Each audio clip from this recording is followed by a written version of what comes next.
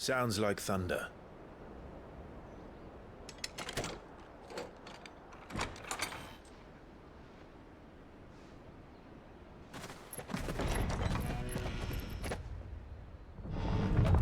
You're late.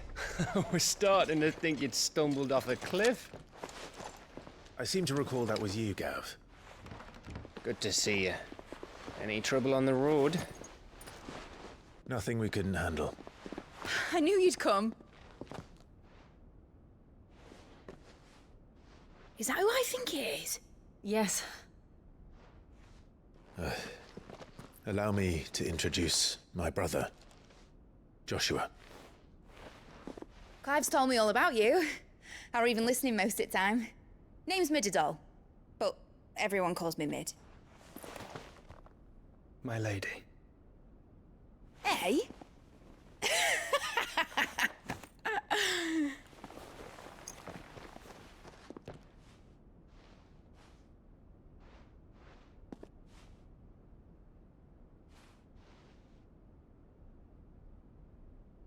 My boy. Uncle Byron. It's really you. I never thought I'd see the day.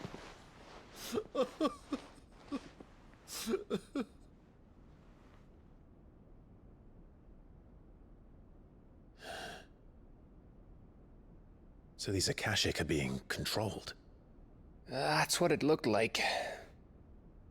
Empty eyes, eerie blue glow. No doubt they were turned, but silent as monks, every last one of them. Your man here speaks true, Clive. We saw more than a few in the city. They moved in ranks with a purpose, and not of their own. Ultima's doing. Perhaps. What of the city? The people? Dead, mostly. Mostly, but not all. A handful managed to lock themselves in their villas before the Horde arrived. Some in the merchants' district to the west, and a few others on the far bank. If the Akashic stumble across either hiding place, a few bolted doors won't hold them for long. We need to find them. And quickly. What do you propose? We split into two parties. I will make for the merchants' district, while you look to those across the river. Mind keeping an eye on my brother? Not at all. We find the villa and try the servants' entrance. Understood. And what of us? Mid, is she fit to sail? The ship, the mithril engine could probably do with a few more tweaks. Then you better work fast. Even if we do reach the survivors in time, they'll never make it to the hideaway on foot. You leave that to me. See that Mid doesn't get herself into trouble, would you? Think I can manage that? I'll keep him safe. Looks like you stuck with me, Byron. That's Lord Rossfield, you little gutter snipe!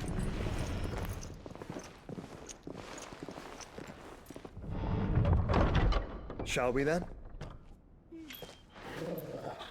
And you keep Clive safe.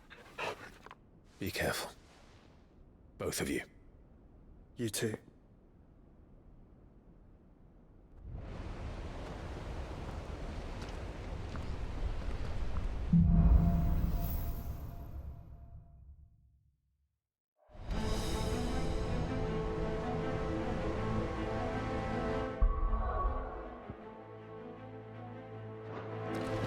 All right, Torgal. Let's find those survivors. They don't stand a chance against those things.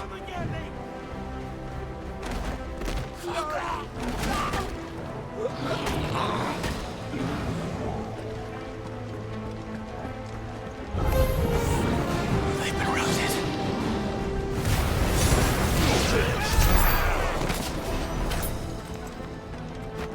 They're wearing wood armor.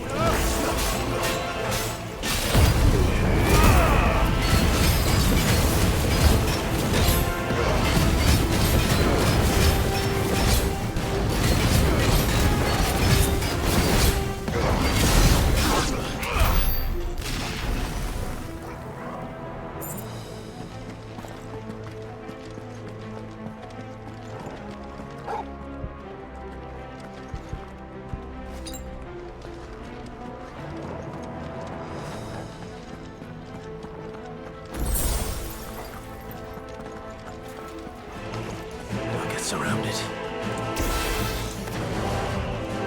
Waken wins!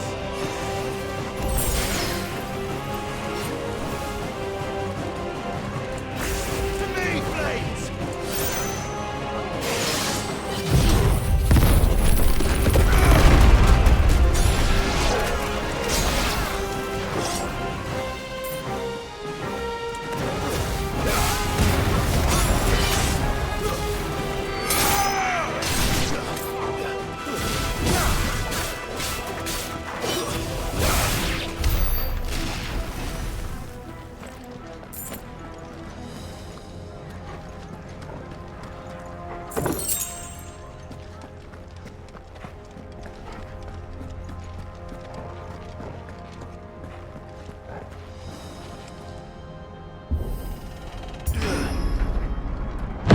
That sounded big.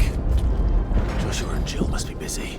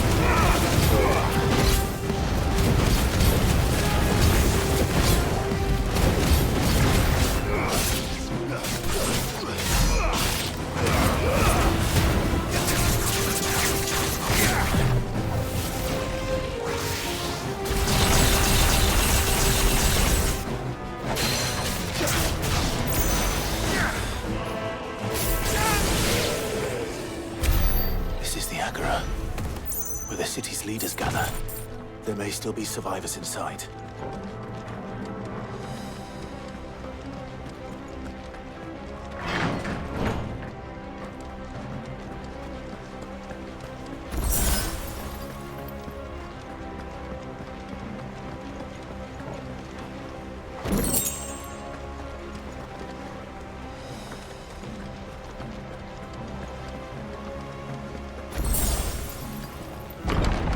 Where are they?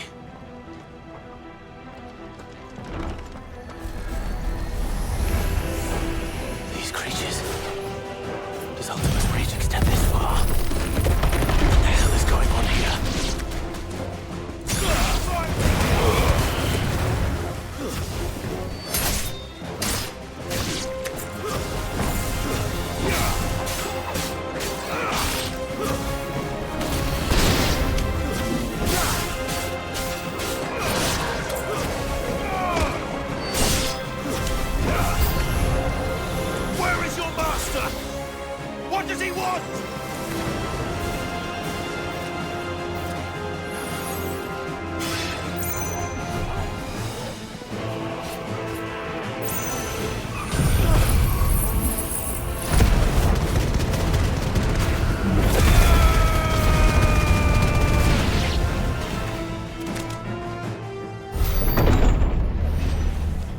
You've caused quite the commotion.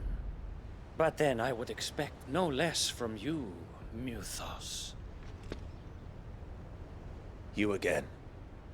I don't believe we've been introduced. You were in my family's crypt. And now you're here. With an army of Akashic thralls. Manners, Lord Rossfield? They are men, like you and me. Albeit ones unburdened by the wills that drive our kind to madness. They are pure. They are divine. What? And they are all that remains in this once raucous city. You'll pay for what you've done. As you wish. I confess I have been very much looking forward to this. Pardon me this indulgence, Your Majesty. The vessel shall not be spoiled.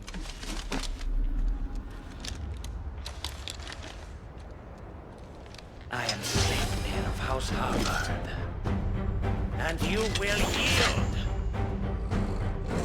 Or not. As long as you don't hold back.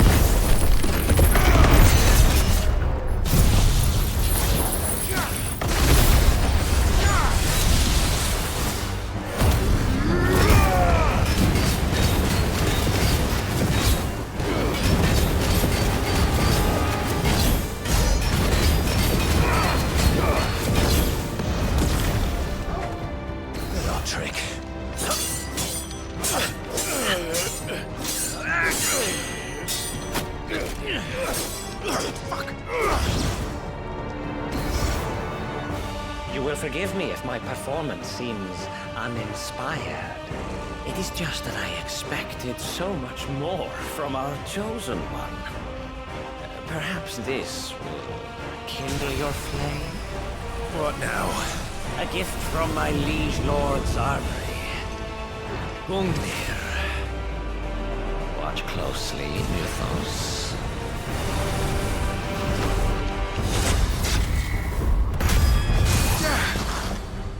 Yes! Yes!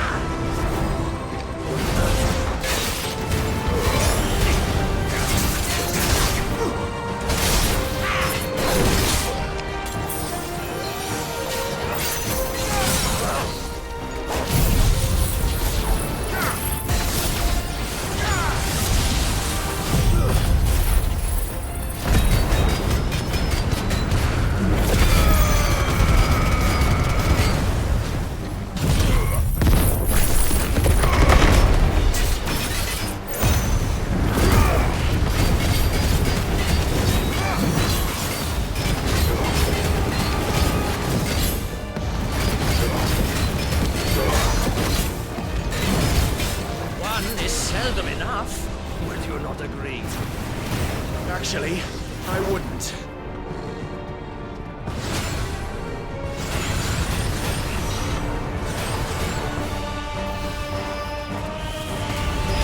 Nice try.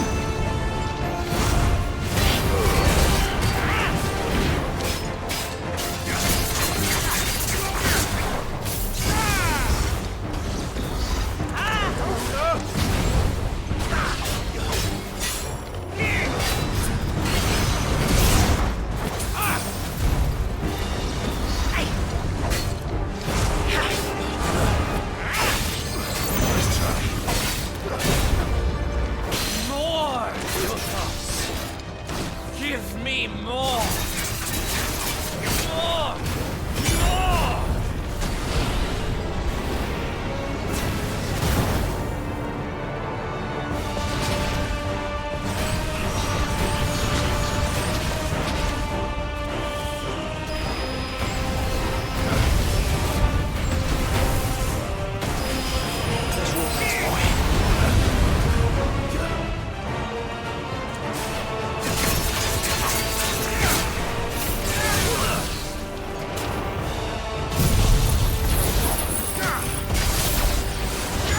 Mythos.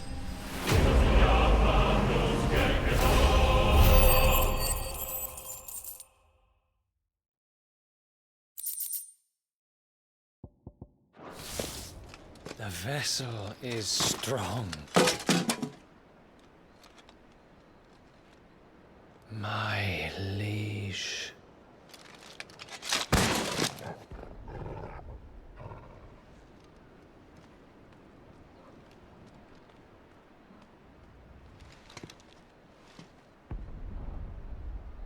Clive! You're all right. As are you, I see. We are, yes. I'm sorry, but we couldn't save them. It was over before we arrived. Well, you did what you could. I fear we were all too late. What's wrong?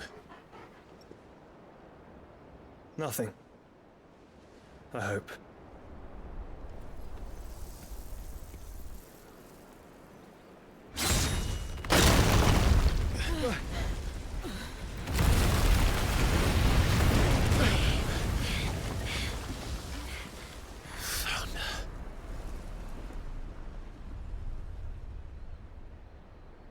Leaving so soon, Mythos? It's the king. Indeed. You may kneel before Barnabas Tharm, Warden of Ash and King of Waloed. Get back.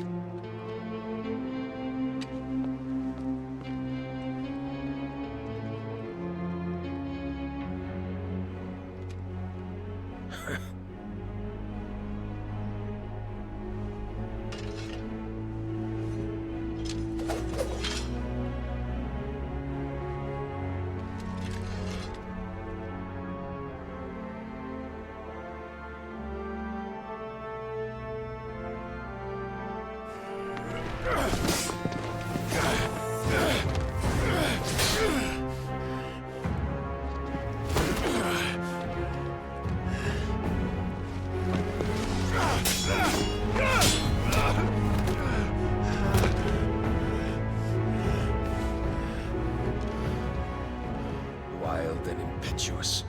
I expected more of the boy who bested my Lord Commander. Yet I see why my master covets you so. The power within you, Mythos. The potential.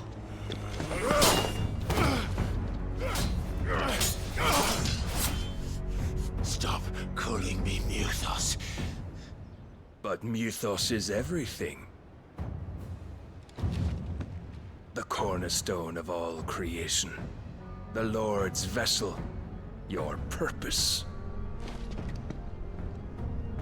My purpose?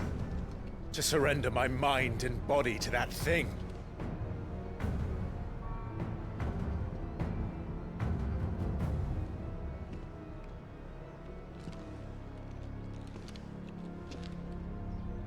No, Your Majesty.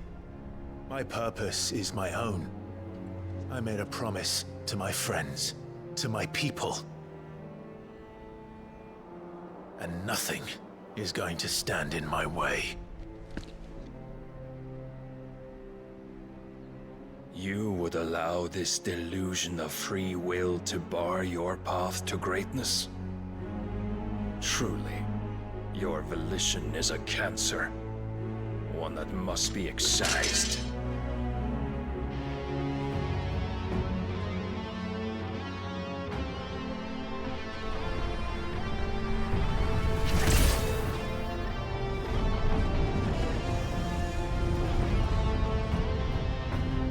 Try it.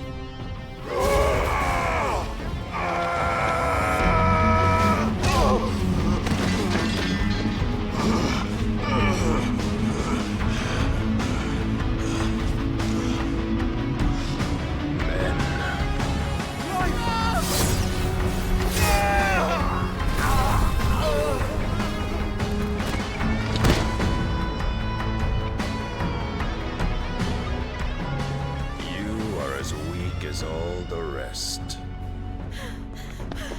Joshua!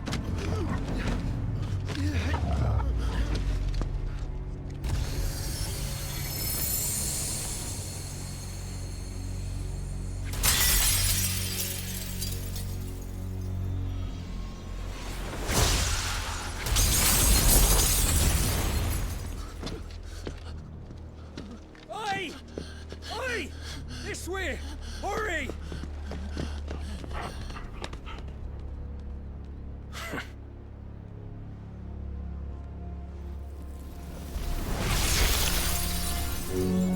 Power beyond reckoning, and they use it as a crutch. Such a waste.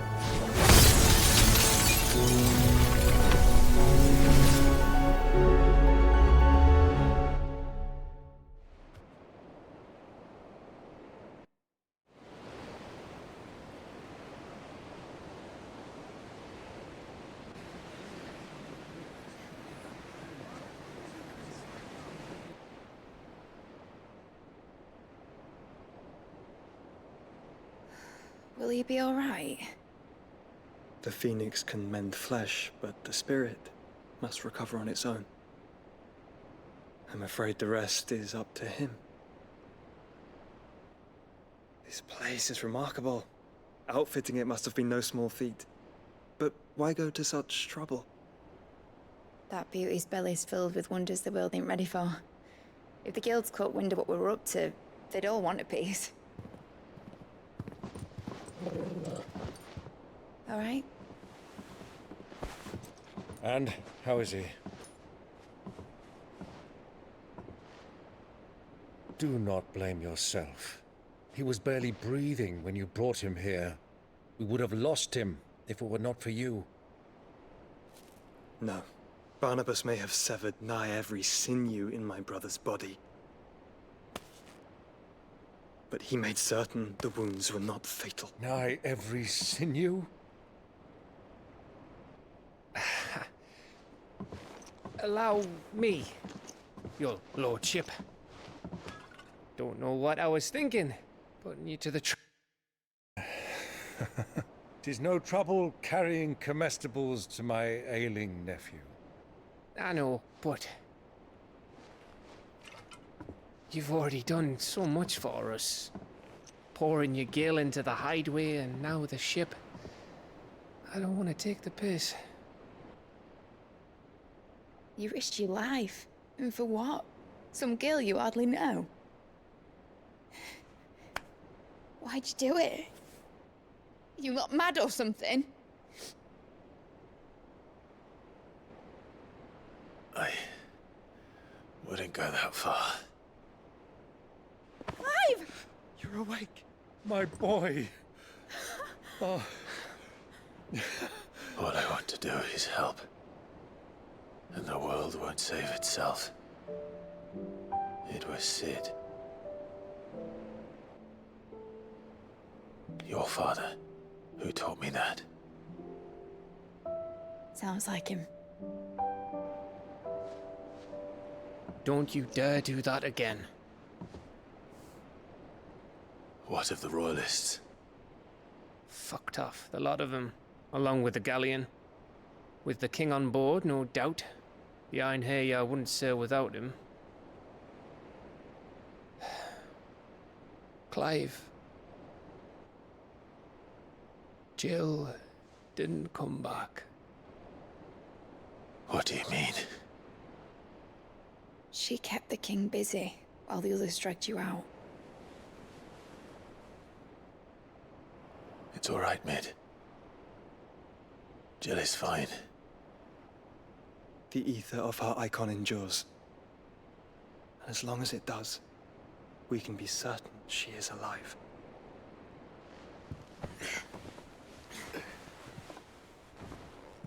We must pursue the Black Galleon. Jill will be with the king, I'm sure of it. Well, good luck catching him, because my ship's going nowhere. It's the Mithril engine. She's got a kick like a wild chocobo and a mind to tear the hull in half. But you have an idea. Well, of course I do. My dad'll have seen this coming a league off. If I had his old writings... If you had his old writings, you'd be sitting under a fuckload of rubble. The ones Otto didn't save anyway. I suppose he might still have a few pages in his stores. We'll have to hope it's enough. Do what you can to ready the ship. I'll speak with Otto. In your condition, you really are mad. Perhaps. But the world really won't save itself.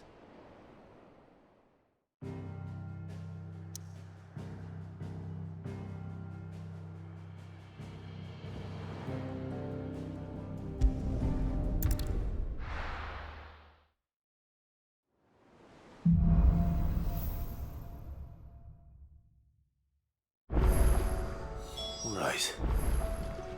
Gav said that Otto might know something. Cole said it was an army of Akashic. What will happen to me? How are we supposed to do our job when the hills are crawling with Akashic in the valley? Clive. Allow me to educate you. Here you are.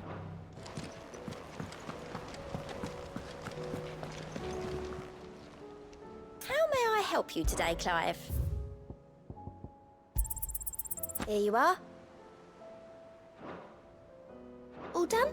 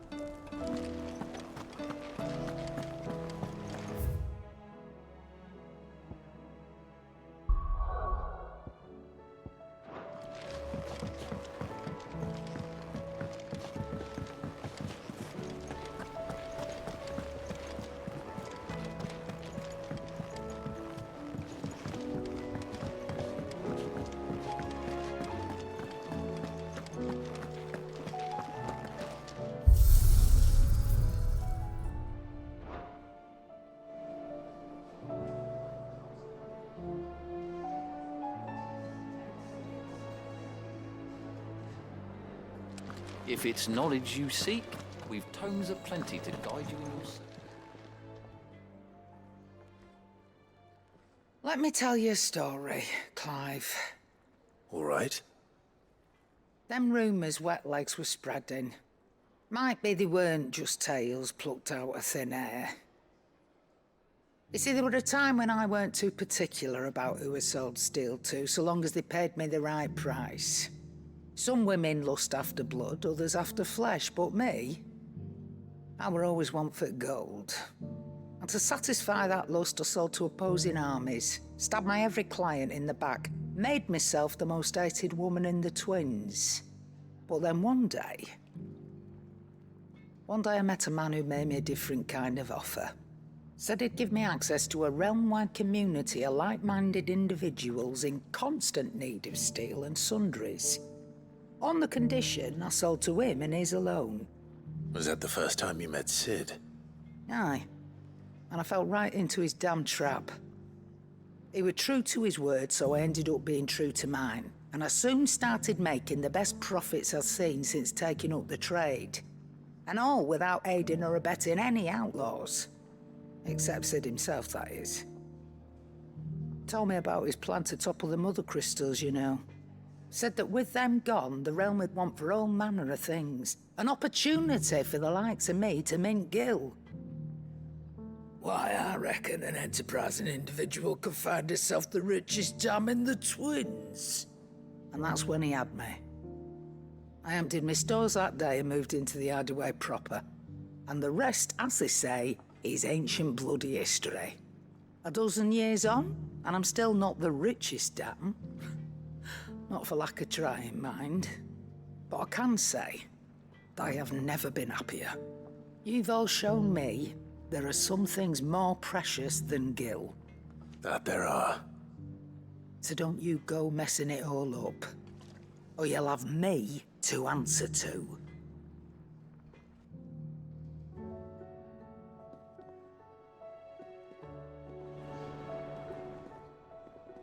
Aye, it's a dangerous world out there. That great lump.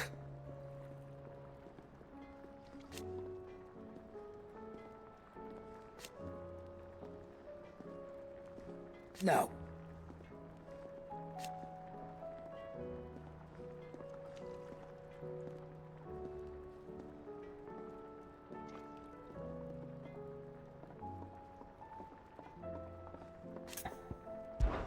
Coin purse weighing you down?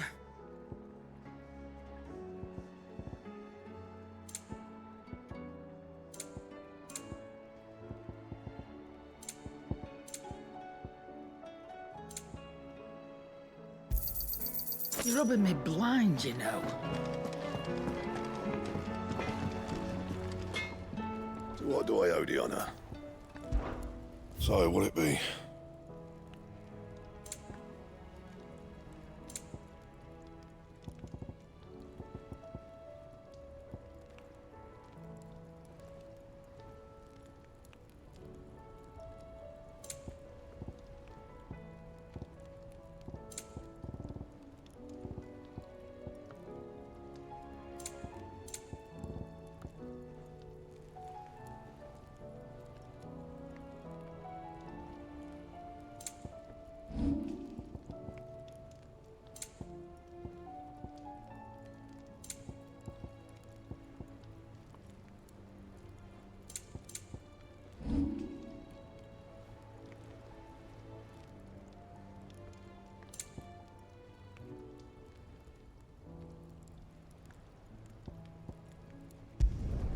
Not bad, if I do say so myself. Should last you a good while. No scratches, all right?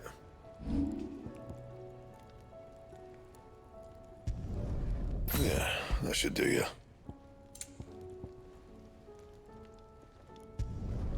You can thank me later. My best work, but it'll do.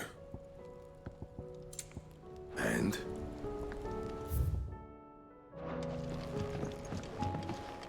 If it's knowledge you seek, we've tomes of...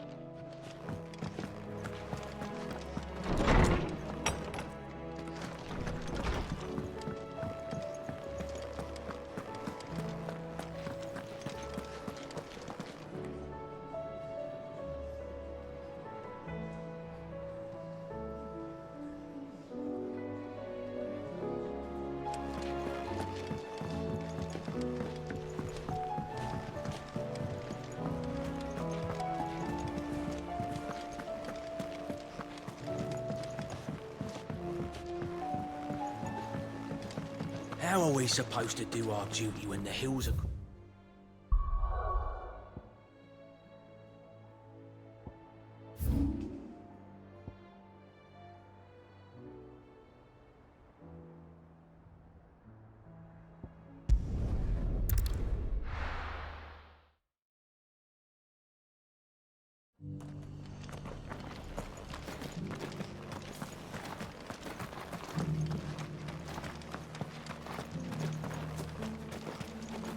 How do?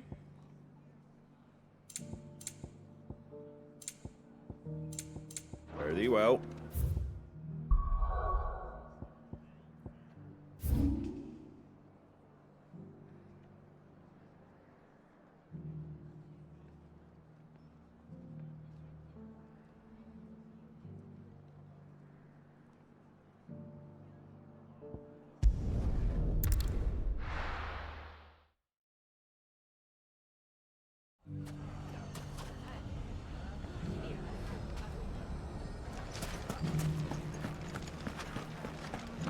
The bandits may be no more, but look what they've left us with.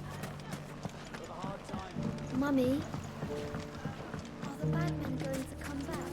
The gentlemen of the town guard are a strapping bunch. Perhaps. Anything I can interest you in?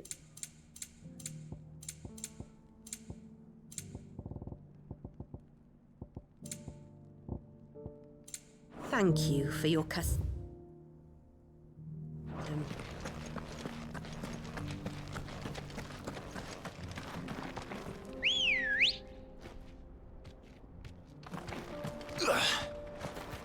Let's go. Faster!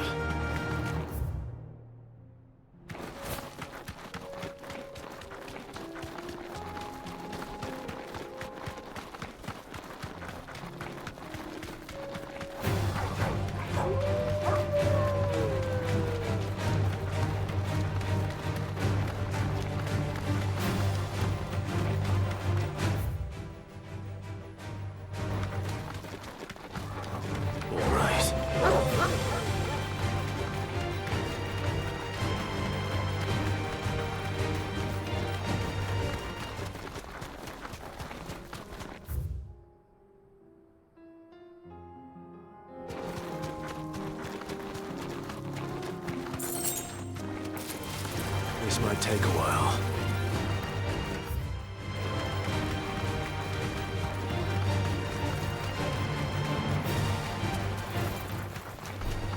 No mistakes.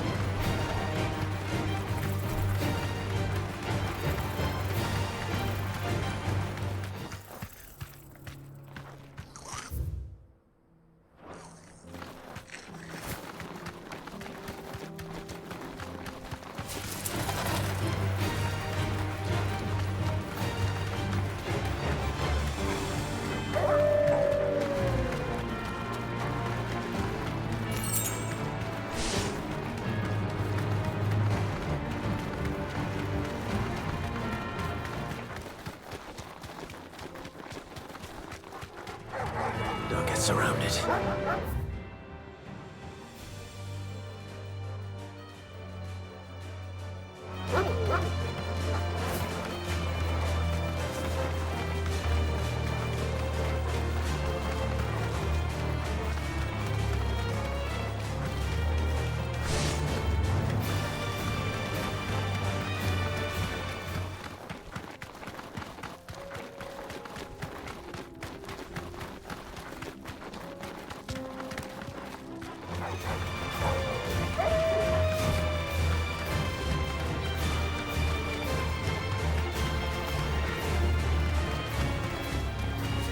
Time to fight.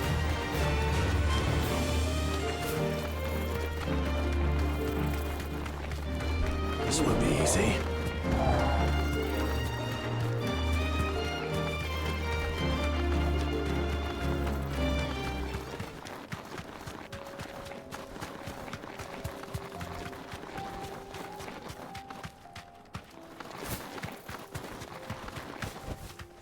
Straight home now.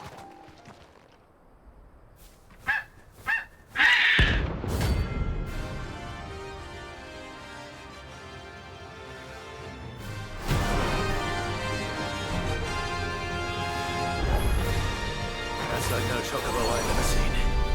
Something tells me it won't be easily broken.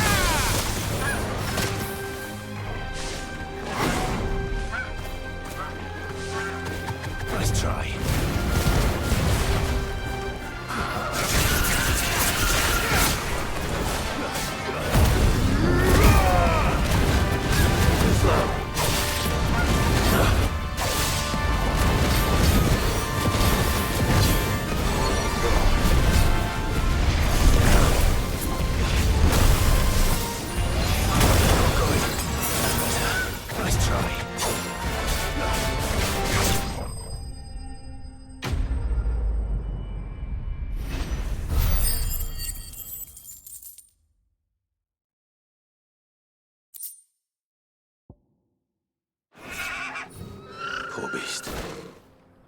There was nothing I could do.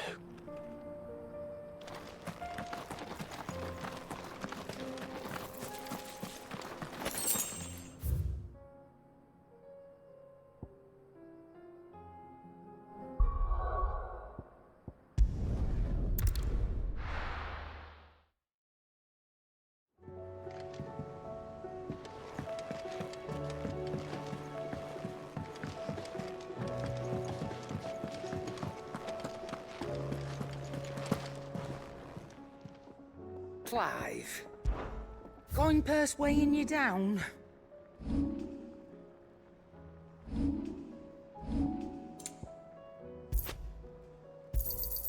You'll not find a better price than that. You're rubbing me blind, you know.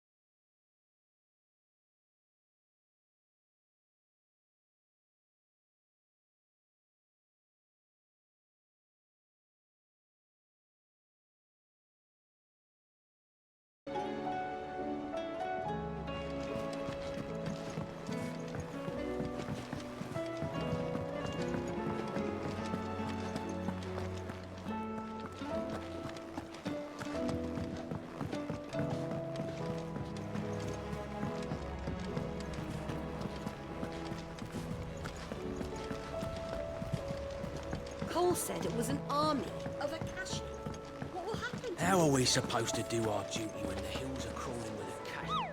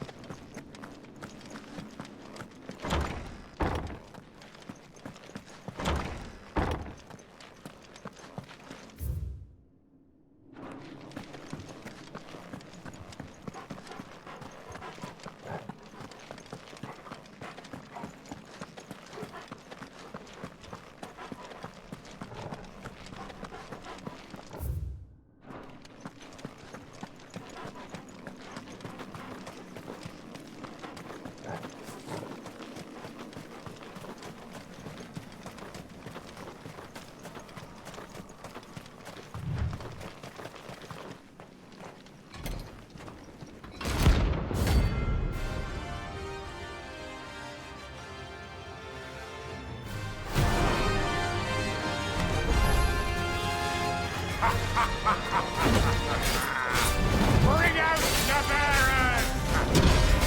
Let me and my mortar purge them of their sin! You'll regret doing my mother's bidding.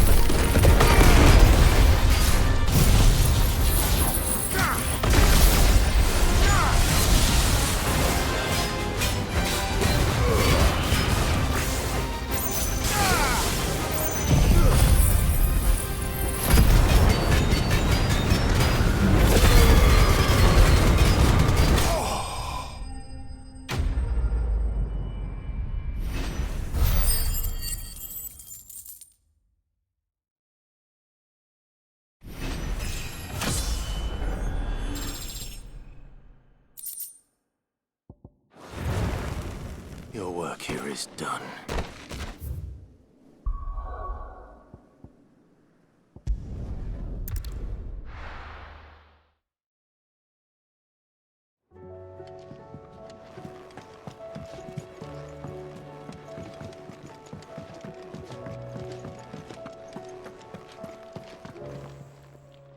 Clive. Coin purse weighing you down? You're rubbing me blind, you know. Yep. So, what'll it be?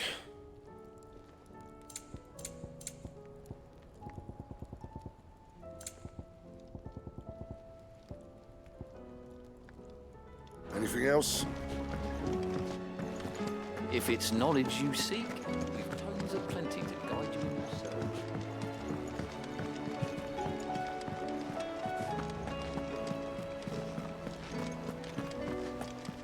Cole said it was an army of Akashic. What will happen to How are we supposed to do our duty when the hills are crawling with Akashic in the valley?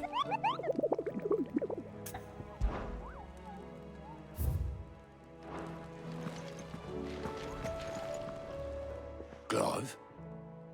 But if you're here, where the hell is everyone else? Don't tell me. They're all right. But it's a long story.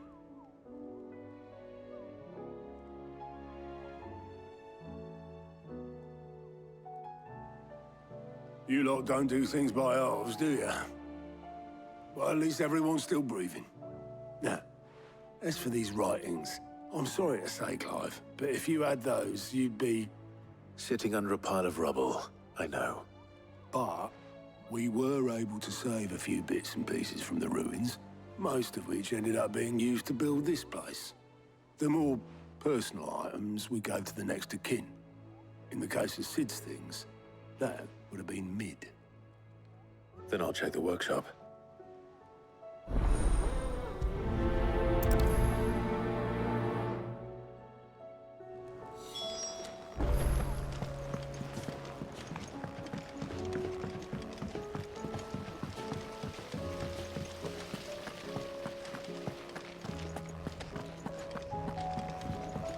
If Amber and the Lazarus are gone, then... Do you think Mid's ship will ever sail?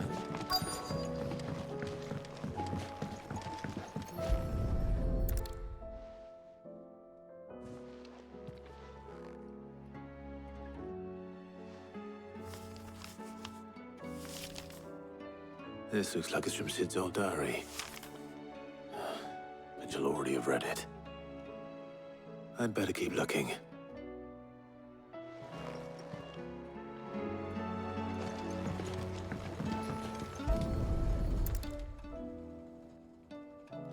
What do we have here? Oh. Sid's pipes. Something tells me Mid won't be needing these.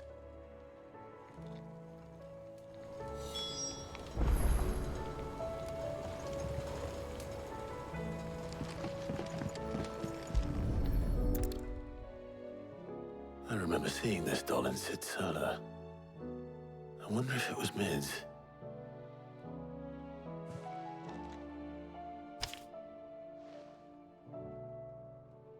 Huh. What's this tucked inside it?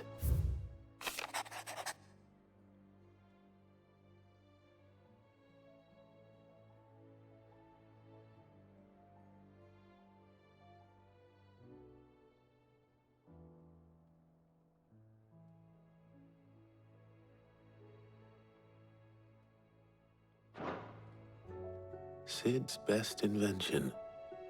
Huh. That sounds promising. So Sid hid something in Mid's first opus. What would that be? We've had no word. Perhaps Otter might know. Please. Please tell me Mid is all right.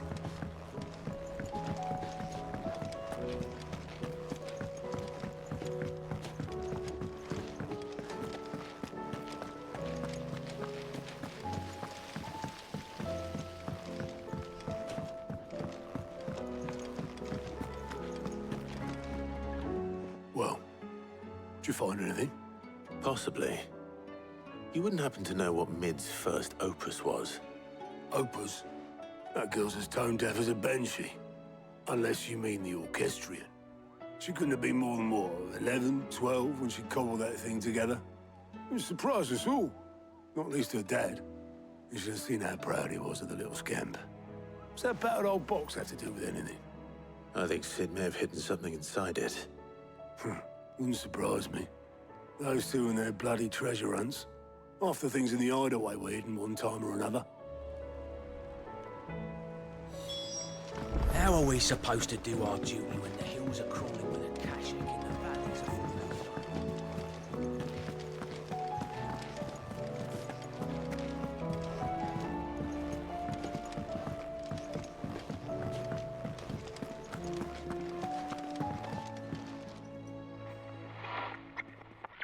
I didn't break it.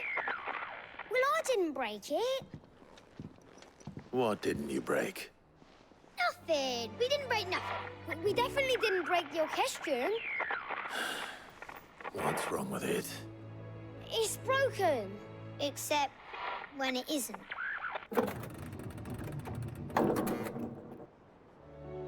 See? And you had nothing to do with this? Nope, nothing. We just wanted to listen to all the songs at once. So we pressed all the buttons. Like this.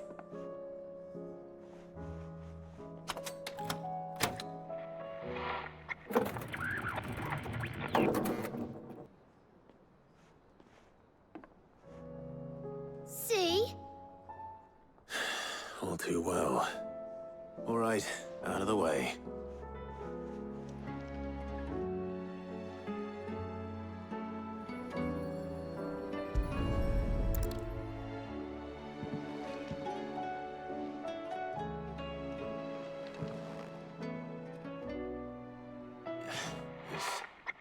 Something caught on one of the gears. Did you break it? Can you fix it? No, I mean, yes. There. How about now? You fixed it! Sid fixed it! He more than fixed it! Yeah, new music! Huh. Never heard this one before. They started playing when I removed this. Whatever it is.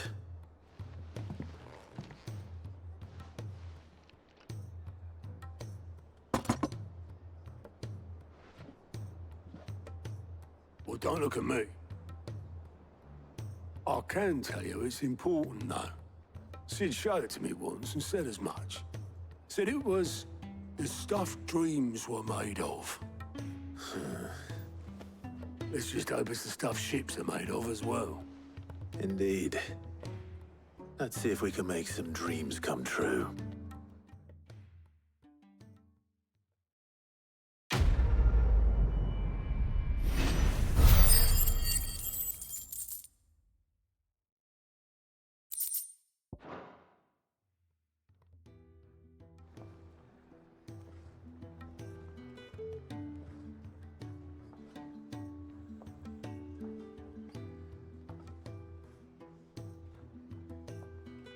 Just the two I was looking for. Aye. Lose a patient? Actually, yes. The Crown Prince just left. Dion left? Unless you've another word for stood up and walked off. Yes, left. He did have the decency to leave a message with Obelisk before commandeering one of his dinghies. Should we go after him? No. We're not the Prince's keepers. He's free to do as he sees fit. I'd rather he did so in bed. His wounds are nowhere near healed. Much like yours, I suspect. Otto told me what happened in Kanver. What is it with this realm's princes and their aversion to rest? Ask me when I get back. Though I may be sometime. Then at least try to stay safe. And if that fails, try to stay alive, eh?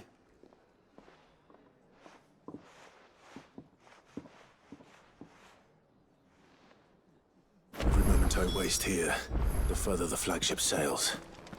I have to get back.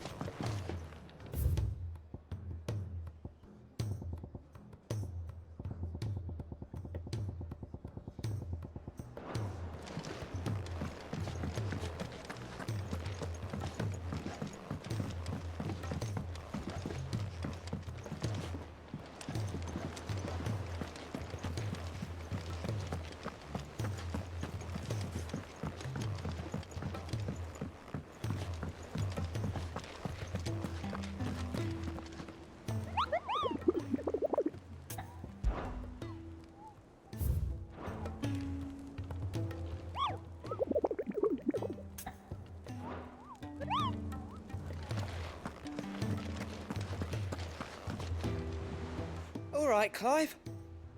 Blackthorn told me you helped him out again. It's half of that. Speaking of which, I'm actually a bit, Worried about him. And you want my advice? afraid so. It's a bit of a funny one, this, but I saved this posh knob while I was out on a mission, and he gave me this flashy ring to say thank you. So, obviously, I show it to Blackthorn, thinking he'll be impressed, only for him to go white as a sheet and quiet as a curl instead. try as I might, I can't for the life of me work out what could have got him upset like that. And seeing as how Blackthorn opens up when you're around, I thought maybe... I'd speak to him again. Well, I suppose there's no point leaving him to stew. Cheers, Clive. I'll be sure to pay him a visit as soon as I have a moment. All right, I'll meet you by the forge then. You come along when you're ready.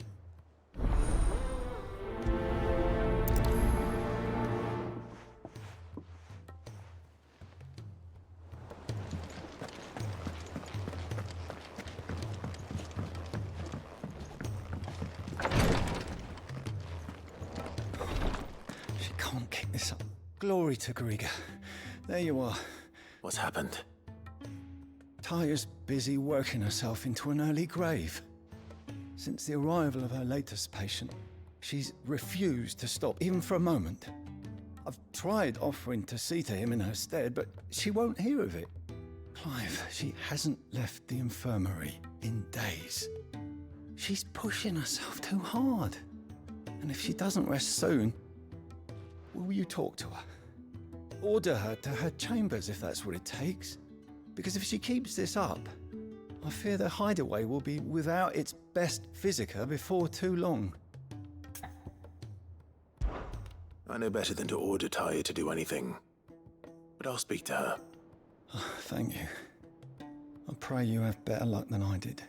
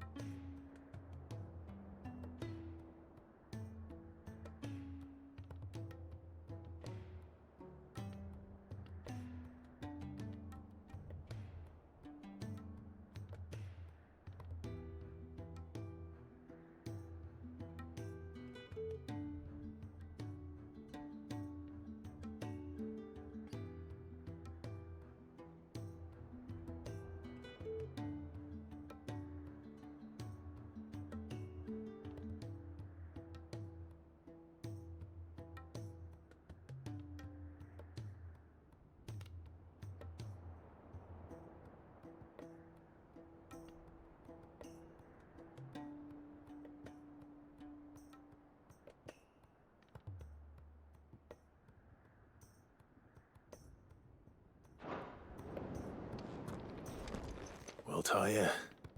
Rodriguez worried about you. And if what he says is true, then so am I. We all admire your dedication, but you do need to rest. I will, when it's time. Until then, I'm staying put. We owe him that much. Who is he? Someone from my past. Someone who doesn't deserve to die alone. It won't be much longer. The crystal's curse has almost finished its work. If I had the tears, I could ease his passing. But without them, we've nothing that will touch the agony of those last few hours. How would tears help this man? Not my tears. Tears of mercy. Alicia. It's the only thing strong enough. You wouldn't, Talia. Surely. There must be something we can do for him. Sometimes an easy death is the greatest kindness we can offer. You do well to remember that, Rodriguez. I will. We have all the ingredients we need for Alicia Balwam. It needs to be fresh, though, so we rarely have much to hand. I can make the draft if you can bring me what we're missing. Just tell me what you need. There is a species of venom-weeping spider that lives in the forests of Norvent, near Lorbert's Pass. Bring me one of their eyes. Preserve it as best you can, but avoid contact with the tears. I'll make sure the other ingredients are ready before you return.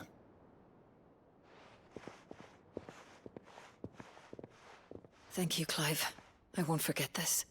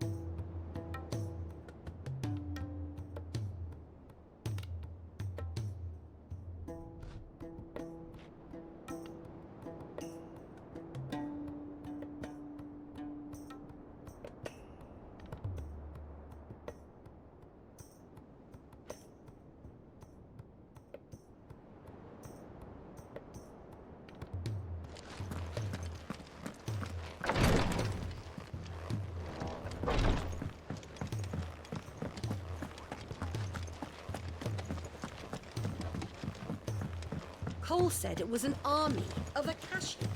What will happen to Mid and the others?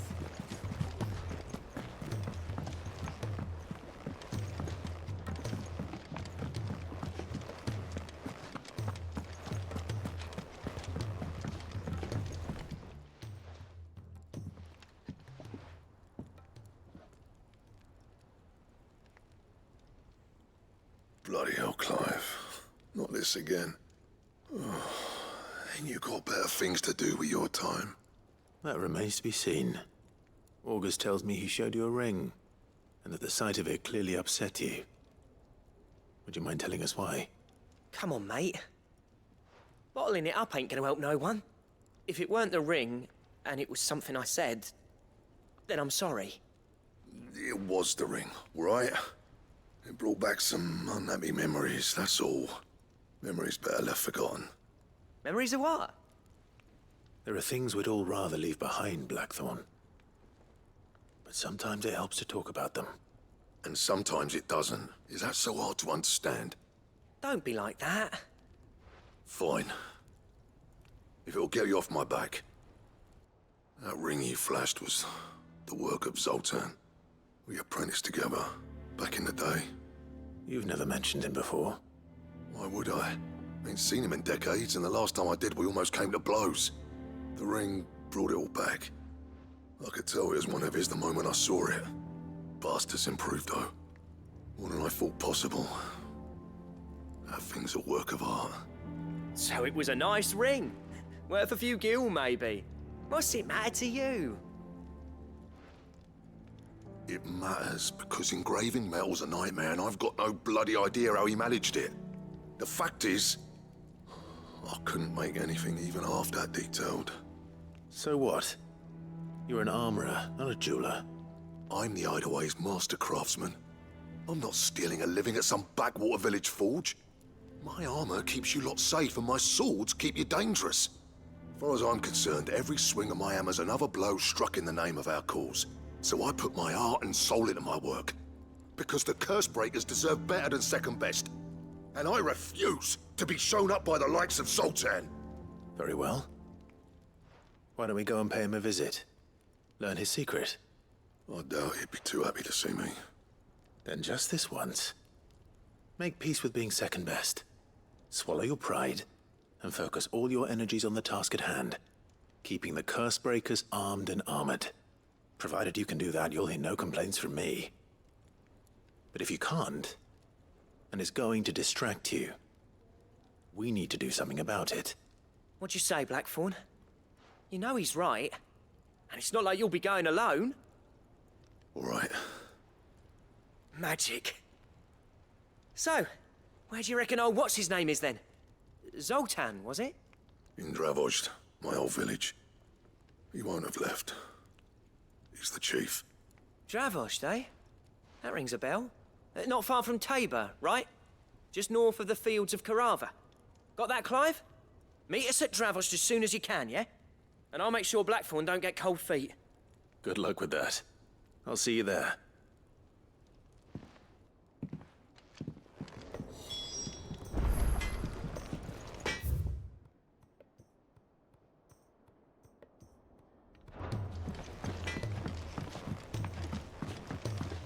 He's a surly soaker.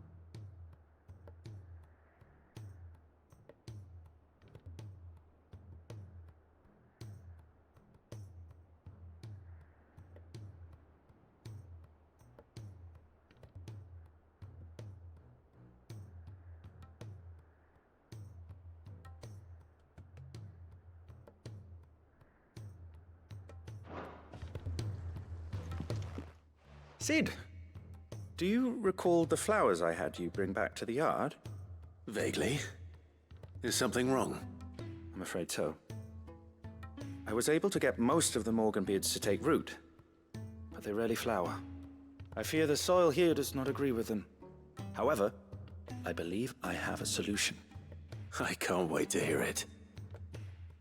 I'm going to marry the Morganbeards with Morbles. I know, but hear me out.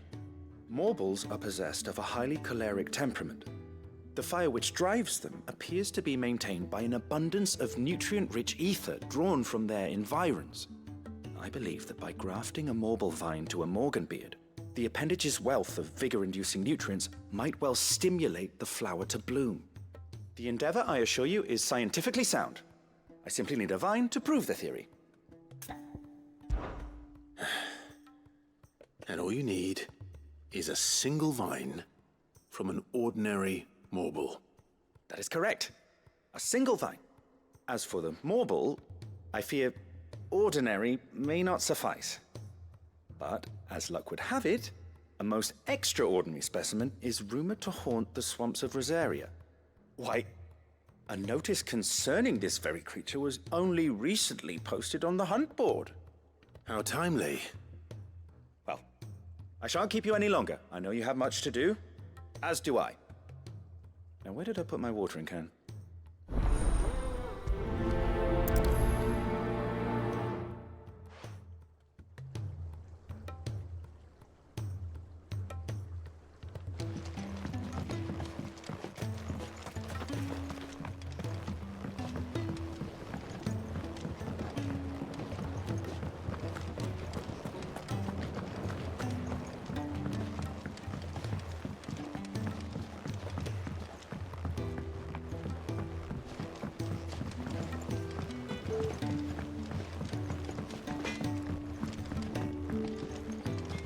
If it's knowledge you seek, we've tomes aplenty to guide you in your search.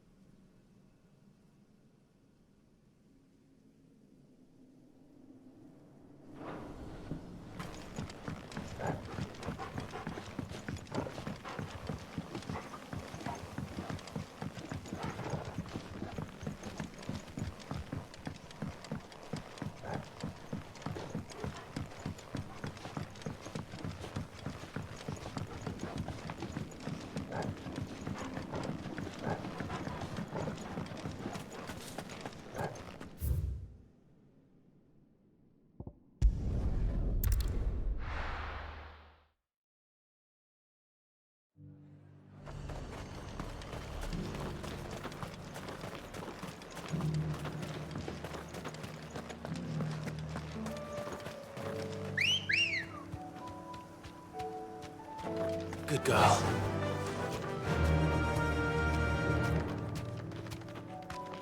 Yeah!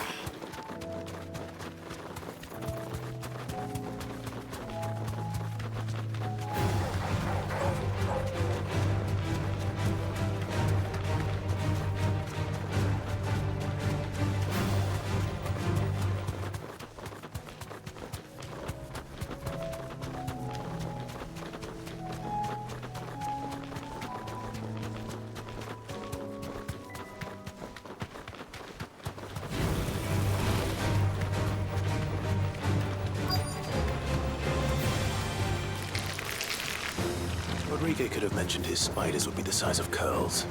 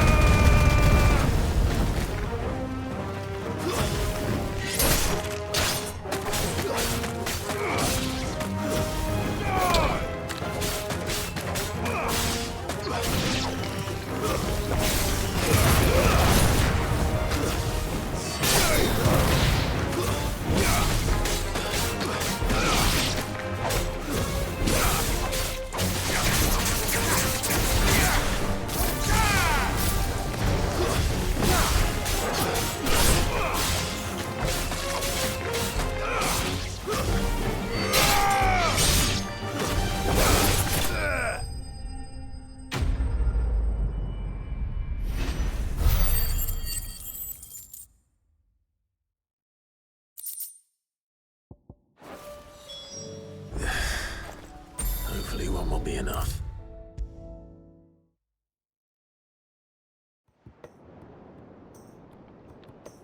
Thank goodness you're back. Taya looks like she's about to collapse. Is this what you needed?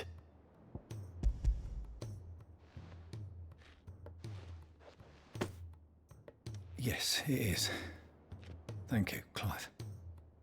I'm loath to give a patient Alicia, but Taya's right. Sometimes it's all we can do. A single dose dulls even the most agonizing pain, and all other sensation with it. It may be a gentle way to die, but it is death nonetheless. I wish there was another way.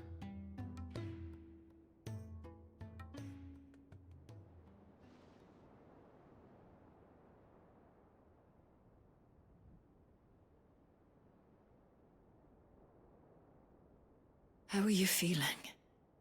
Light, mid-here. Drifting on waves. Good. Just relax.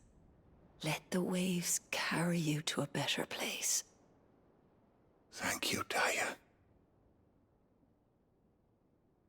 I'm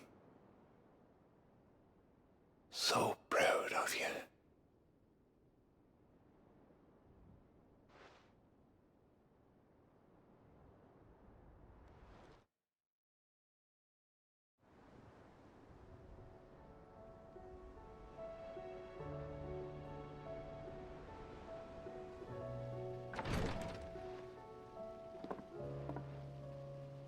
He's gone. Thank you, Rodriguez. And you, Clive? I'll see that he's properly laid to rest.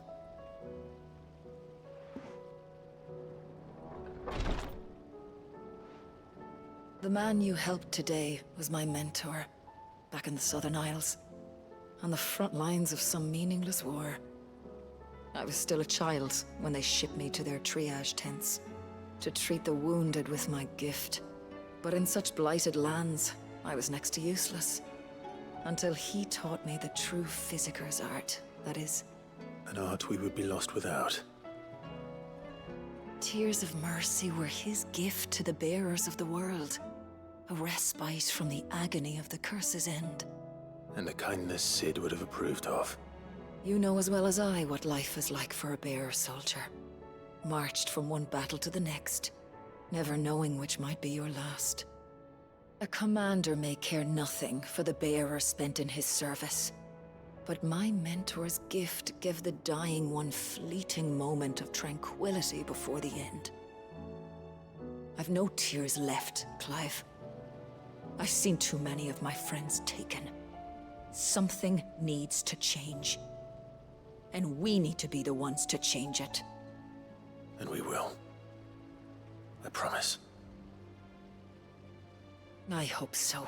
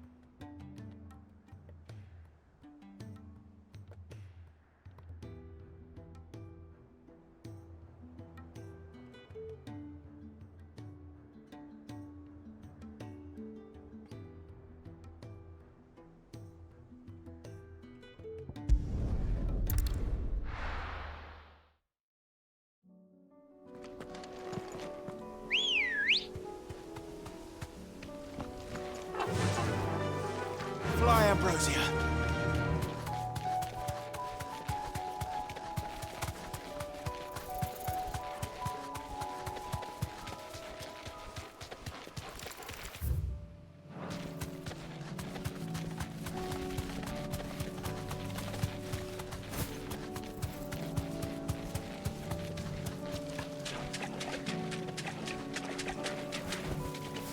Thanks, Gal.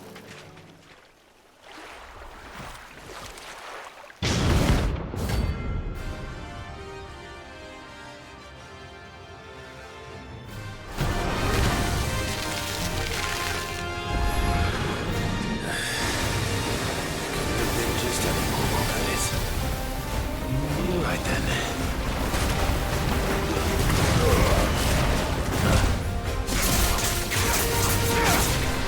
Follow!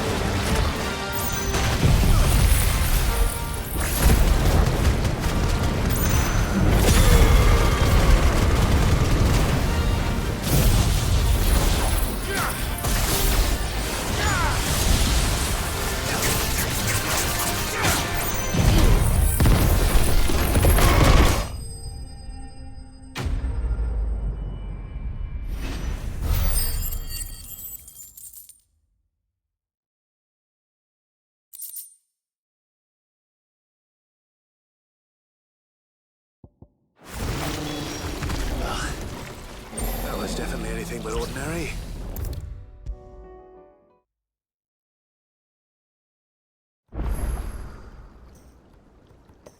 Sid, I can't help but notice that your satchel is twitching in a most violent manner.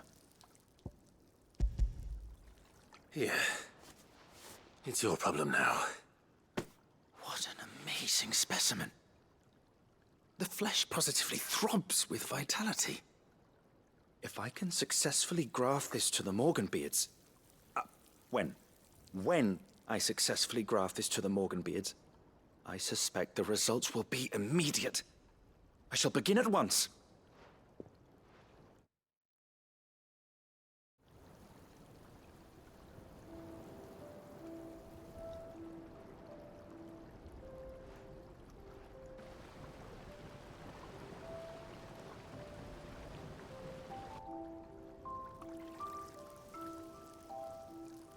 It is just as I hoped.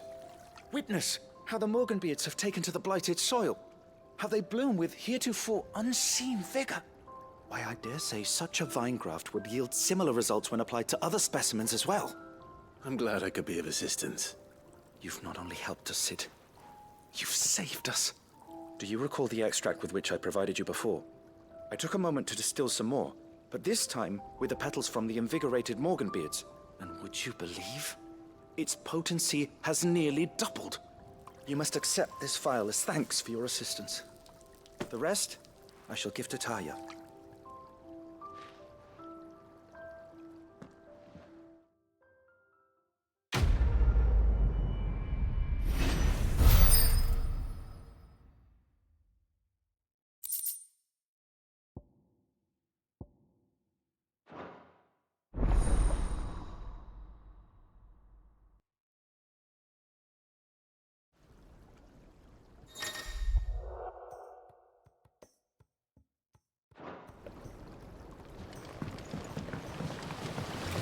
From across the sea once told me that on the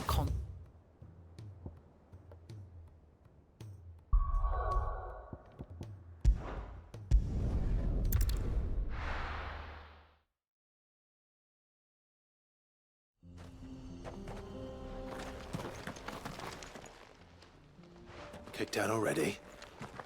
No. This charmer ain't letting anyone through.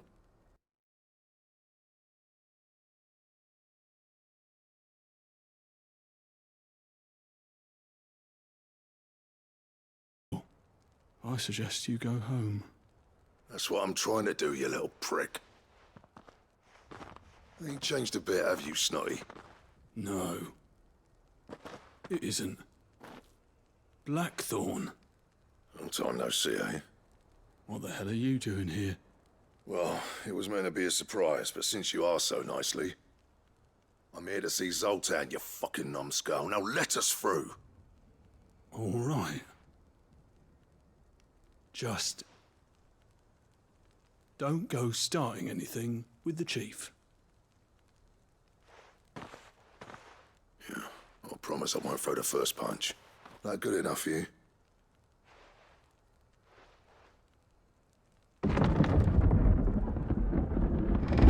Go on then. Much obliged.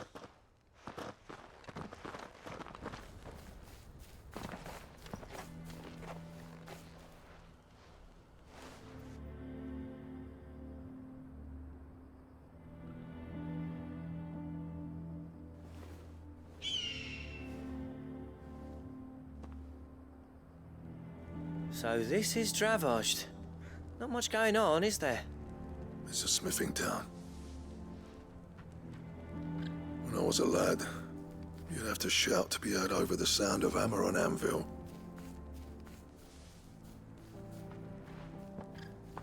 Clive, you're good with people. You speak to Zoltan. Hey, you ain't backing out now, are you? There's a river of bad blood between me and the chief. But if someone can build me a bridge, then I'll cross it. All right. I'll see what I can do. I appreciate it. He'll be near the forge on the hill. It was our master's. He'd have inherited it when I left. The forge on the hill? Good luck. You'll be needing it.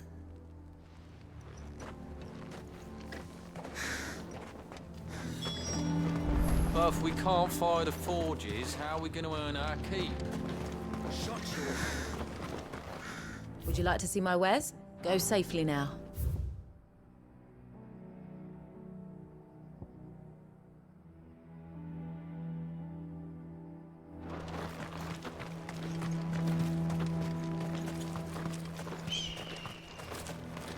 Sorry, but if none of you lot can smell ore anymore, we're gonna have to start looking for new clients. What's the point of mining this shit if no one can use it?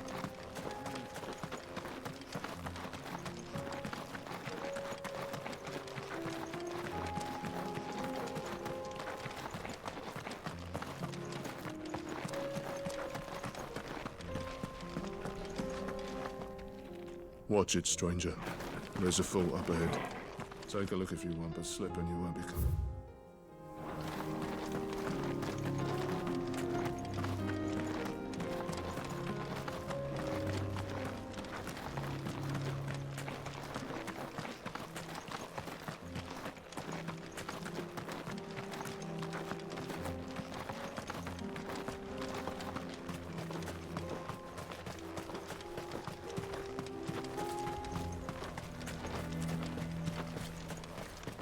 Isn't there anything we can do to help? It doesn't seem fair the menfolk having to deal with all this.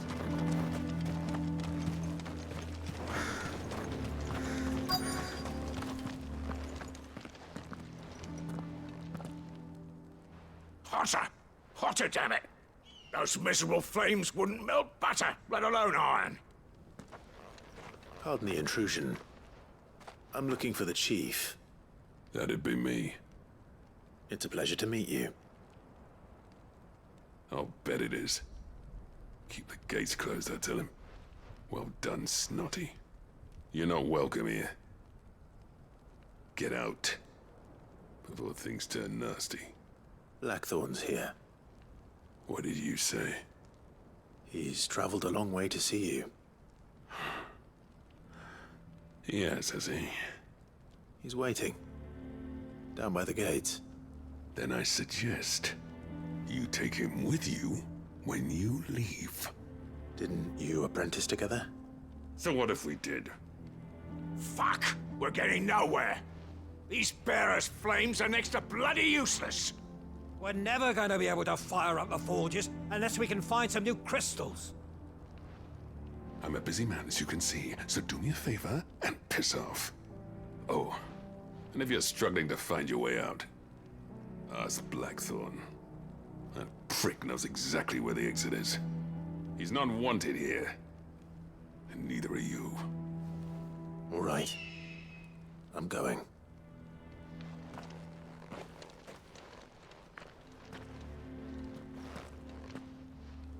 Please, Chief.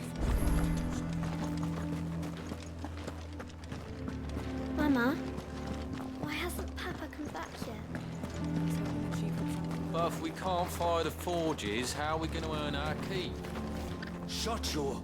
Let me guess. Zoltan told you to piss off. As a personal favor to him, yes.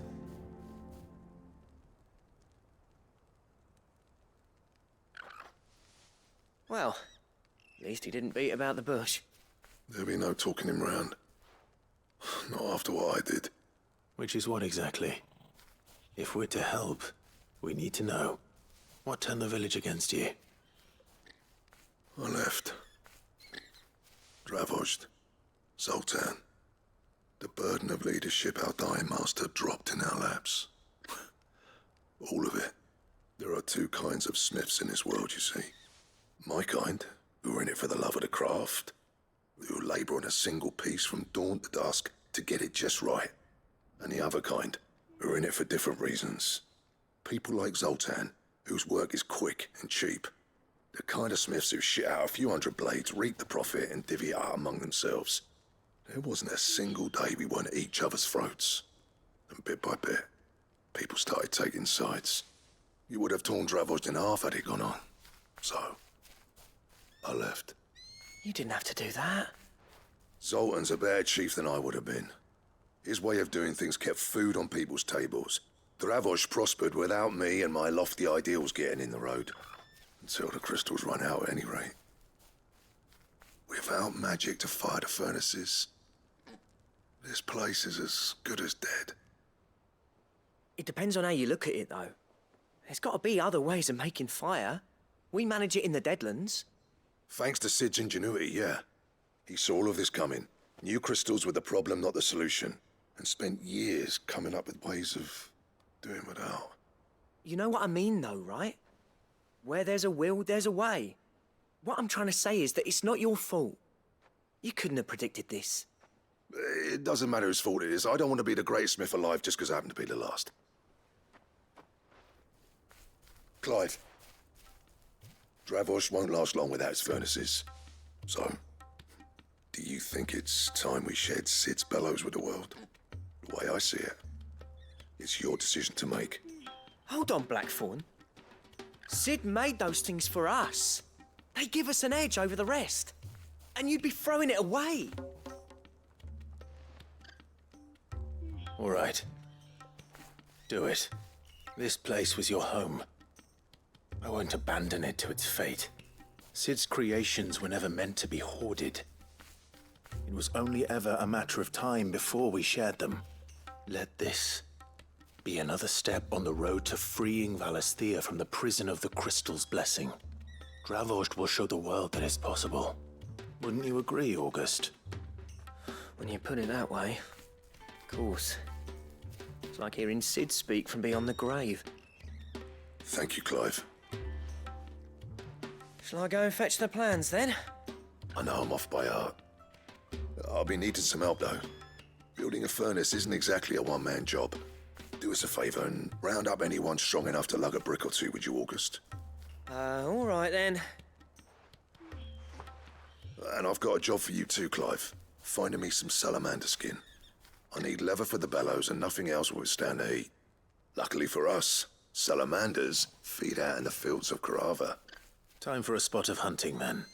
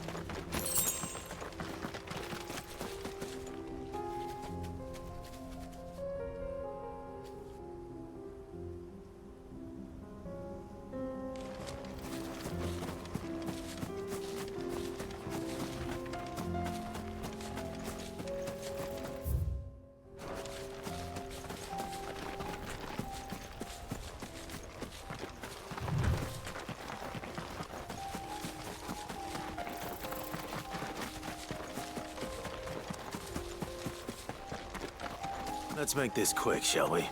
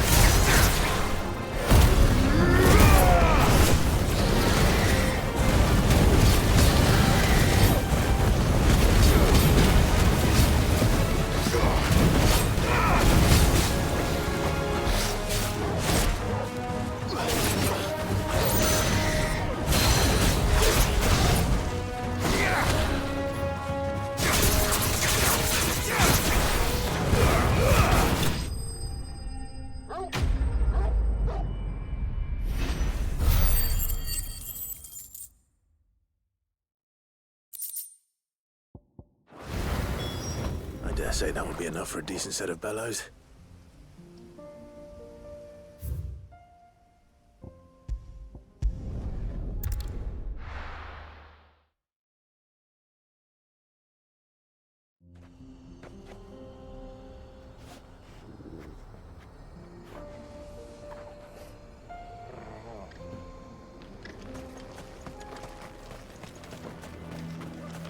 What's this all about then? Don't know. Any trouble finding the skin? Nothing I couldn't handle.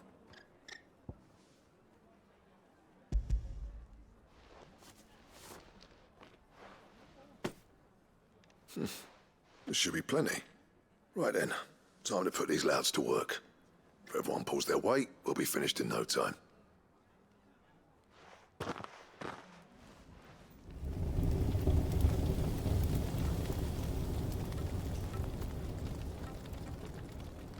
Well, I'll be damned. I honestly didn't think it'd work. But it's hot enough, all right. And without a single crystal in sight. You know what this means, don't you? I do, yeah. Dravost is saved.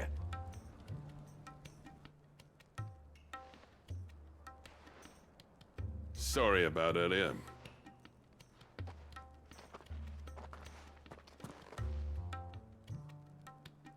I take back everything I said. That thing you built us is an honest-to-God's marvel. You've saved our village. It's Blackthorn you should be thanking. He oversaw the construction. Give this to him, would you? What is it? Pet coal cinders. After he left, I spent years trying to eke the most out of our forges. That there was my answer. Chuck it in the fire, and your forge will burn hotter for longer, which will do wonders for your steel. Our secret for yours. Only fair. I've always envied Blackthorn. Since the day I became chief, I spent every spare moment trying to match up to the bastard. No amount of sleepless nights at the Anvil will ever bridge that gap, though. He's a genius. Plain and simple. The man Dravost needed. But he took all his talent and left. Gifted and free. Is it any wonder I hate his guts? The cinders would mean more coming from you. I need to forgive him first. And that's not gonna happen.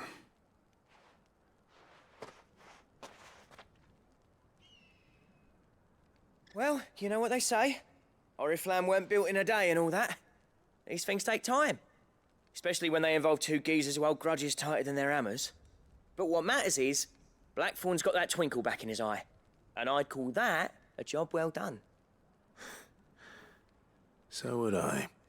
I reckon he's going to be at it a while yet, though, so why don't you head off without us? I'll see that the old git gets home safe and sound. See that you both do. I'll save the cinders till then. All right. It'll be a nice little surprise for him.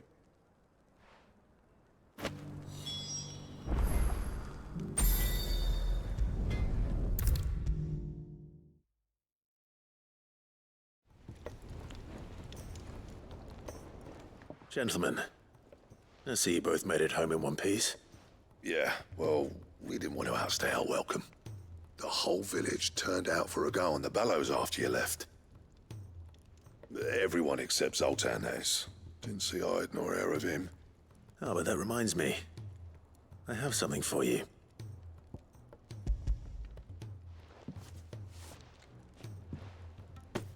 Pico Cinder? How'd you come by this?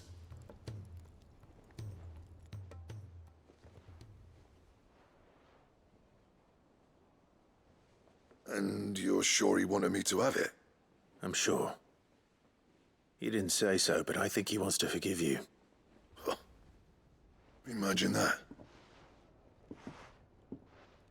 Yeah. You know I could never leave this place, don't you? Every time you put on mail, you and the Curse Breakers are trusting me with your lives. There's no greater honor for a smith than that. I'm not about to go crawling back to Zoltan for forgiveness, but I will make good use of his cinder. And if that helps save even a single life, then he'll have my gratitude. What was it you said he called me? Huh? A genius? And he spent sleepless night trying to copy me, did he? Sounds like I better get to work. I've got a reputation to uphold. It's good to see you back on form, Blackthorn. I don't know how you pair put up with me sometimes, but I'm grateful all the same. Now, where was I? Oh yeah, about to put Zoltan back in his place.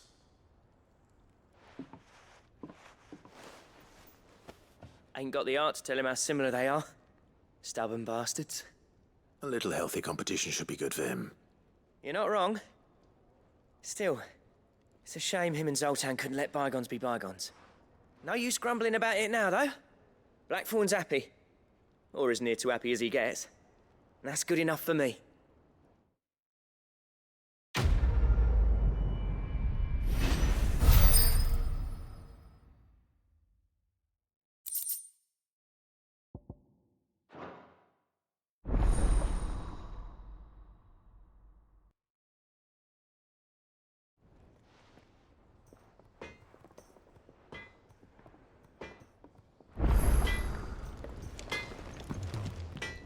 Trouble with your gear, or something for you, dear?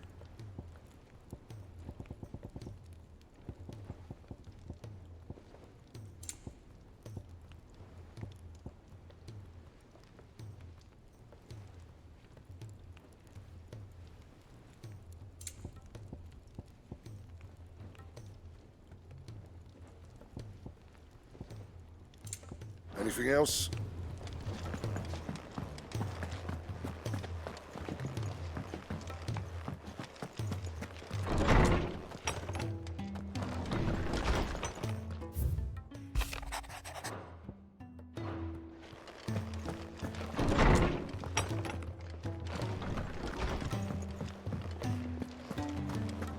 If it's knowledge you seek, we've tomes aplenty to guide you in your search.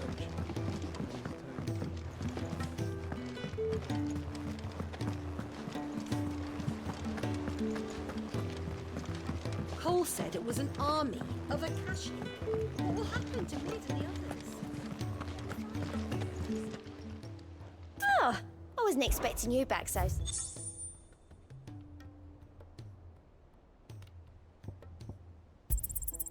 Here you are. Come again. I may have more for you.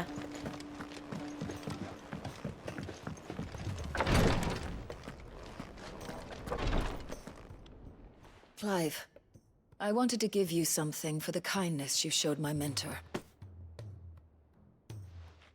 What's this? A chest of all the medicines you're ever likely to need. Seeing as you're so reluctant to come to the infirmary, I thought you might as well take a part of the infirmary with you. I'm sure it will be very helpful indeed. And Taya, try not to work too hard. And work Rodrigue all the harder, you mean? He's a quick study, but he's got a long way to go yet. I'll take that particular piece of advice when you heed it yourself, thank you very much.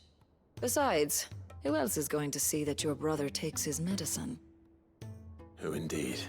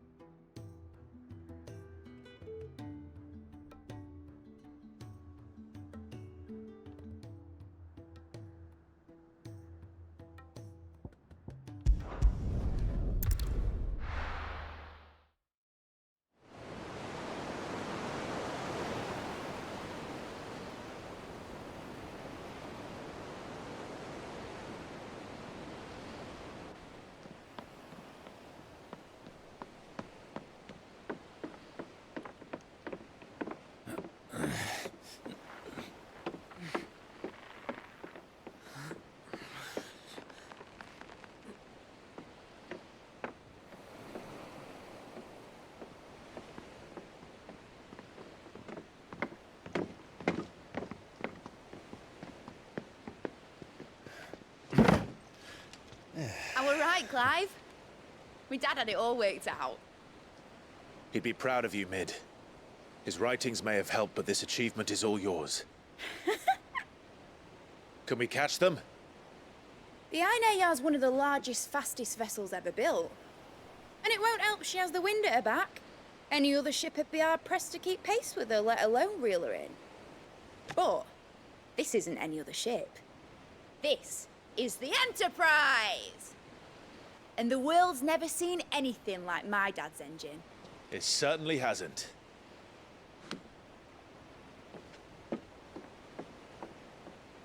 Clive, what do you know of Barnabas Tharm?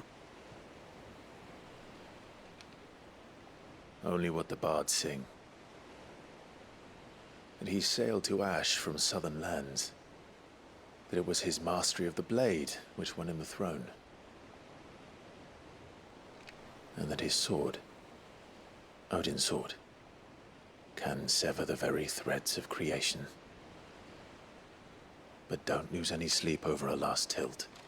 We'll do what we must to survive. What we must. The light! I thought this cove was meant to be hidden.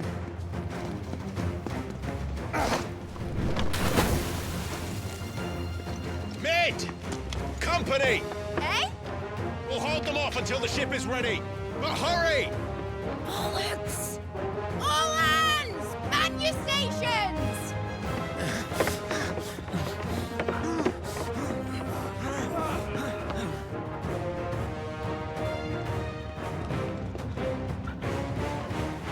Everyone with me?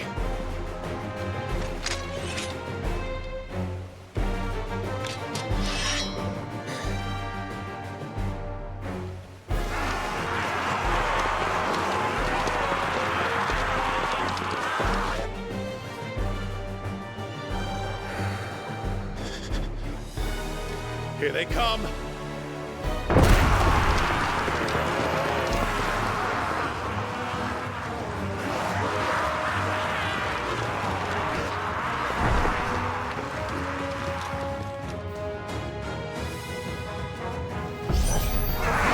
Mid needs every moment we can give her. Behind me, Lord Rosfield. I'll take care of these fuckers.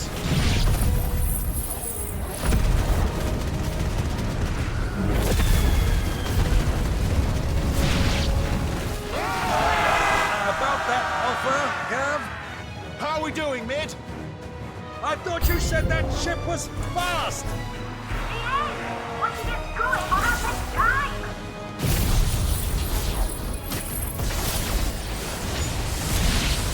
So if you fancy giving us a push, you lay the old sack and die. Oh? I haven't felt this alive in 20 summers! Come on, then! Which of you lot fancies meeting Ogre Killer next? I thought it was called Heartbreaker. Don't let the coffin get turned. Without the pay, and I'll stand it back going first.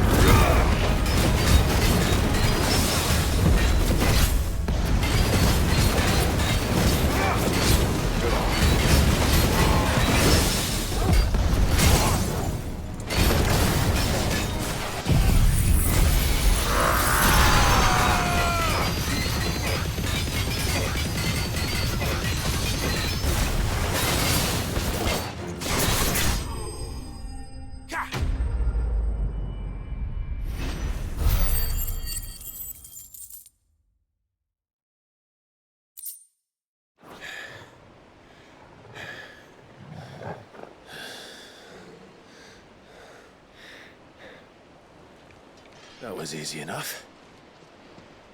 All right, you lousy lot. Get your asses on board. She's ready to sail. You heard the captain.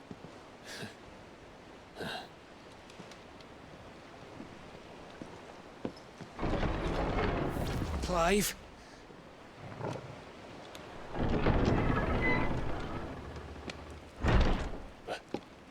But I thought he was... Confounded. Then it is as I feared. Sleipnir is no man, but a creation of Odin.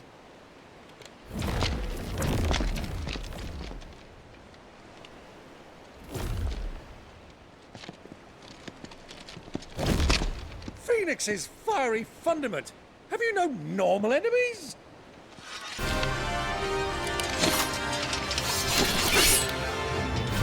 Up for another round? Of course we are. Right, Lord Rosfield? My boy, there was a time people called me the Executioner. Or wasn't I, Alex? No matter, heads will roll all the same. Mate, new plan! You leave, we follow! Follow? Swimming, are you? Oh, bugger me! Weigh anchor! Engine's dead slow ahead!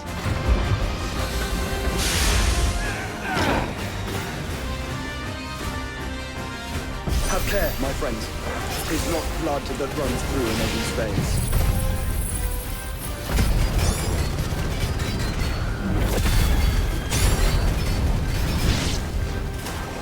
These foes will not fall easily. But they will fall. Like oaks before a woodman's axe. Good thing I've brought one!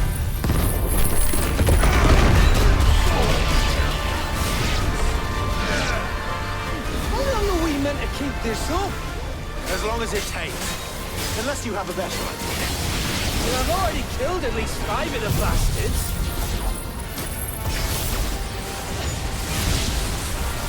Fuck it! Let's do the lot!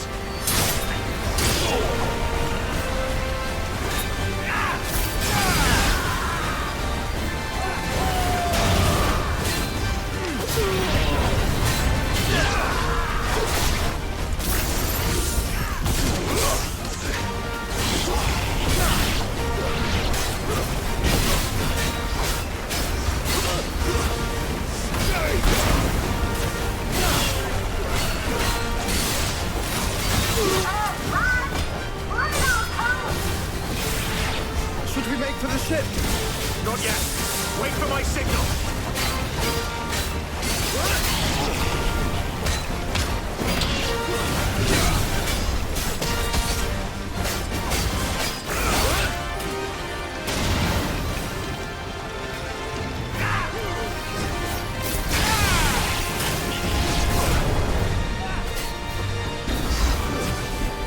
In your own time, Clive!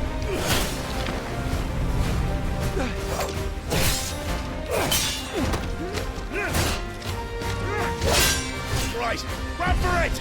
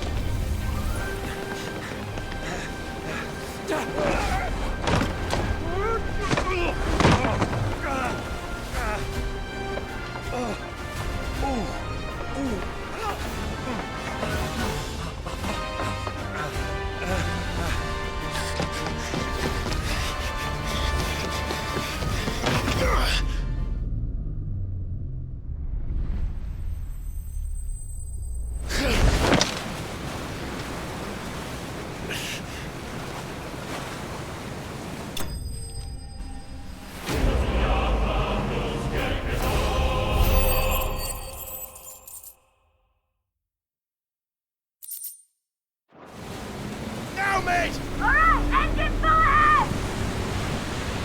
And hold on tight!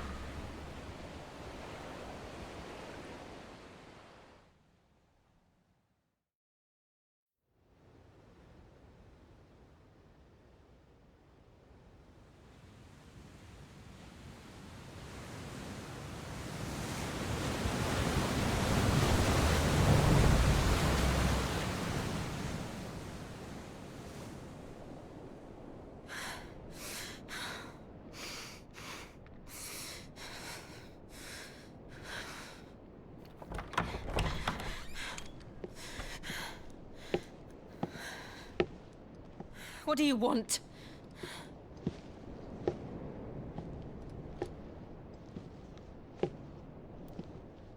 That's quite a mess you've made.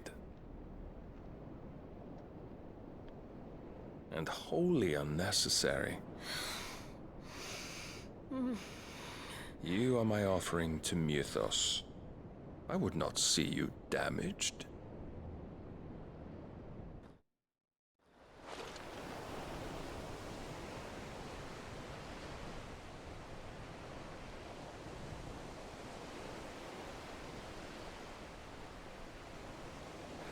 Now back to your stations! Every bell spent treading water puts another league between us and the galleon.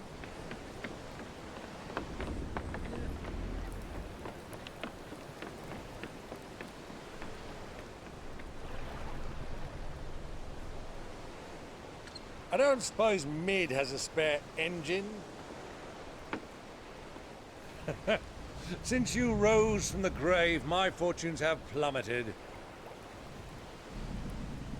Are you absolutely certain of this quest of yours, Clive? The foes you face are as terrible as they are numerous. Aye. And they'd have us live and die on their terms, which should answer your question. Ah!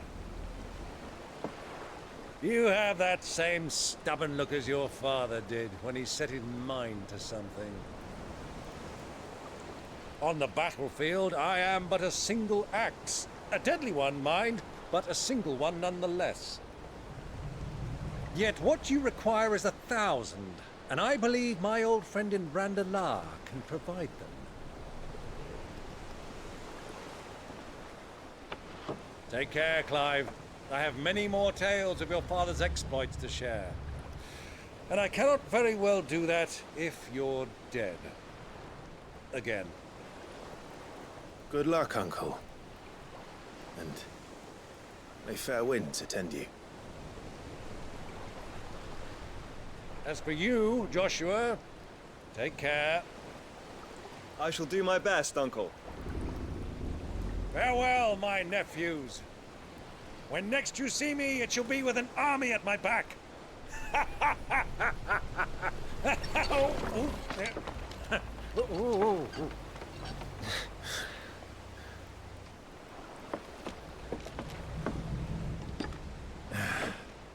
Cheerio!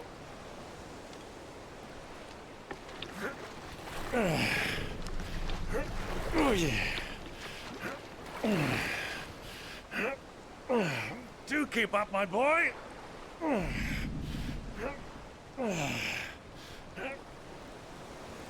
Well, we can't have him showing us up now, can we? We would never hear the end of it.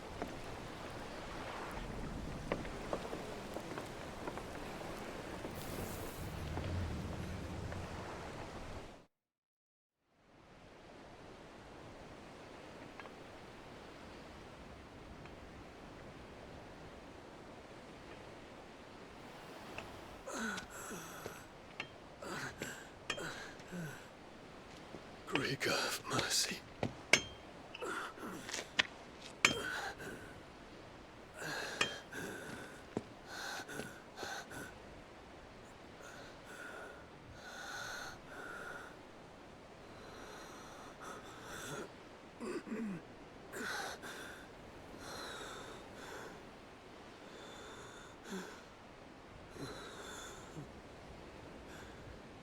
All this.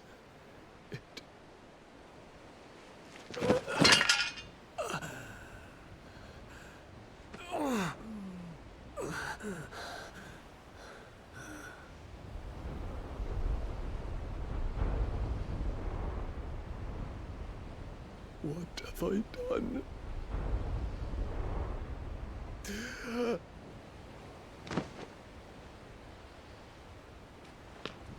My lord.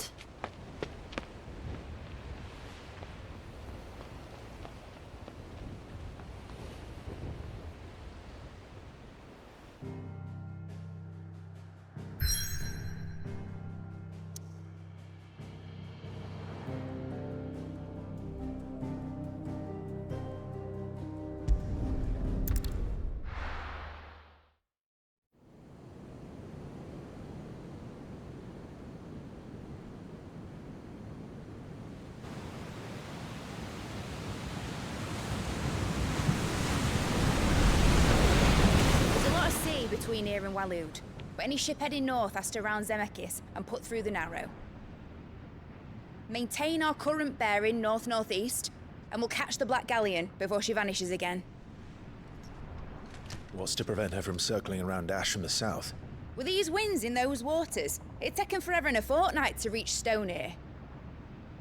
Mid knows what she's talking about, Clive. Better than any of us lot, anyway. I say we do as she tells.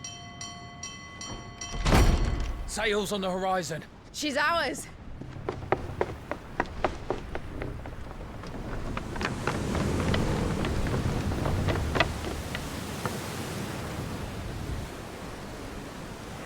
Look alive, boys! Full ahead! And keep those furnaces fed! Aye, aye! Do you feel that? Jill. All hands! Battle stations!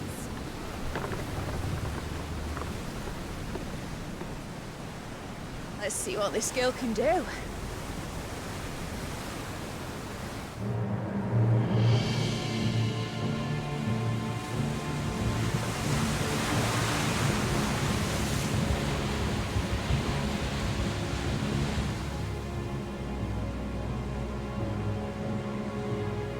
Where one leads, so does the other follow.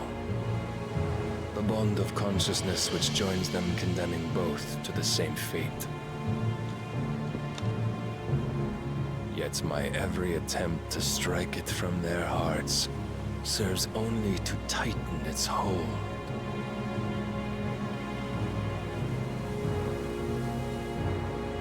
Fascinating.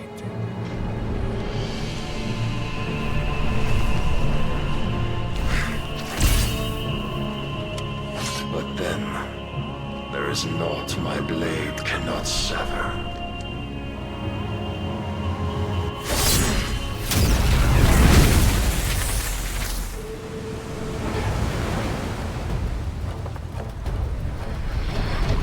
Great Grigos, gosh!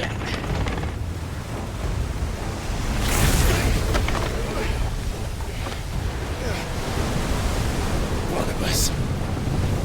Hard port! Heads down, you brutes! And brace for impact!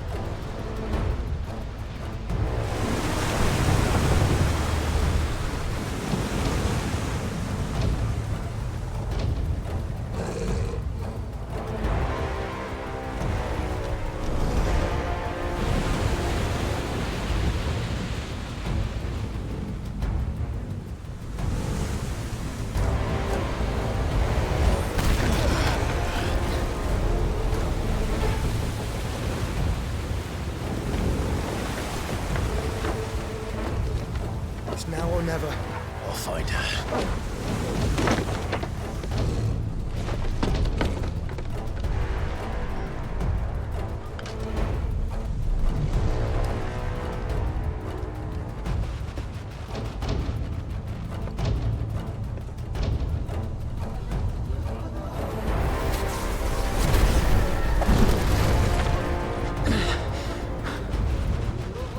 Bloody hell!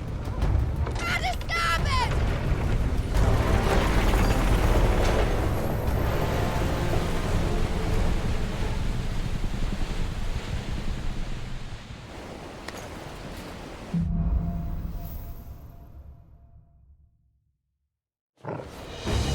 Where did you hide her, Barnabas?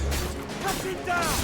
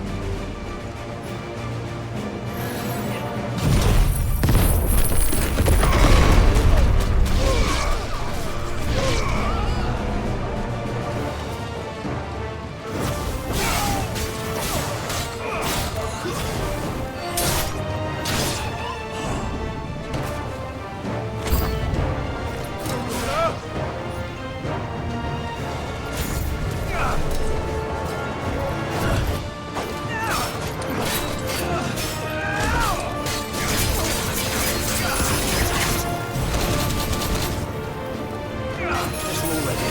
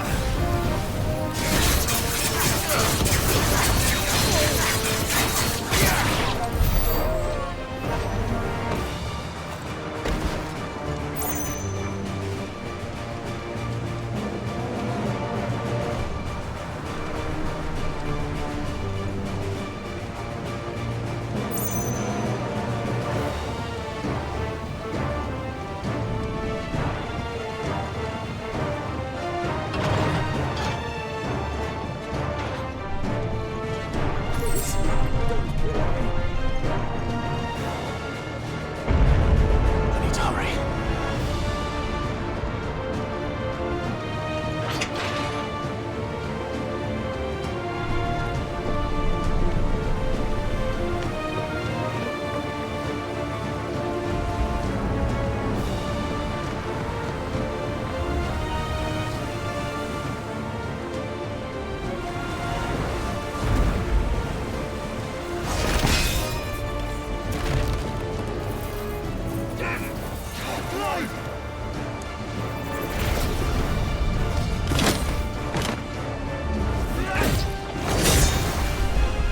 No! There he is! He wants him alive! Hold on. I'm coming. For both of you. Extra shepherds!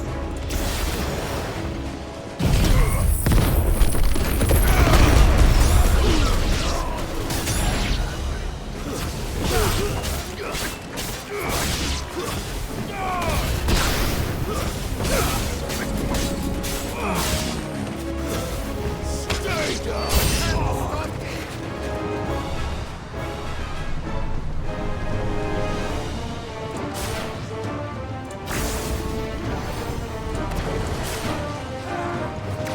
Nice try.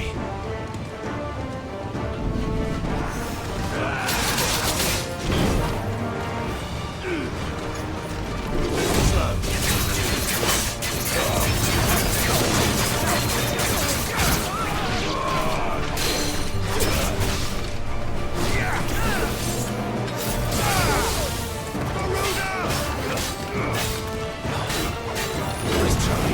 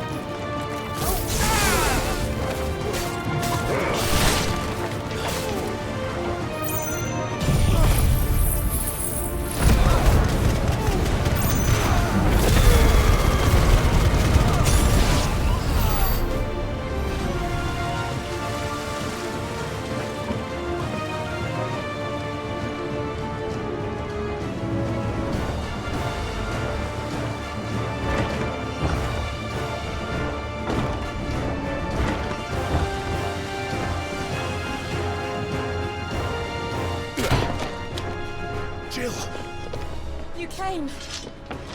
Get back!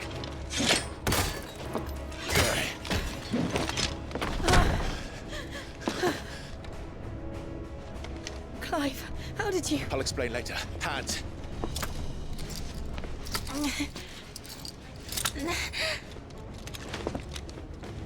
Can you walk? Out of here I can.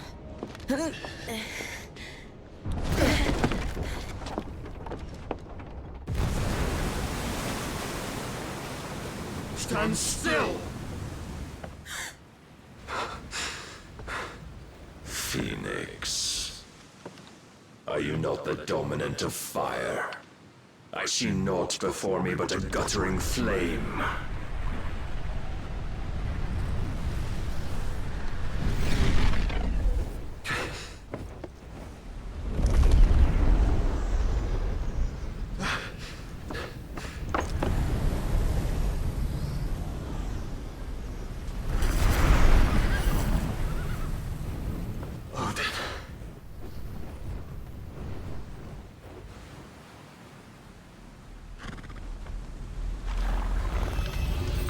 In earnest, then.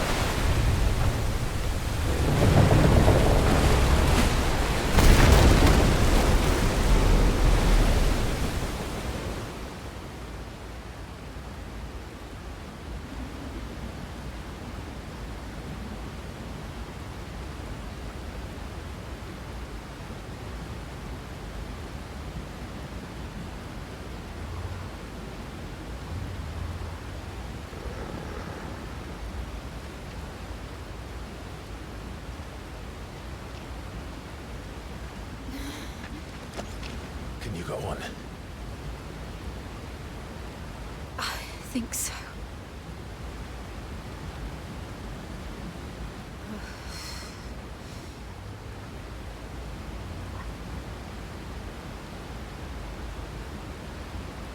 But to where?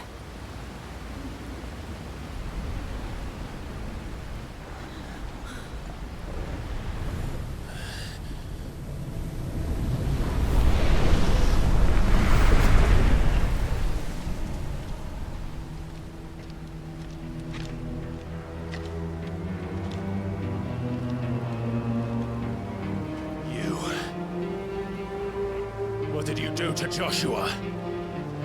The Phoenix? Oh, I expect he will survive. This consciousness in which you coil your feeble souls is grown thick with desperation. And thus has my master turned to my blade.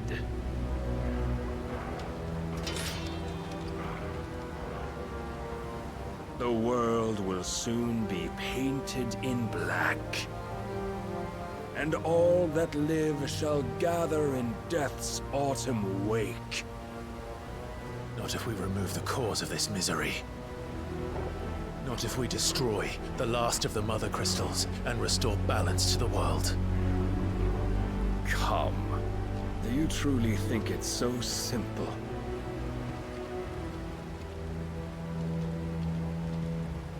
The blight is inevitable. Not even the Almighty might stop its endless march. Your efforts will avail us naught. Naught, that is, but suffering. You must embrace the truth, Mythos. Accept your place with the Lord. Keep it. As long as there's a chance, there's a choice. Ever led astray by your blind resolve.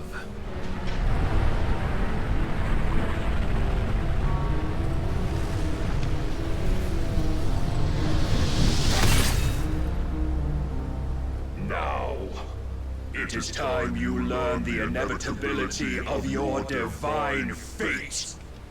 However much it may hurt. Get as far away as you can. Clive, no. Trust me, Jill.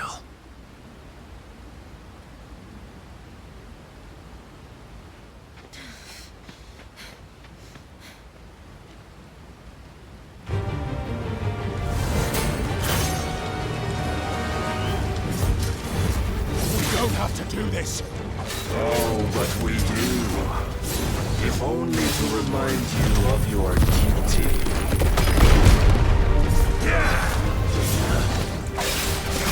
Come.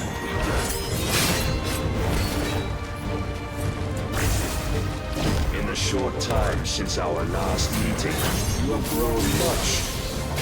Yet as a vessel, I fear my lord will still find you lacking.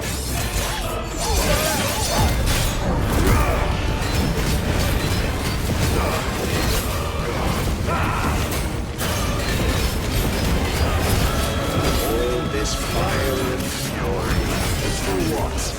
Stopping the blight.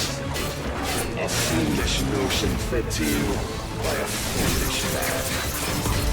How dare you? You know naught of this world nor of our place in it. If our fates were so easily rewritten, we would all be gods. Rise, Mythos.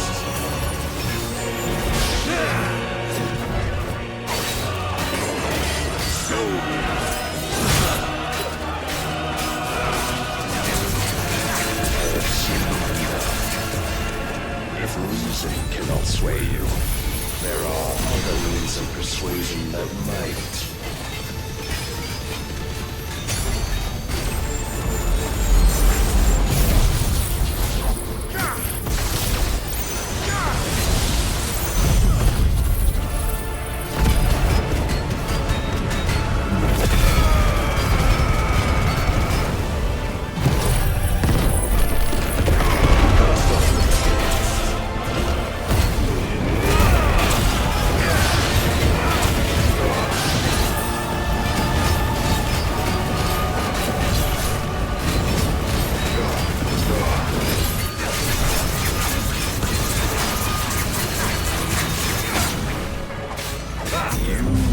Assume the mantle you've been given.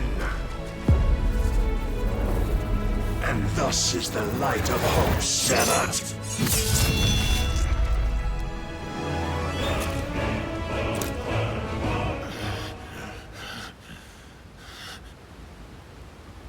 You would yield so soon. Never. Clive!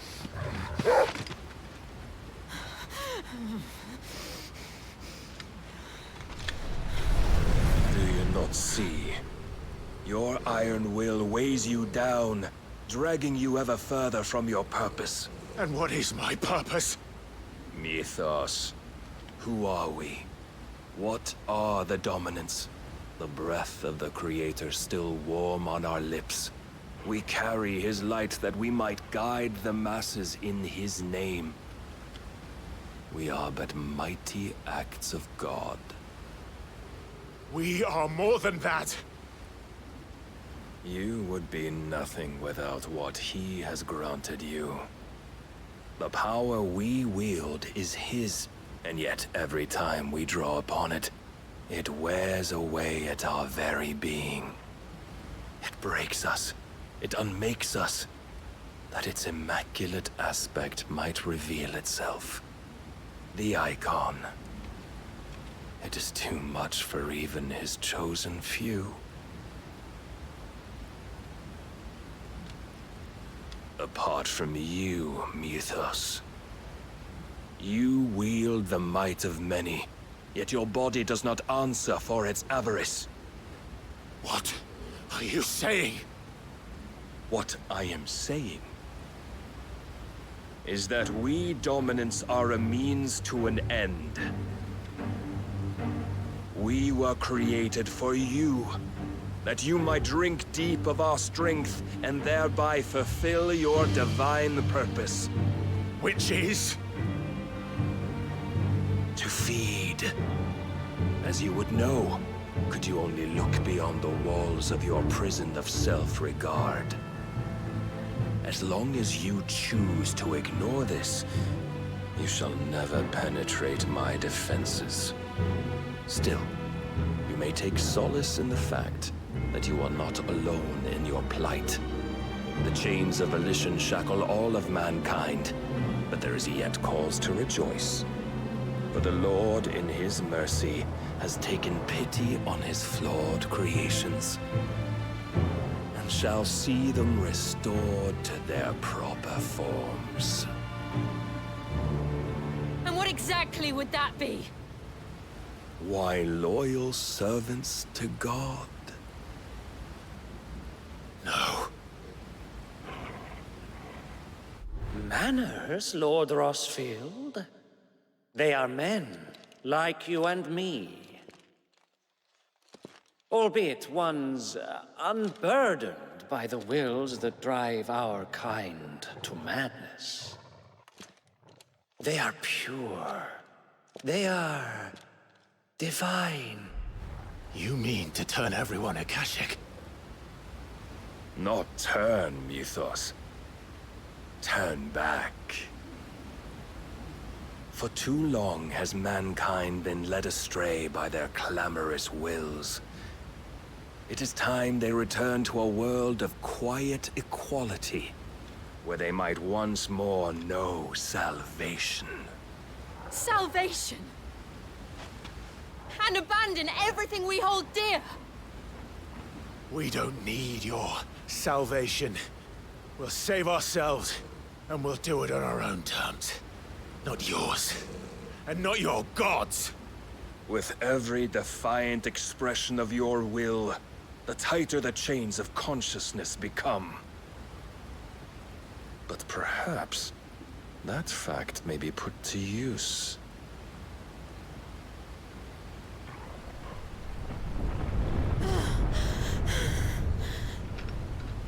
Clive! The faster it binds you to the remaining dominance, the stronger your hunger will become. Until it leads you back to the only answer there ever was. Mayhap not by the path my master intended, but back all the same.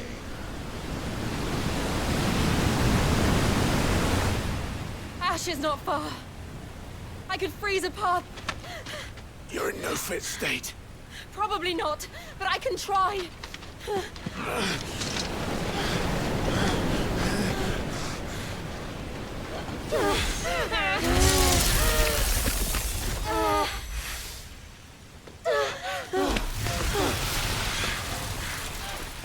Don't look back!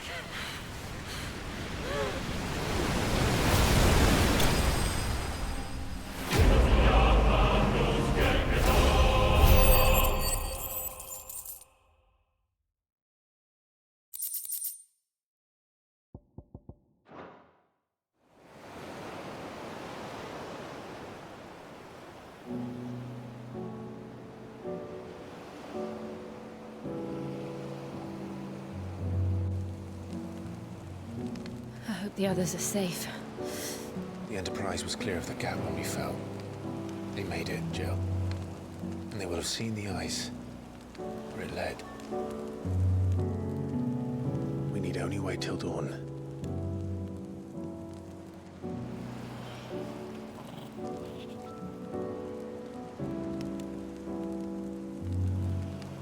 This is the second time Barnabas has bested me. I'm powerless against him. And maybe there really is nothing else for it but to give yourself to his master.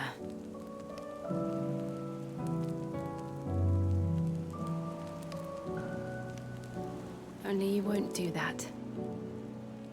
The Clive I know would never do that. So you believe? But do you really know me? If what Barnabas said was true, then I'm more monster than man.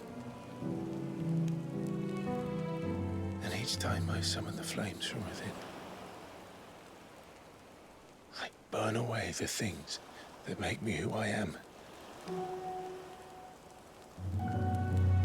Do you, though? Think of what you've used that power for. Of all the people you've saved. It doesn't matter how or by whom it was granted, only how you choose to use it. And you've chosen to use it for good, haven't you? I've also used it to kill. What if that's my purpose? What if it's all I'm good for?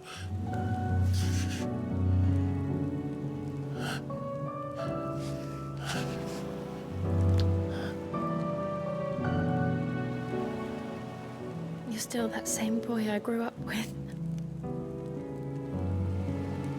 Always so eager to save everyone around you, and yet always so alone.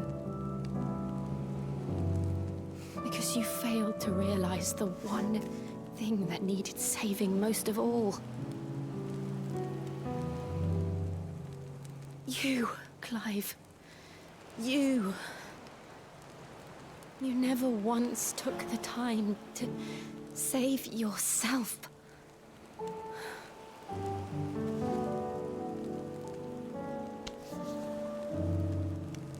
Myself? I think I might be beyond saving.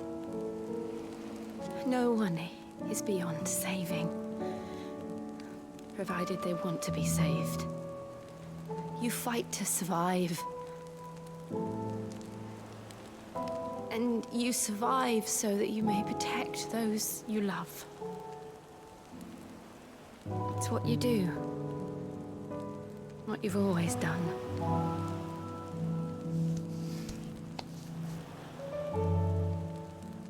And I know you're not about to change. So I'm going to help you. To give you what you need to protect us all.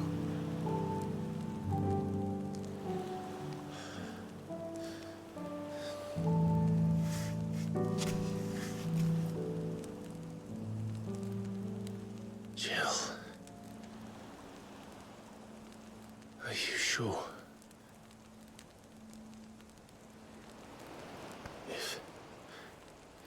If this is what you want, then...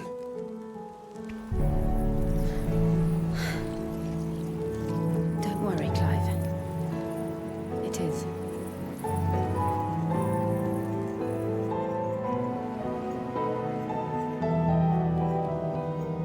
This burden, I'll give you the strength to bear it alone. But I'm not alone.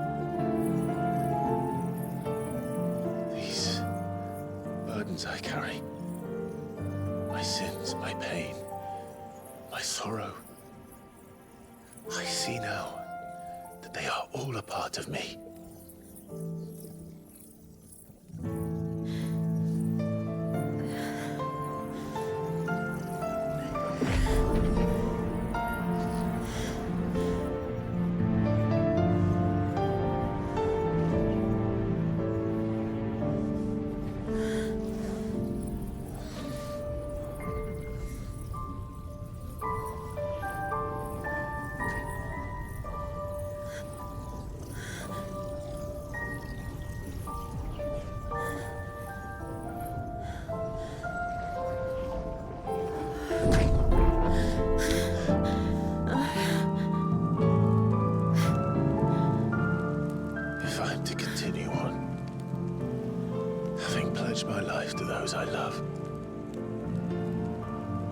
will gladly bear your burdens too, until my last breath.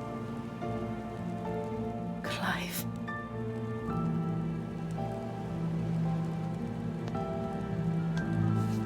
I promise you, Jill. We will find a way to escape this fate.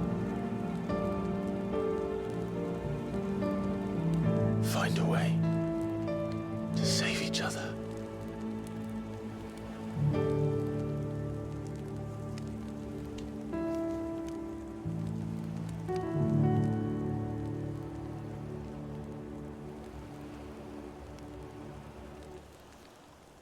That we might one day look upon the moon again, together.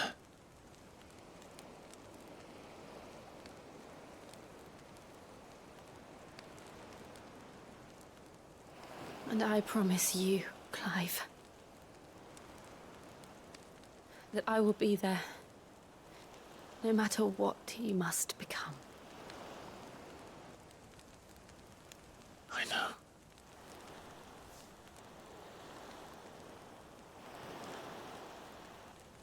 I never thought a smile could bring me so much joy.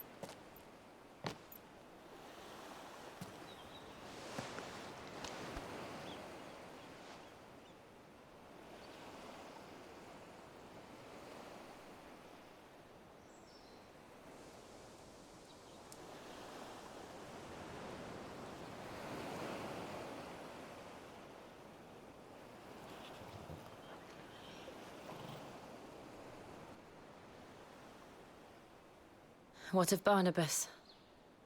Do we pursue him? No. Our paths will cross again soon enough.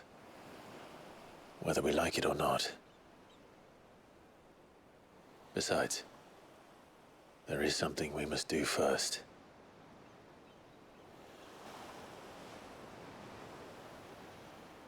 Of course. Drake's spine. The last Mother Crystal. The Einherjar is at the bottom of the sea.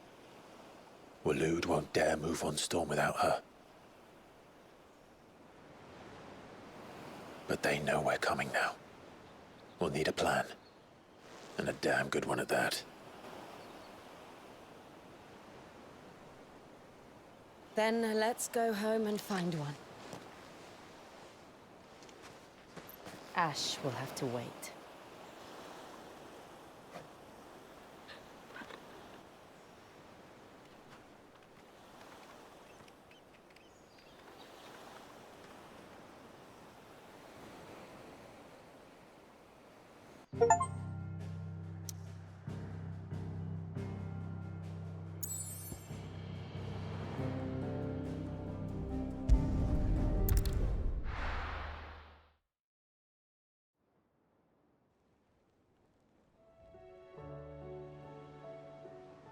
Mid says Odin split the sea in two. She's always been partial to a tall tale. But there's tall, and then there's tall. I struggle to believe it myself. I see your uncle isn't with you. He stayed with the Enterprise. After our brush with the Einherjar, she was in urgent need of repair. And my uncle knows a shipwright in Randalar. We're to join him there when we're ready to sail for Ash. You sure that's wise? Last I heard, the place was still overrun with Akashic. Show me a city where that isn't true. Ultima's plague is spreading. We're running out of time, aren't we? We've done our best to shore up the hideaway. But I doubt a few planks will stop what's coming. Still, we'll keep at it. Every little helps, I suppose. Let's hope so.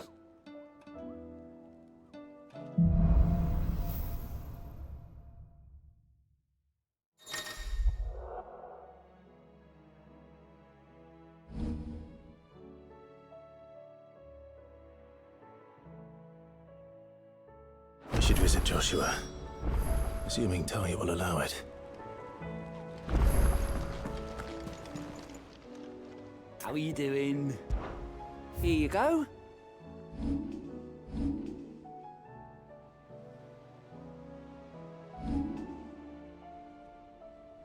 Always something in there.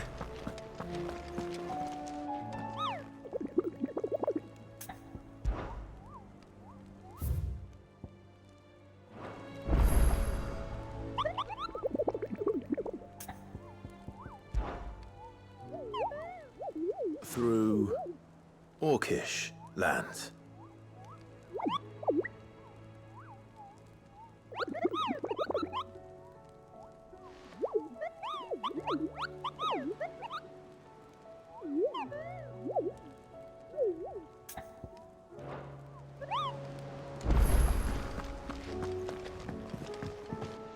Clive. How may I help you today? Here you are. Very good.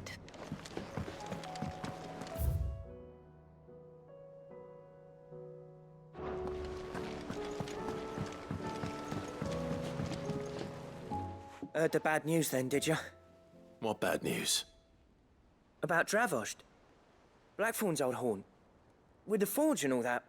Well, anyway, the mines just down the road from there are spewing out ether like no one's business. And the village? Safe from the flood for now, but they've got other problems. Akashic. Every creature in the area's either turned, or on the way to turning, apparently. Zoltan and the others are living on borrowed time. They need help, and quick. Doris sent a few curse breakers to keep an eye on things, but there's only so much a couple of scouts can do. Except get eaten. If something ain't done soon, the old place will be overrun. I won't let that happen. Didn't think you would. Does Blackthorn know? I thought it might be better if he didn't. He'd only do something stupid. You reckon we should tell him? No. It's better this way. Yeah, well... I can't stand about knowing what's happening out there, so I'm off. I'll see you in Dravost.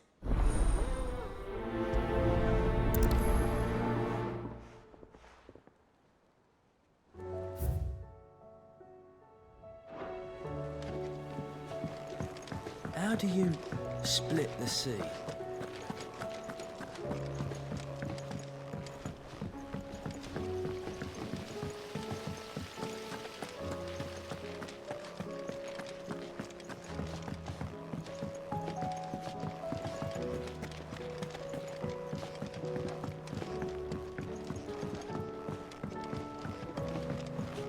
With Kanver in the hands of Akashic. Don't tell me. You need more bomb ash. Oh no, we still got plenty of that left. I'm working on bringing another one of the Chief's designs to life. This time, it's a new smelter. It's got a reverberatory hood over the top for additional thermal amplification and a system of reciprocal recirculatory regenerators that let's just say it gets very blimmin' hot. A heck of a lot hotter than anything Blackthorn's got in his forge, that's for certain. Only mithril engines get hotter, and you can't chuck ore in one of them and get metal out the other end. Trouble is, we won't be able to make it out of any old rubbish neither. We need the good stuff. And I hear you once helped Helena get her hands on exactly that. Any chance you could help me too? If it's for the good of the hideaway, I'd be happy to. Oh, it is. I promise you. So, what exactly is this good stuff you need me to find? We've got a couple of examples here. Spherical echoes, we call them. More fallen materials. So this smelter is similar to the Mithril engine in more ways than one. That's right. They're a bit like the thermal helms. Fallen ceramics deal with heat like nothing else, see? And what's more, they're directional, transferring heat from the inside to the outside. But these things, they're all outside. If we line the hood with them, they'll reflect the heat right back into the furnace. We've collected as many as we can, and I know where we can get the rest. Trouble is, they're all watched over by their bigger, uglier cousins. So you want me to visit some ruins, destroy some echoes, and bring back the spheres they're guarding? That's it in a nutshell, yeah. We're only 3 short, mind. And we know exactly where they are. There's one up Amber Way, in that ruin that they call Lost Plume, and another in the Silent South, over in Dalmekia. Last one is in the ruins of Advent, which is in the Empire. All right then. Wish me luck. Will do. I'll be keeping all my fingers and toes crossed.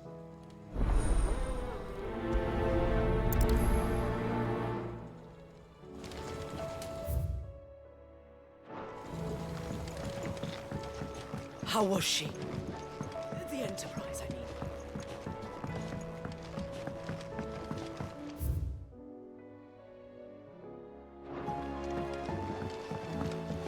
Miss, can we read Miss Editor's story for our lesson today? Kanver lost.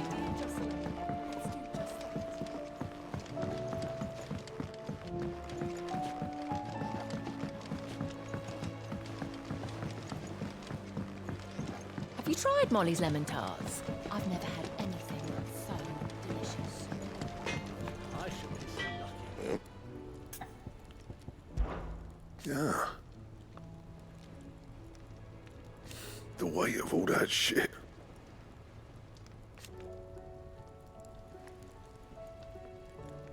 Clever girl, that one. Not saying fortune, do you? Should last you a good while.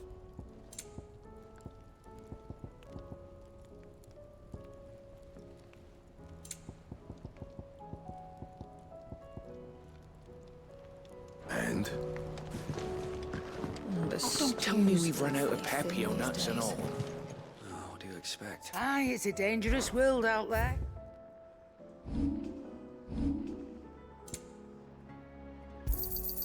You're rubbing me blind, you know.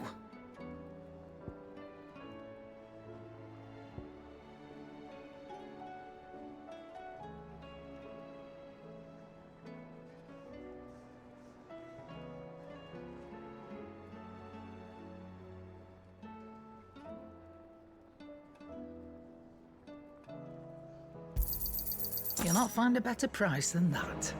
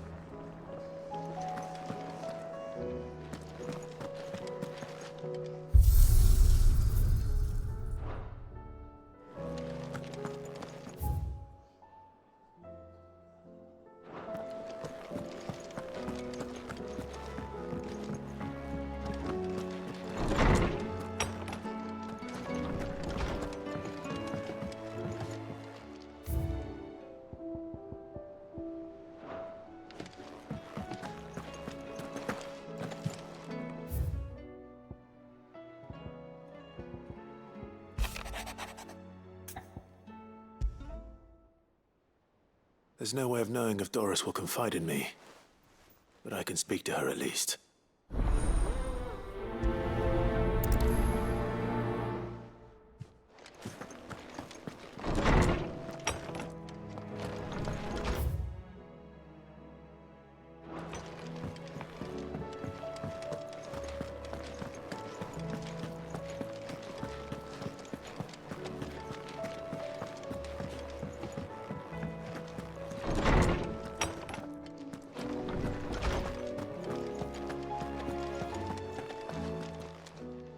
Good morrow to you, my friend.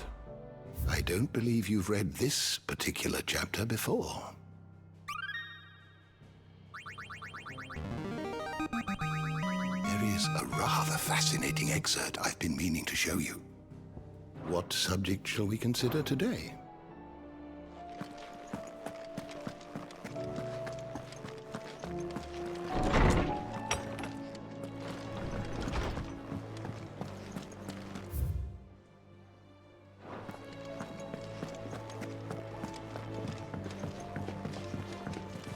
Come back.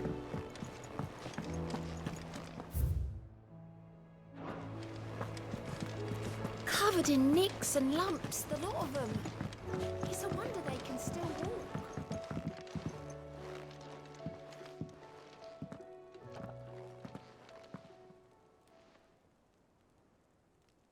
Where are you? Can I help you, Sid? I'm looking for Doris. Is she here? I'm afraid not. She's at Martha's Rest on a job. My job, actually. When she heard what the mission was, she insisted on going herself. Alone. Did she? What was the mission? Following up on some new information. Once they'd settled in, the bearers you helped liberate in the Dragon's Eyrie were keen to talk about their imprisonment. And about their captor. The slaver Cole's team were tracking when they were attacked by the Beastmen. I'll go and find her. She's at Martha's Rest, you say? If she's not moved on already, yes. I hope everything's all right. Why would Doris insist on going alone? Maybe Cole was right to be worried.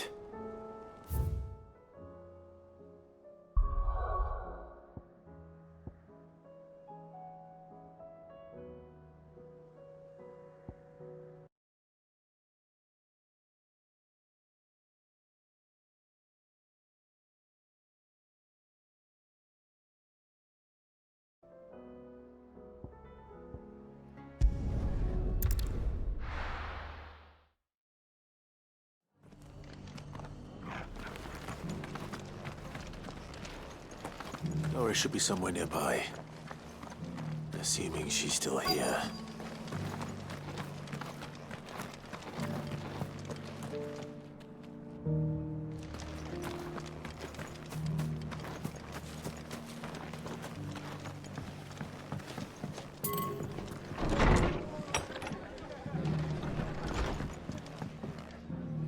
Ah, Clive. I was just about to send for you. I'd like you to take something to Sir Wade up in Eastpool. Seeds for planting. Thought it was about time they started growing their own food. I'll keep providing them with whatever they need in the meantime, of course. But if Eastpool's going to survive, it's got to be able to fend for itself. As have those poor bearers. They've lived their whole lives in servitude, but now they're their own masters. Small wonder they ain't got the foggiest how to provide for themselves. So it's up to us to teach them. And if you're wondering why well, the Wagoneers taking supplies up that way have been coming back with more and more reports of Akashic around the village of late. Sir Wade's putting a brave face on it, but I think even he's starting to worry. And if he's likely to share those concerns with anyone, it's you. All right. Thanks. Wouldn't ask if I didn't have to. There. That should be enough to keep them in Gazal Greens for a few years at least. Gazal Greens? Not the most mouth-watering crop, I'll admit. But they're hardy, they grow fast, and they fill a hole. Better that than something that'll wither away at first frost. And chocobos love them too, which is no small thing. When I say all of us need to pull together to get Eastpool back on its feet, I mean all of us. They ain't exactly succulent, but cook 'em right and they're just about bearable. I'll take your word for it. Anyway, Sir Wade'll know what to do with them. And if he don't, well, I'll go up there and show him myself. I'm sure you will.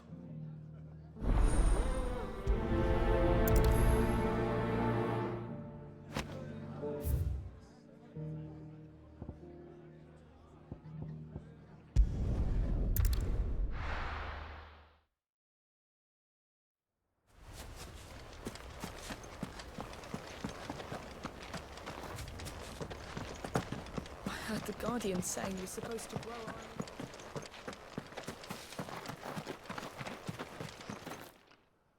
Ah, Lord Rossfield. What brings you to Eastpool? A delivery from Martha.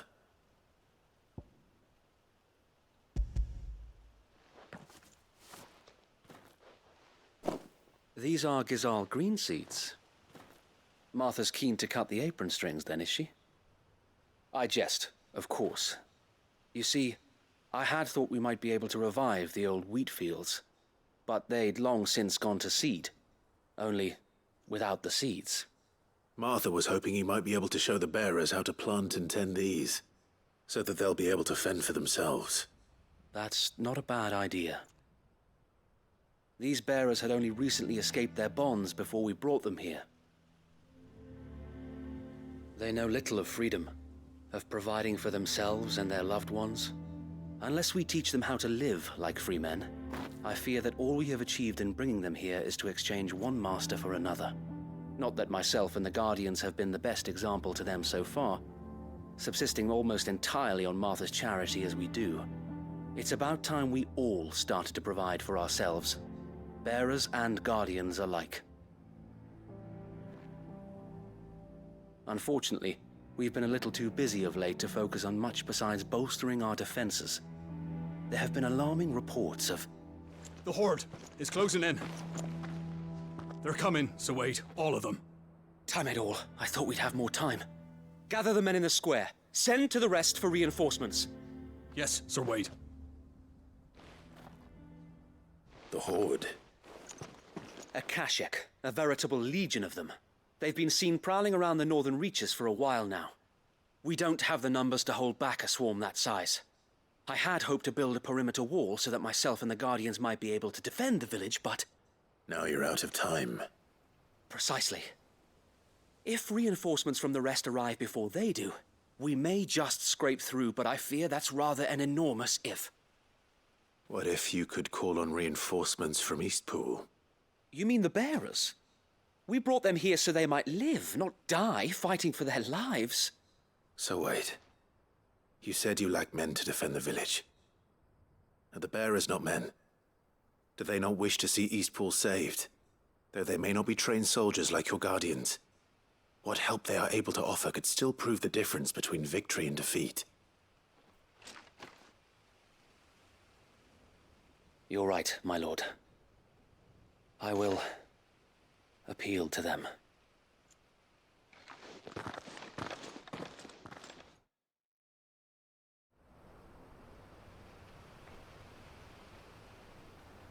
My friends, I humbly beg your aid. We Guardians are few and our enemies many. But I swear we can defeat them with you at our side. You would send us to the slaughter, to serve as bait for those fiends so that you and your men might be spared. And to think we trusted you. Say what you will, a home is not worth dying for. But it is worth fighting for. Sir Wade fights to give you lot a chance. Just like I do. Just like Sid does. We all wanted to give you a home where you could be free. And you got one, didn't you? This place, Eastpool. This is your village. Your home.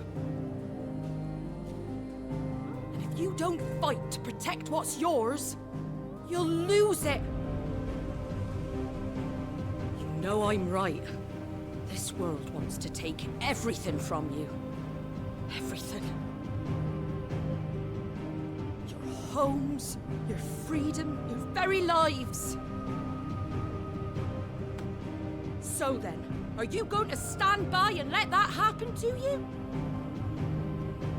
Are you going to accept fate like good little Bran did and die, having never stood up for yourselves?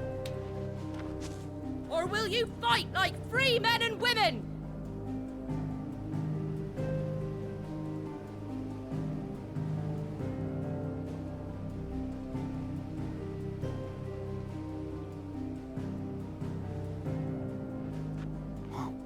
What are you doing? All right. Give me a sword. I never dreamt I'd have a home of my own. And now that I have, I don't want to lose it. I will protect what's mine, or die trying. We all will. Free men and women, fighting together.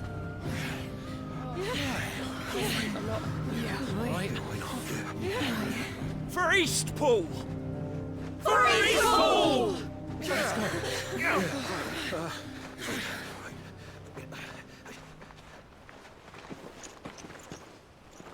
Thank you, Martha. Don't mention it. Just promise me one thing. That you'll show them how freeborn fight. Gladly.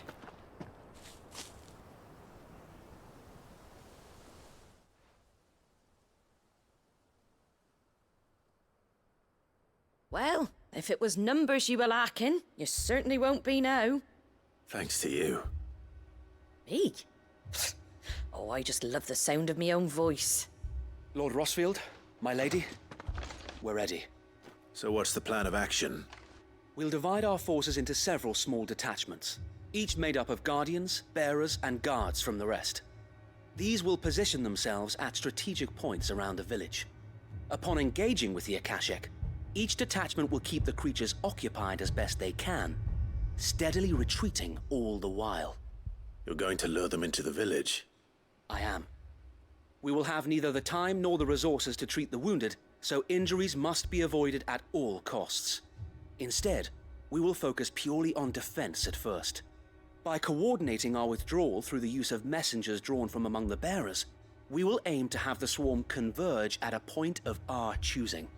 With luck, that point will be the village square, the perfect place for our most able warriors to surround them and fall upon them, and for you and I to finish them off. A sound plan, but one that'll require a leader with a cool head and strong nerves to coordinate the retreat. I'd say you have both in abundance, Sir Wade, but you'll be needed. Please, leave the last of the fighting to me. Ha! And let you have all the glory. Sir Wade! They're here! Then you know what you must do. We work together, everyone playing their part, each shielding the other that no man might fall, that Eastpool might live on. For Rosaria! For Rosaria! We've no time to argue, my lord. I'll do as you ask. And I will do as you ask. Suppose we'd better do our bit too then, eh? Right you are, Martha.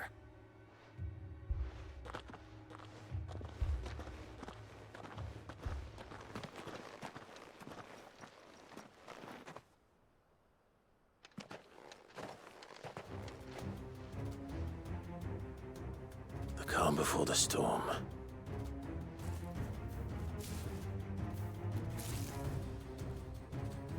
And here it comes. I will not let this village fall.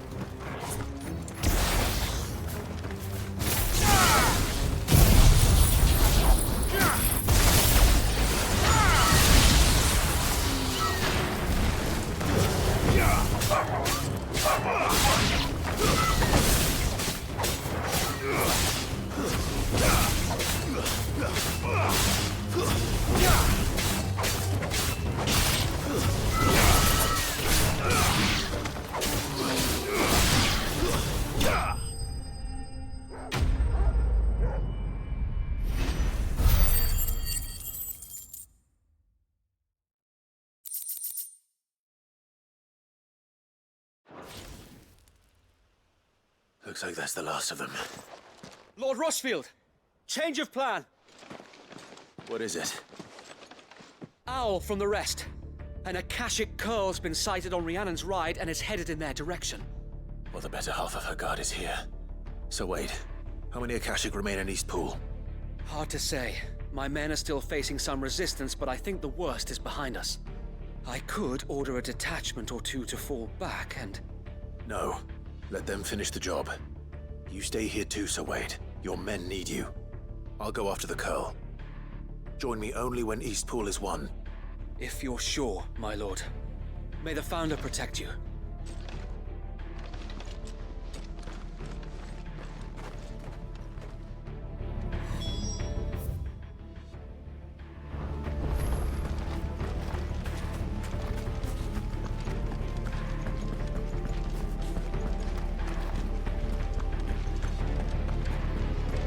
Next one's mine. I might not know what...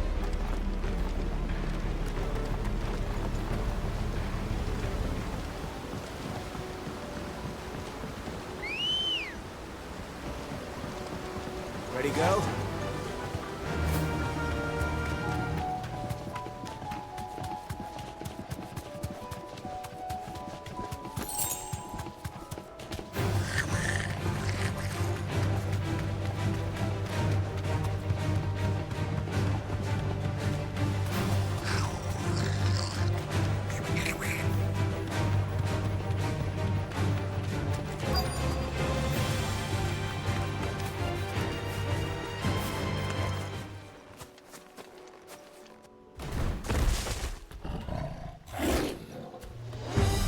There it is.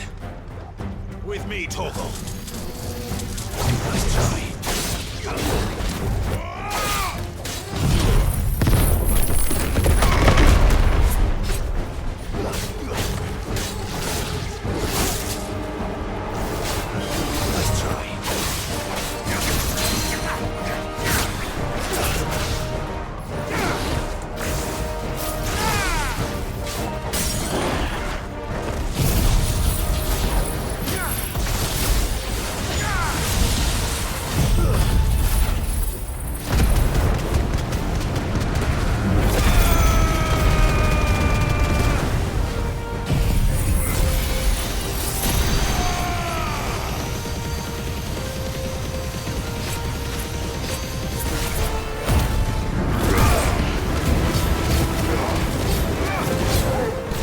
Finished.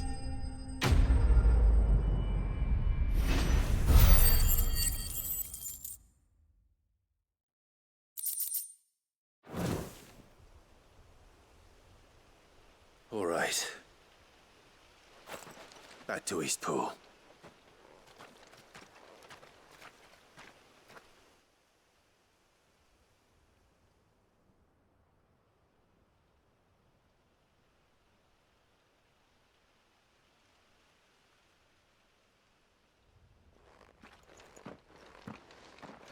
Lord Rossfield, the curl, is it? It's dead. Thank the Founder for that. And for you, my lord.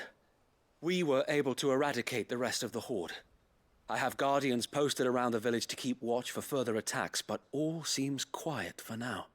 I hesitate to say it, but I think it might be over. I think it might.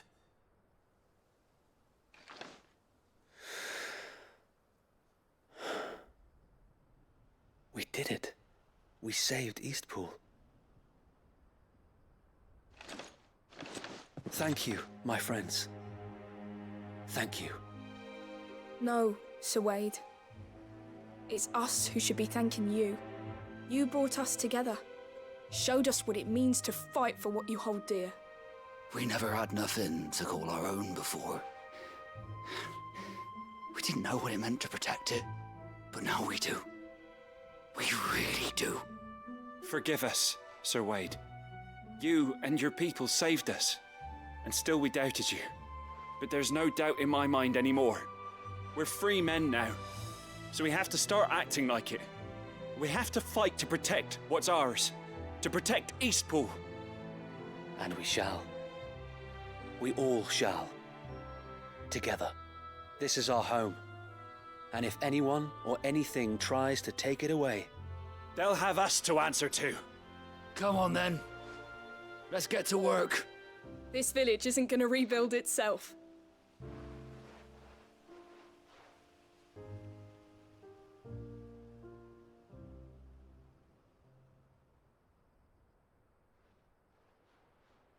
They're not slaves anymore.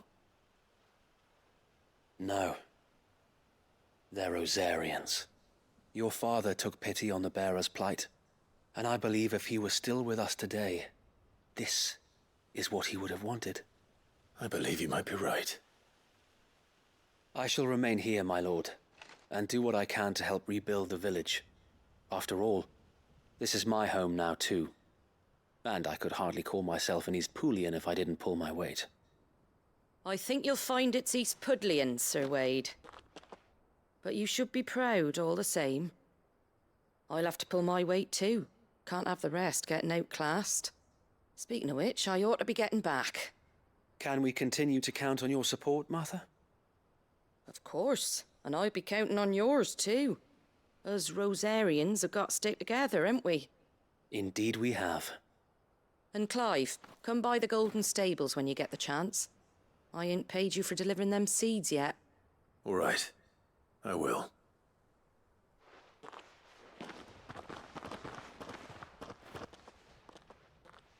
Lord Rossfield, do you remember our very first mission together? Clearing the goblins from the Stillwind marshes? How could I forget?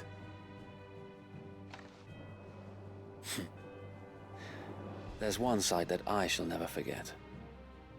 You, facing off against that giant Morble. Not a trace of fear on your face. Since that day, there have been more than a few times when I felt like giving up. When the odds seemed so stacked in the enemy's favor, I thought I may as well just lay down my sword and surrender. But every time I would think back to the look in your eyes that day and remember what it means to be a shield. Know that whatever trials Eastpool may face, I shall never lose courage. Thanks to you. So Wade, you have always been a true shield. I know that Eastpool, and indeed all of Rosaria, will be safe in your hands. Thank you, my lord. I know the rest of the world will be safe in yours. I'll do my best.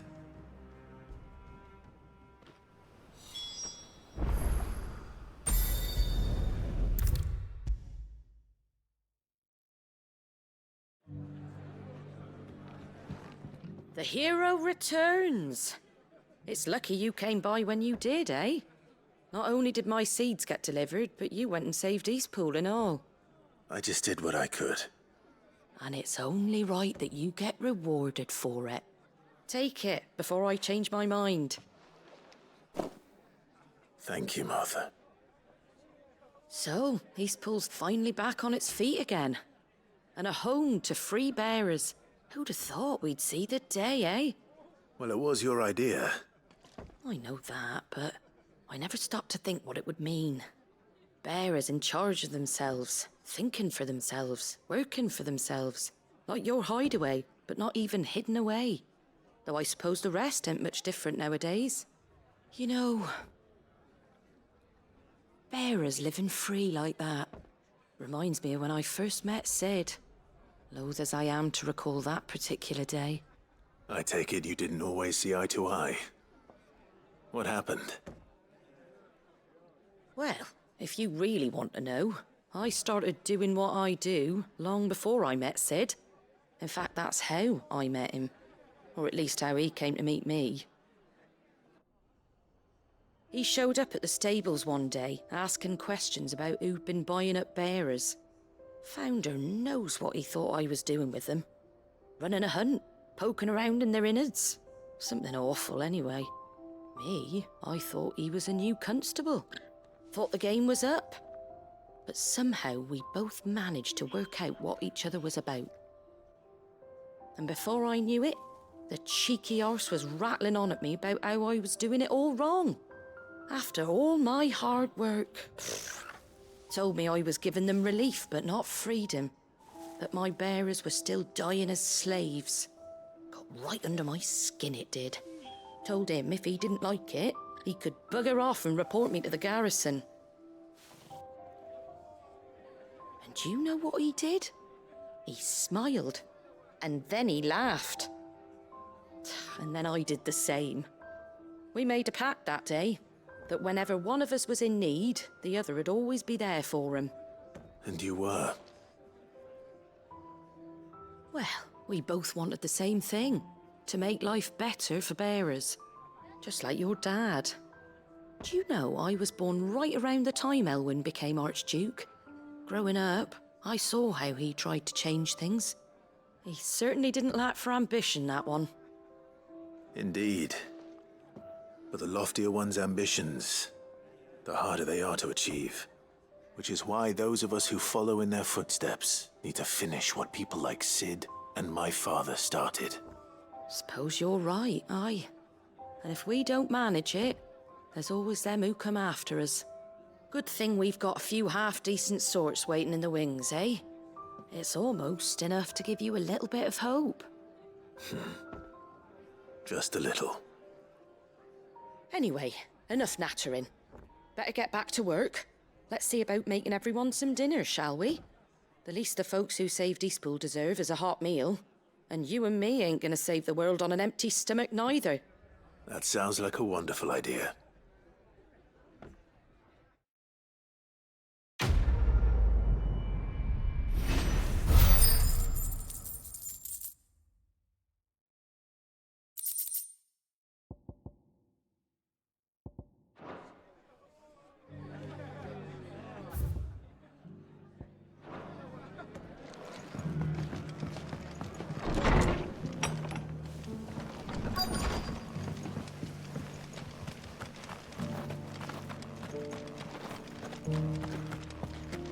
It doesn't still hurt, does it? It's been a pleasure, Doris. Just like old times. I'll give your offer some thought, my lady. How goes the investigation? Sid, what brings you to Martha's Rest? You. I heard you were out here on your own, tracking our slaver. I trust you're being careful. Of course. And it had to be me. The bearers from the Dragon's Eyrie confirmed a long-held suspicion of mine that the slaver we've been tracking is an old acquaintance. She's no fool.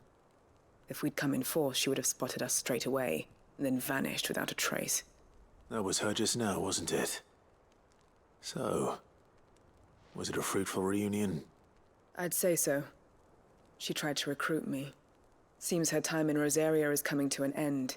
She's abducted bearers from across the region and is looking to smuggle them back into Sambrec. After her brush with those beastmen on the road to Northreach, she hired herself an Imperial escort, which she wants me to join. She's dangerous, Sid, but I think I can stop her. Then I'm going with you. I'll take care of the escort. You can see the bearers to safety. Where are they? The Baum Archers, soon to break camp. You go on ahead. I'll follow once I've sent word back to the hideaway.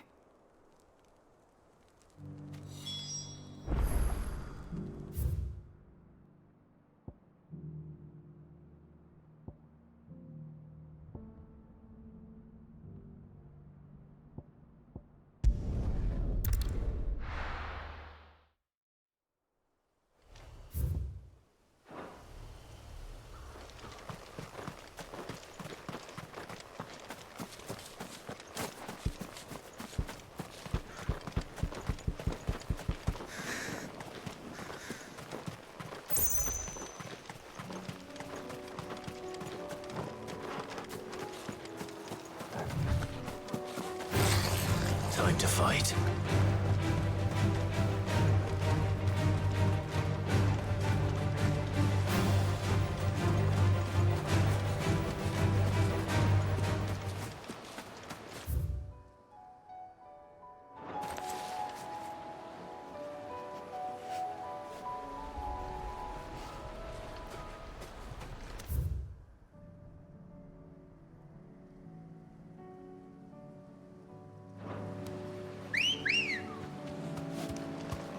Girl. Fly, Ambrosia.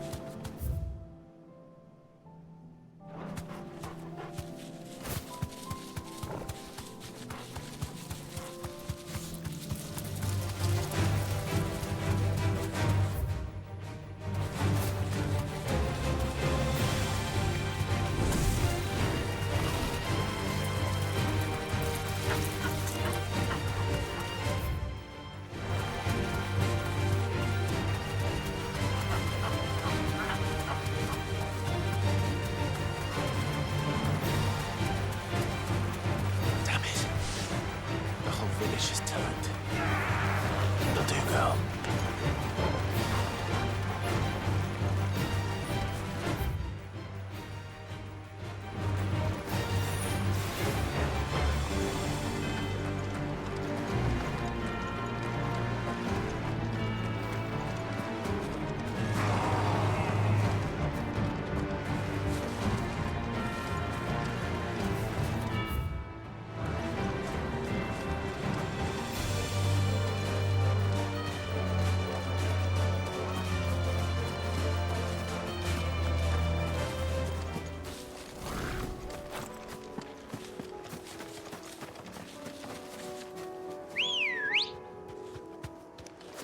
Let's go. Faster! Time to fight.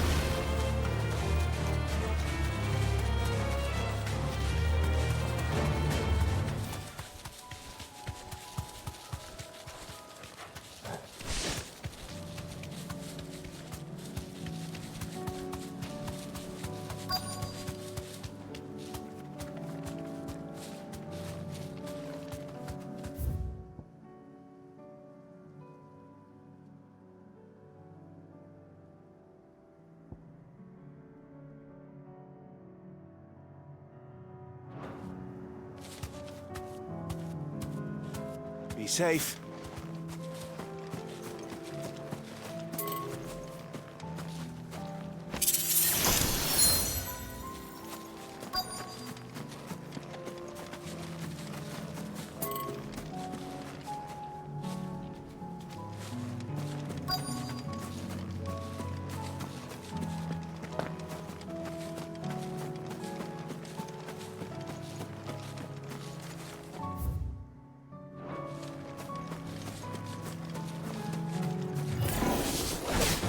To deal with these ones first.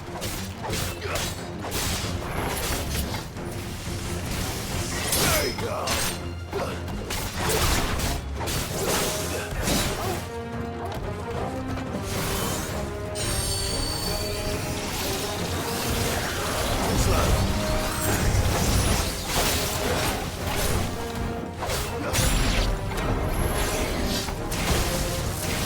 Fine hand.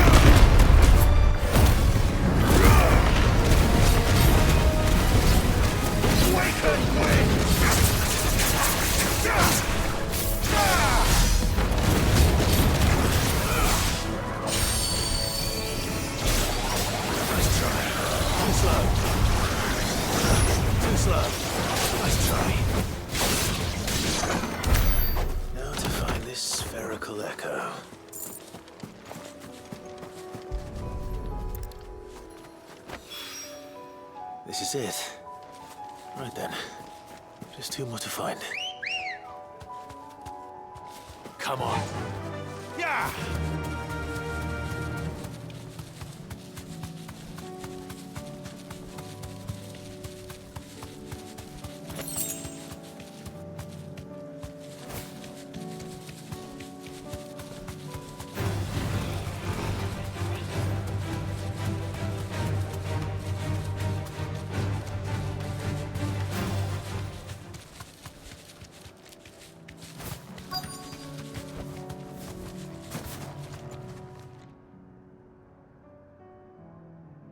Good. They haven't broken camp yet. How did Doris come to know a slaver, I wonder?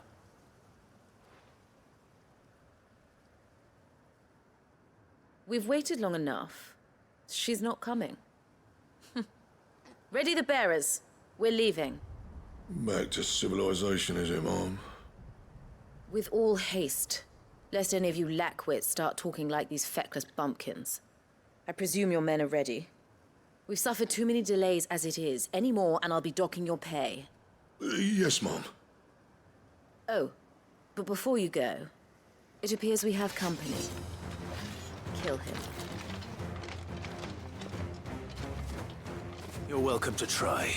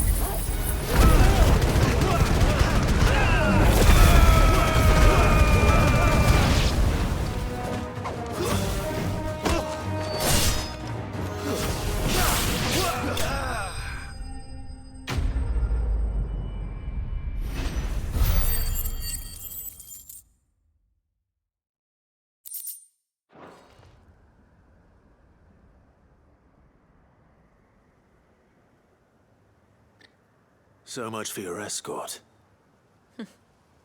You'll forgive me for not avenging my men. I'm not the swordswoman I used to be.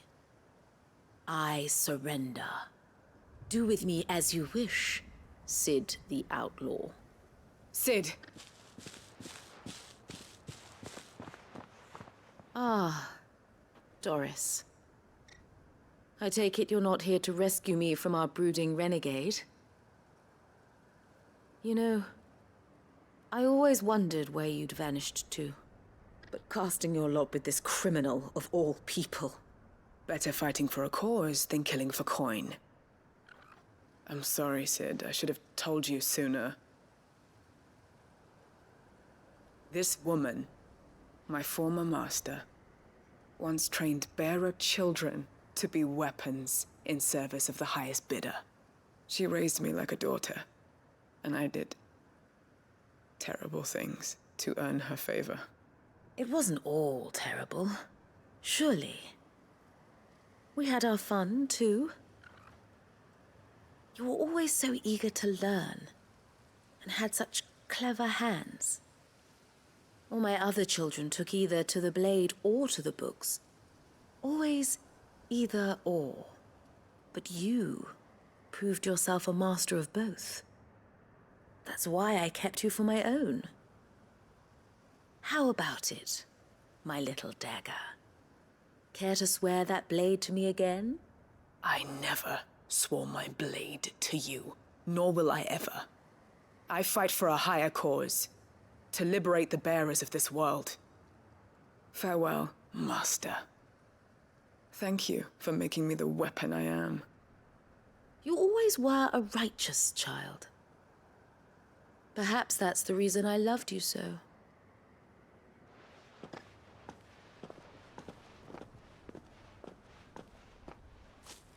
What do you want to do with her? I am not the killer she wanted me to be. Not anymore. And she no longer has friends in high places. The Dame does, though. Her connections at the Imperial Court will see that justice is done. All right. If you're certain. I am. And thank you for everything. Now, I better let these bearers know that they're safe.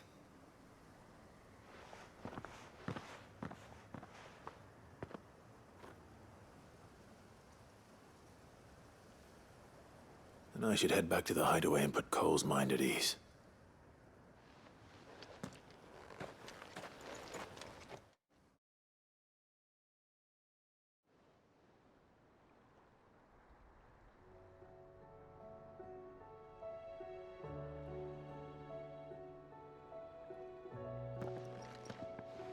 Welcome back, Sid. Doris's message just arrived. I hear you saved more bearers from being smuggled across the border. With any luck, they'll be joining us in the hideaway shortly. Oh, and your letter. You don't need to worry about Doris anymore. I'd been hoping as much. She mentioned one or two things in her report. So the slaver we'd been chasing all these months was her former master. Wish I'd known. She's been arrested, by the way, over in Sambrek. Went quietly, or so we're told. And she won't be getting off lightly. The Empire may have no love for bearers, but it's none too fond of black market traders either. Can't have been easy for Doris. I'm sure it wasn't. But don't worry. She'll be all right. I hope so. Suppose you should know, eh? You had quite the past yourself before you came here, or so I understand. Anyway, thanks again, Sid.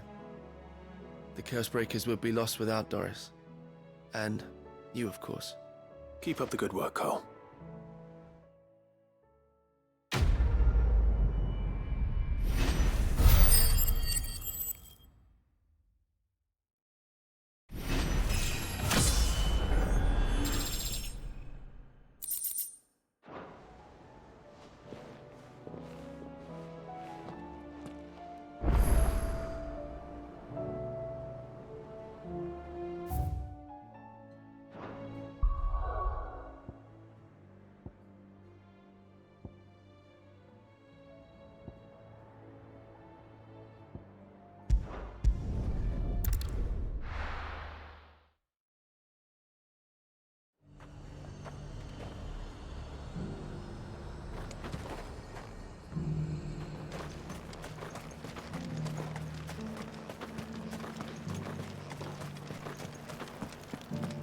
There were ghosts at the gates not days ago.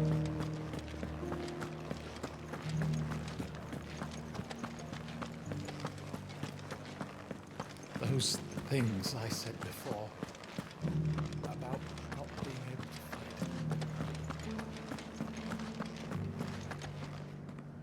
Oh, Clive. What am I to do? My wards and I may soon be without a home. What's happened? The High Cardinal has descended from his lofty throne and taken up residence here in Northreach. The High Cardinal?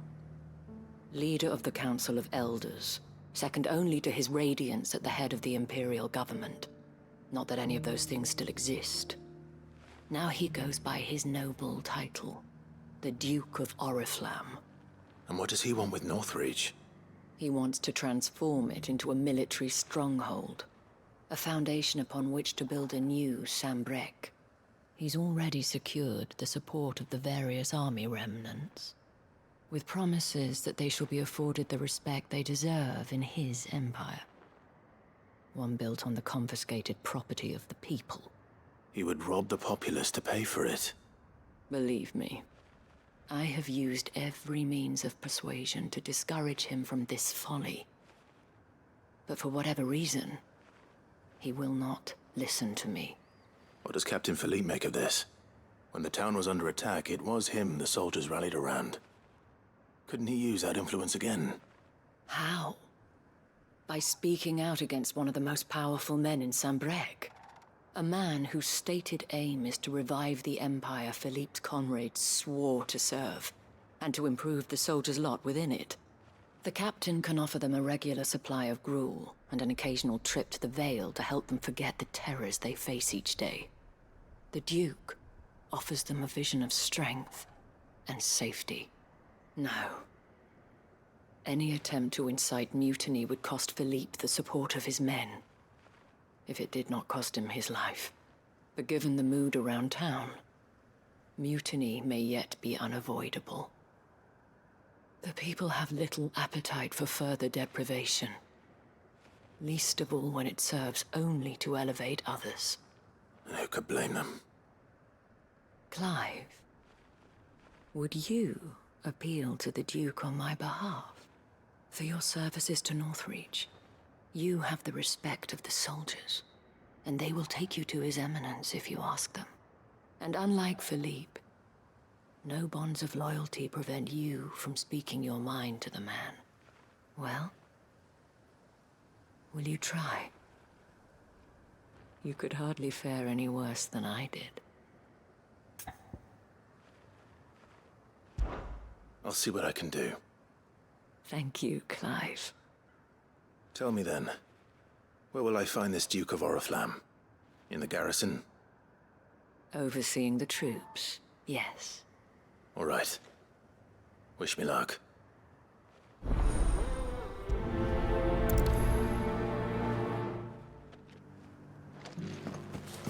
I may have met this Duke before, at the Remembrance Ceremony. Let's hope I didn't make a strong impression.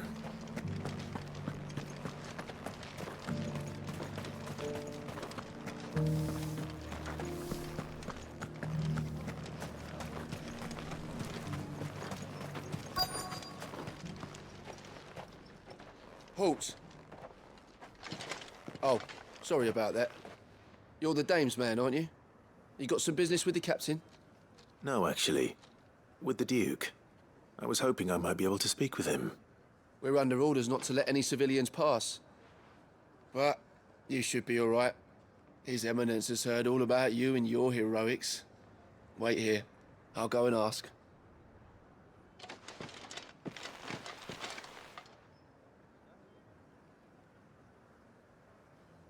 So, you are the sellsword who lent his aid to the garrison. The Empire owes you a debt, and I shall see it repaid. But tell me, is it wealth that you seek, or favor? Neither, Your Eminence. I thought only to inquire about your plan to turn Northreach into a stronghold. Ah, I see. You are worried the expanded garrison will render your services redundant. Yet you needn't be. A proud fighting man like yourself shall always have a place here. Pride of place, in fact. For too long has the contribution of the noble soldier been under-reckoned. But no more. For it is they who shall see the Holy Empire rebuilt, beginning right here in Northreach. Why here, Your Eminence? The town has been fortunate enough to escape largely unscathed from the recent troubles. Her defenses are sound, and her garrison well prepared. Which is more than can be said for Oriflamme or Twinside. The Empire wants for a capital, and I believe Northreach to be the perfect place. With Caer Norvent as her citadel. Once we have seen to the refortification of both the town and the castle, we need only build a wall around both to create a city that would be the envy of the twins. Plans are already underway for the construction. Soon enough, these thralls shall learn that they are no match for the might of Sanbreque. I fear you underestimate how dangerous these creatures are, Your Eminence. Should they return in force, you will need all the people of Northreach to come together in defense of the town. Something they may be loath to do if they've been deprived of their worldly goods. The people will do as their leaders command. If Sanbreque is to be rebuilt, she will require a functioning government. One whose authority is beyond question. That is why this levy is necessary. So that any man who wishes to join the army might do so and be fed, outfitted, and paid as befits a defender of the Empire. And yet there are those who persist in peddling the treasonous lie that I seek to steal from the people and drive them from their homes. I suspect they're afraid of losing what little they have left. Precisely. The common folk have little and less, and you mean to deprive them of even that.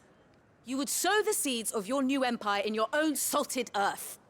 Sabine, we have discussed this. Yes, and I told you then how putting the empire before her citizens would lead only to revolt. Without an empire, there are no citizens. And in yours, there will be only beggars. Is that what Griga wills for her people? Do not take her name in vain, Sabine. I'll come back later. A citizens' revolt. I wonder what the people really think of the Duke's plan. It wouldn't hurt to ask them, I suppose. Let's begin with those on the other side of the wall. As long as you remain, the Veil will see to your needs.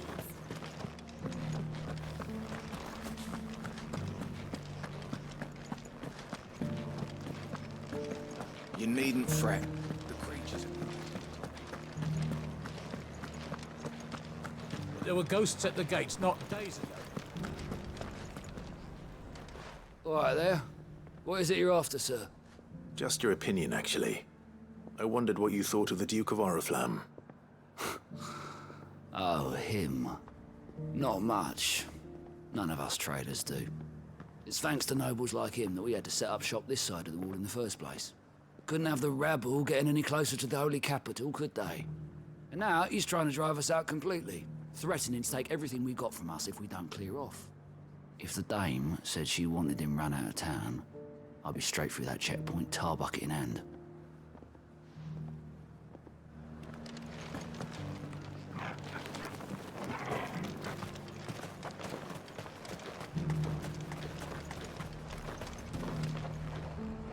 I've been hearing a lot of talk about a certain Duke. Nothing good, I'll wager. Going around acting like he owns the place. And with hardly a word to the dame. This is her town, not his. I take it you'd rather she was in charge. As far as I'm concerned, she still is. Just need his eminence to sod off back to Oriflamme.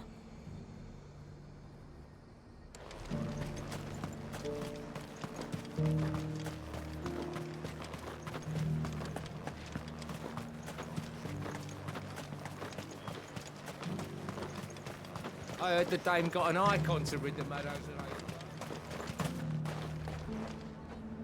A question, if you don't mind. What do you think of the Duke of Oriflamme? Don't get me started. You build a life for yourself somewhere, earning for some noble to turn up and tell you you've got to hand it all over to him. If he thinks his name and his chains give him the right to empty our purses, he's in for a rude awakening. We'll do whatever it takes to keep what's ours. Whatever it takes. Well, the people seem united enough. What about the soldiers?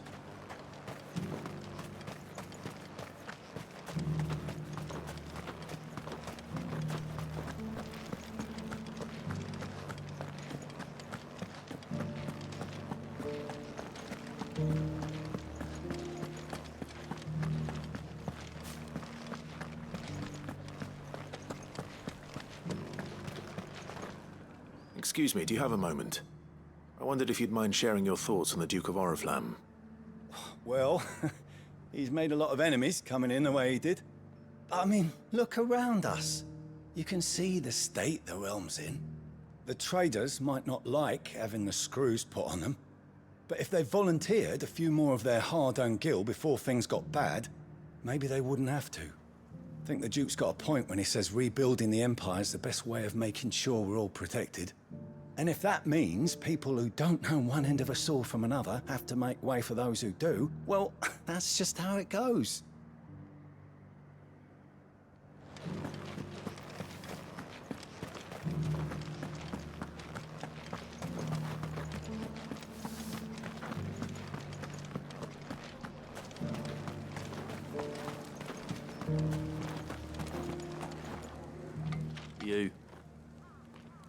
the one who was talking to His Eminence?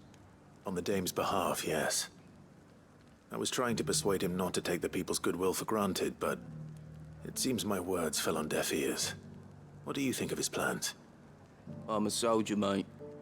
He tells me what to do, not the other way round. Listen, I've got nothing but respect for the Dame, but I've got a family to look after.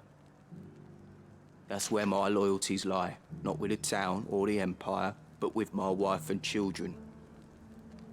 If the Duke can get us cement and the equipment we need to fight off those blue-skinned bastards, I don't care how he does it.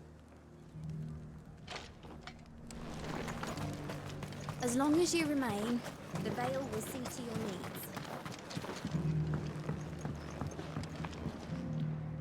I hear the Duke of Oriflamme plans to turn this town into some sort of fortress. Do you think that's a good idea? It's not for me to say. All I know is that unless the Emperor orders me otherwise, His Eminence's word is law. Look, no one likes all these taxes and tariffs, but empires don't come for free. Once Sanbreque is back on her feet, we'll all reap the benefits.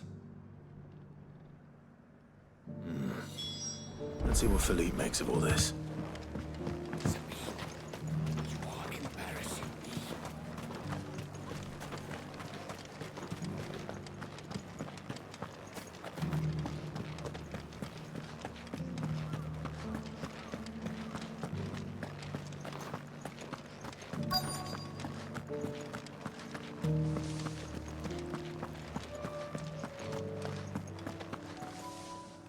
Captain, do you have a moment? For you? Certainly. Clive, wasn't it? Thank you for last time. How can I help you? I wanted to ask you about the Duke of Oriflamme. Do you intend to go along with his plan? But to tell you the truth, I'm in two minds. It's my sworn duty as a captain of the Imperial Army to obey his orders. But I can't say I agree with him. Philippe, I remember you saying that you became a soldier to protect the people you loved. The Dame included. That's right, I did. Well, she doesn't agree with the Duke's orders either. She thinks they could tear Northreach apart.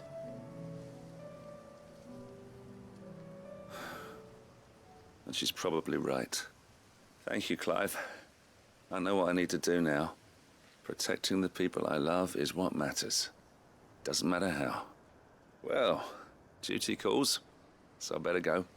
Thanks again.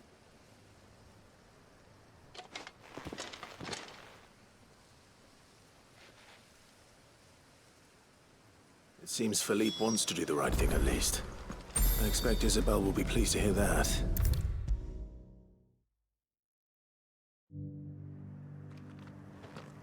Ah, Clive. How did you fare? Were you able to speak with the Duke? I was, but...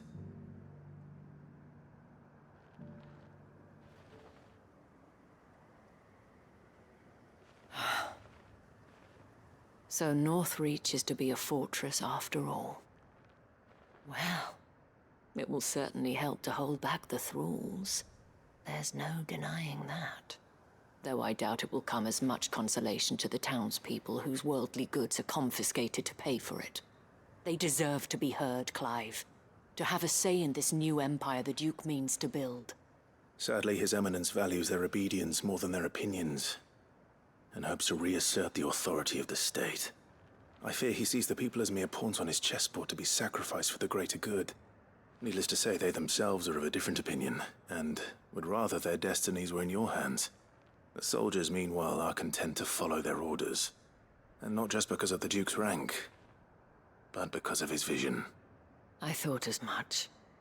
Had I sworn to protect Sanbreque, I dare say I too would want nothing more than to see it rise from the ashes. Thank you for trying. But the battle is lost. I don't know about that. What happened to your uniform? I handed it in, along with my resignation. Told the lads I wished them well, but that I owe it to those I love to call it a day. Why? Because I realize what really matters to me. Not following some nobleman's orders for the sake of it, but protecting what I care about. Protecting Northreach. I honestly don't know when those monsters will return, but I'm certain they're not finished with us yet. And when they do come back, we need to be ready for them. We need to stand together, all of us. And with you to lead us, milady, I reckon we can do it. It was you who finally convinced me, Clive. There's no point following orders if they go against everything you believe. Indeed. All of us, standing together. That has always been Northreach's best hope, and one which still lies within our grasp. We have only to turn our attentions to the true enemy. Thank you, Philippe, for showing me what I must do. Anything for you, milady. Speaking of standing together, would you mind if I borrowed a few of the lads from the Vale to help keep watch around the town? I fear His Eminence has loftier tasks in mind for the guard. Not at all. Be my guest. Wouldn't be the first time.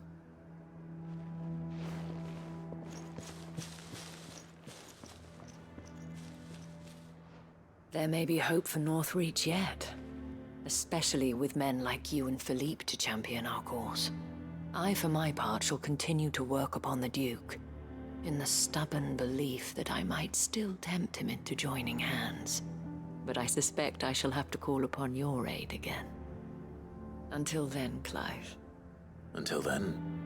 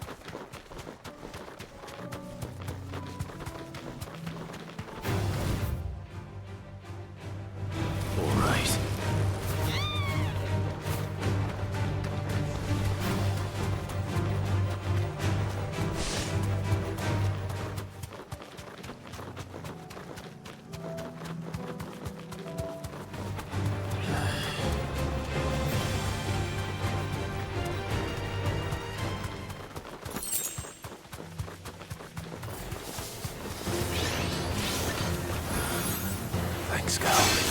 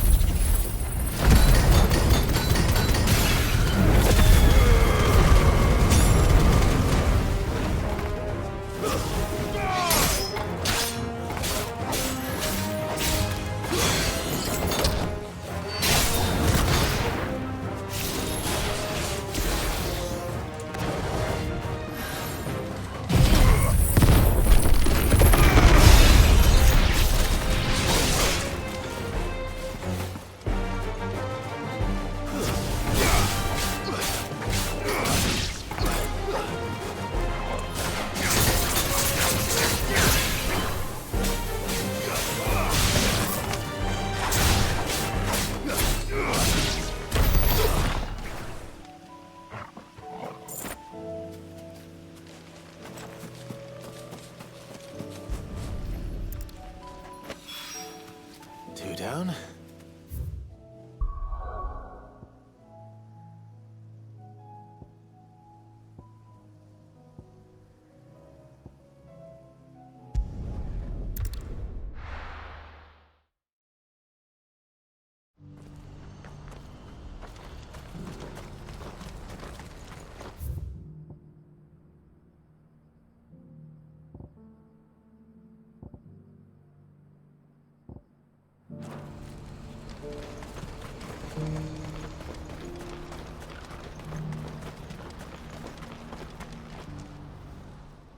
Clive, you'll be pleased to know that the negotiations are progressing well. That is good news. Yes. Our comrade in Randala has just sent word that the contract should be signed very soon. But I still have much and more to prepare. It's a huge undertaking moving this many bearers at once. You couldn't do me a quick favor, could you? What is it this time? More wild beasts? Nothing like that. I just need you to go over to the caravans and ask El how long we have until the bearers arrive. Find out exactly how much faster I need to get all these supplies moved. All right. I'll go and ask. Thanks, Clive. I owe you one.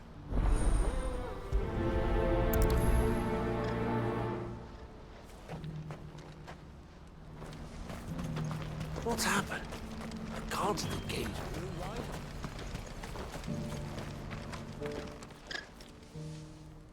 Don't blame yourself, El. This is their fault, not yours. I know, but...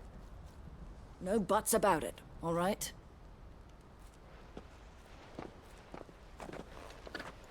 Is something wrong? Vonnie came to give me a message from our intermediary. The talks with the Republican Army have fallen through. They've reached an agreement with the Silver Peak Consortium instead. Though prices have fallen of late, we deliberately offered above the going rate to try and deter other bidders. But the Consortium offered double what we did, and the Army jumped at the chance. And you had no opportunity to make a counteroffer? None at all. And we were so close. El? What's happened? I saw Vonnie leaving. She didn't look happy. And with good reason.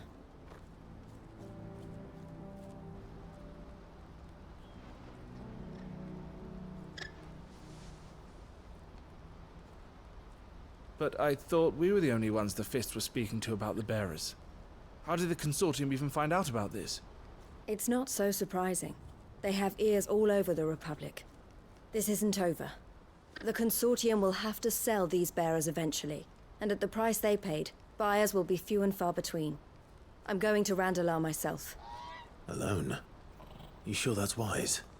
Are you offering to be my bodyguard? How kind.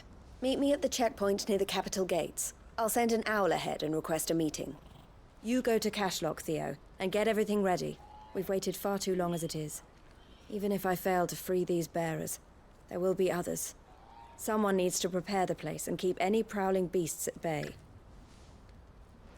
Oh, and that's me, is it? Well, it looks like I'm following orders till she gets back from meeting the Silver Peak Consortium, who've been doing their best to undermine our scheme. She'll never join them after this, surely. No, she said it herself. She still has plans for Cashlock, even if this one falls through. She means to stay with us, then. I can't say I'm not happy to hear it, but... is this what she really wants? You have to trust her. You're right. It's what she wants now. And if Elle's off fighting for the cause, I should do my part too. So I bid you farewell and safe travels, my friend. I'll gather my men and leave for Cashlock. We'll make sure the place is well stocked and defended. You go to Randalar and see if you can stop my sister biting the Consortium's heads off. If she won't consider her prospects, someone has to. I'll do my best.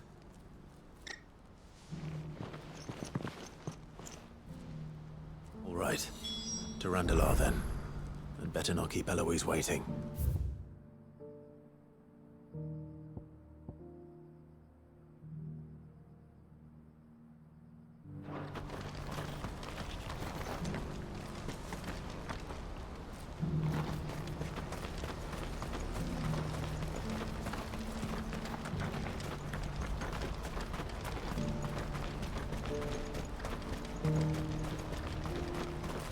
What I wouldn't give for a hard meal.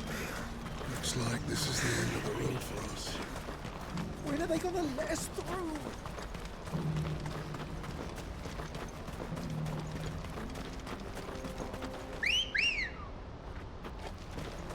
Come on.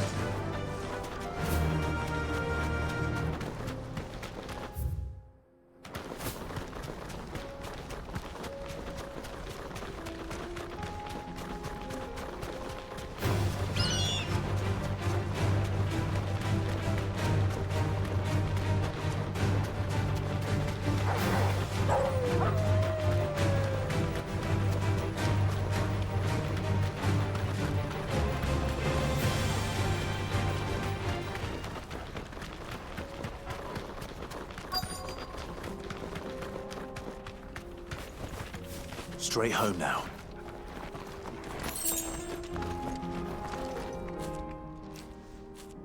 I hope I didn't keep you waiting.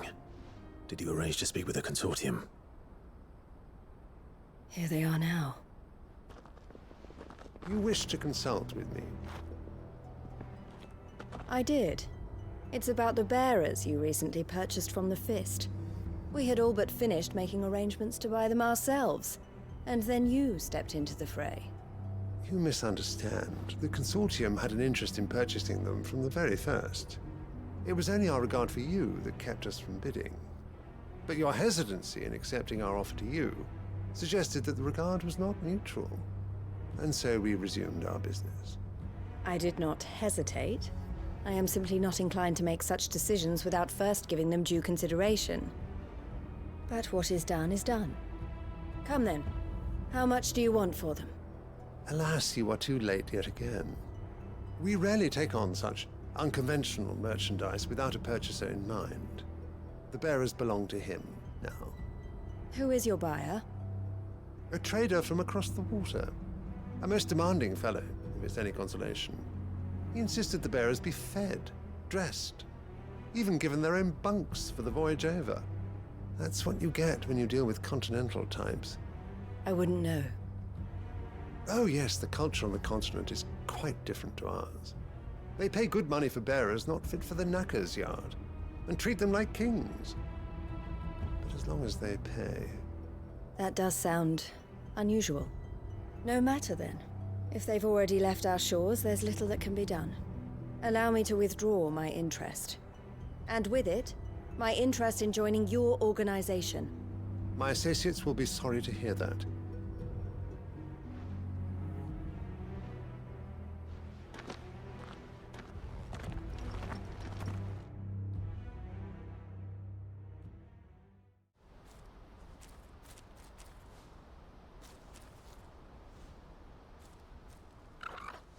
I'm sorry you weren't able to save them. As am I. But I only have myself to blame. He was right, you see. The Silver Peak Consortium did intend to buy those bearers before I did. Their representative hinted at a possible purchase when he came to recruit me. I feigned interest in joining them in the hope he might be encouraged to tell me more, and he did just that. As soon as he left, I sent my own offer to Randalar.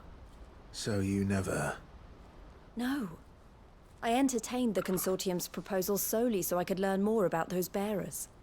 But I was a fool to think they wouldn't find out. I knew exactly who I was dealing with. You tried. I did. And if what he said was true, the bearers are to be well treated. Which is something, at least. But they deserved more. I wanted so badly to see them freed. Eloise! Eloise! Word from Cashlock. The village is under attack. A pack of beasts have come down from the mountains, and there's a dragon at its head. Theo and the others are trying to hold them off as best they can, but the odds are against them. They need help, and fast. Theo! I'll go on ahead. Thank you, Clive. I'll gather some men and join you there. Just... make sure he's safe.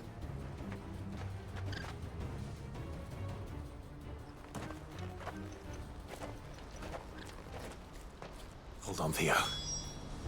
I'm coming.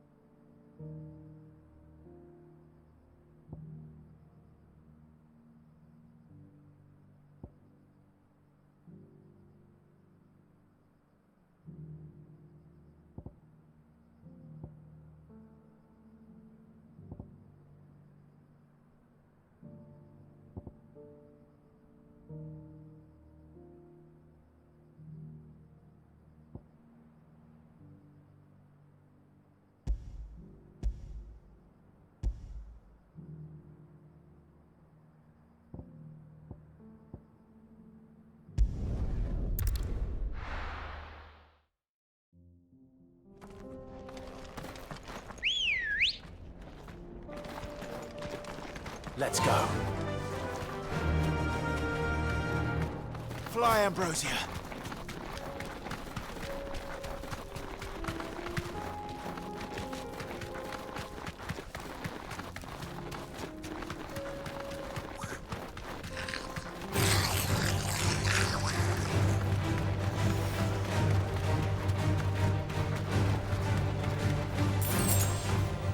Back to the stables, girl.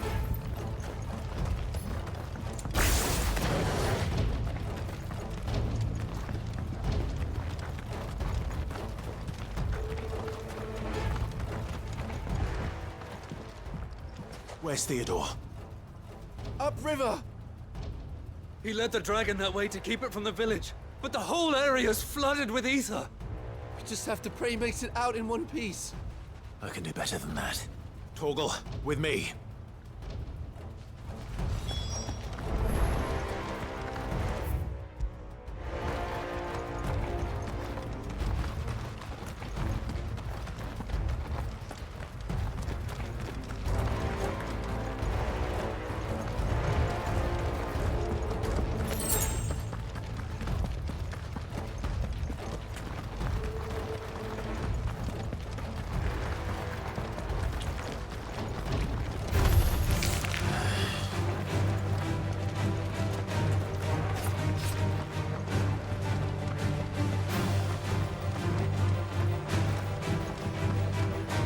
Where are you, Theo?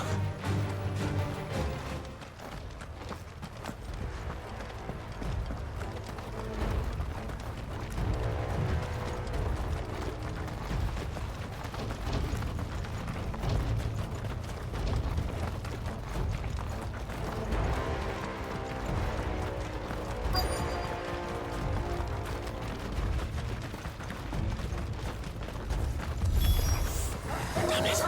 The ether's too thick. These creatures have already turned.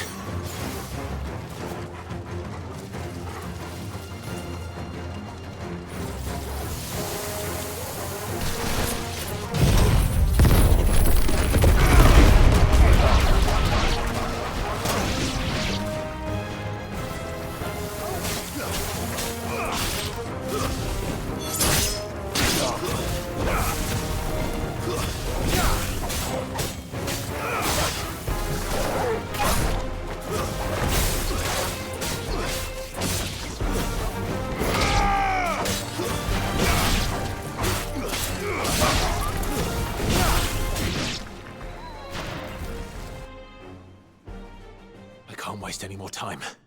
I need to find Theodore before that dragon does.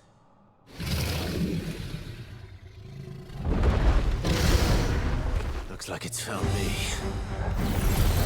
This thing's turned as well. This isn't going to be easy.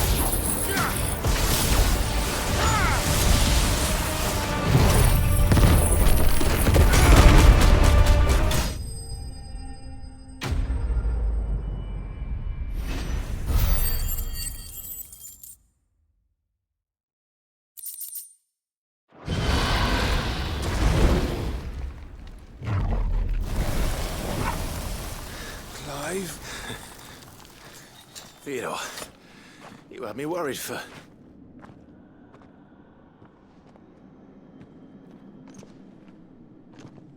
We have to get you out of here.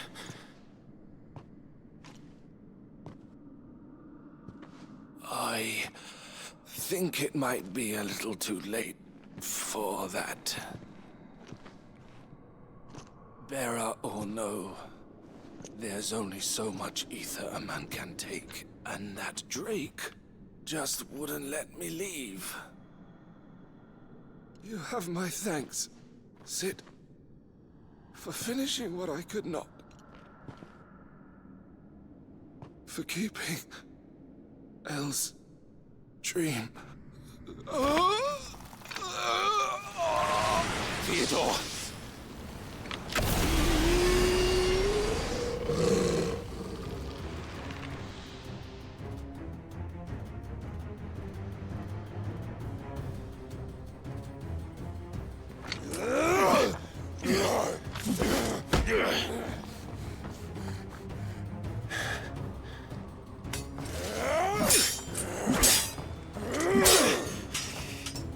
Don't make me do this. Stop it, Theo! Stop! Stay back, Eloise! He's turned. And so will you!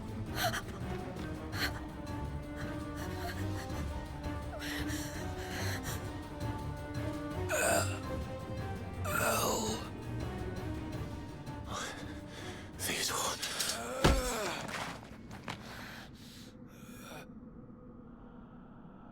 Take care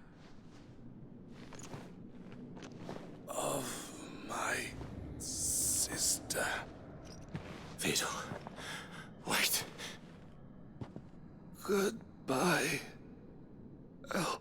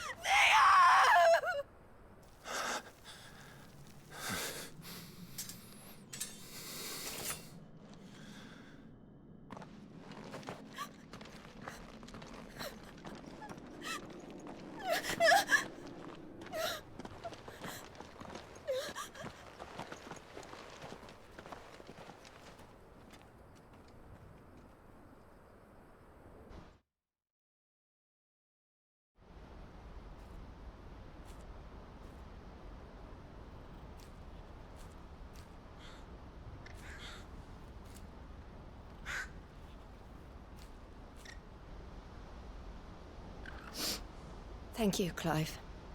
I think I'll be all right now. That was true bravery he showed. Leading the dragon away from the village like that.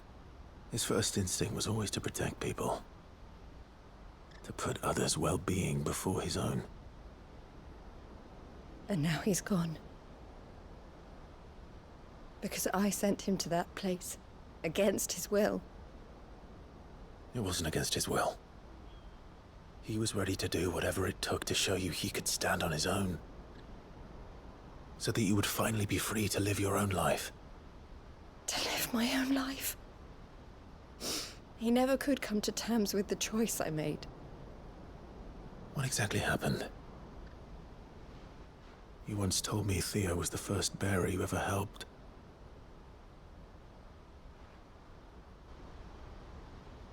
We grew up in Kanver. We were born to one of the great trading houses. And I was chosen to inherit the family business. I had my father's head for figures, you see. Theo did not.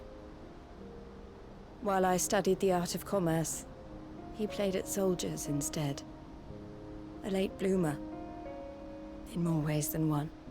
For unlike most bearers, it wasn't until his 15th summer that his powers awakened. My parents tried to drive him out of the house and into the care of the constables. But before they could, I took him into mine. Theo told me something else. He clearly admired your devotion to the cause of freeing others like him from slavery. But he said you deserved a better life than this. He wanted to free you from what he called your bonds, just as you freed him from his. I would be lying if I said I had not wondered from time to time how much easier my life might have been if I had allowed Theo to be taken and devoted myself to the family business instead.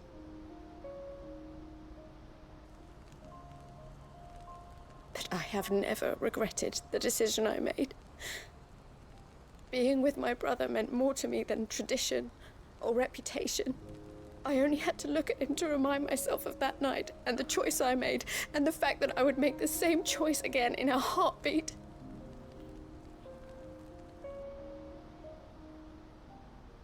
He was never a burden. How could he even think that? If anything, I was the one who weighed him down. You weren't, Eloise.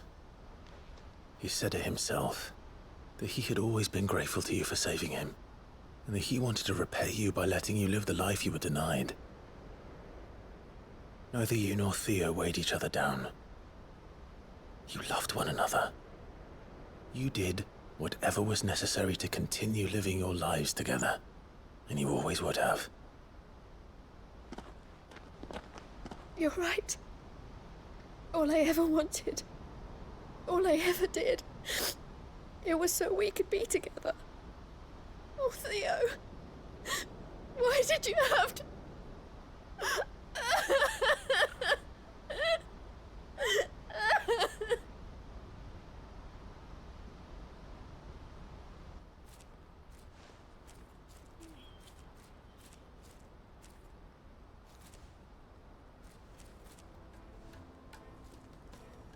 I know Theo wanted me to move on, but I'm staying here at the Crimson Caravans to continue our work. We can make a difference here. We can help people, save them. I need nothing more from life than that.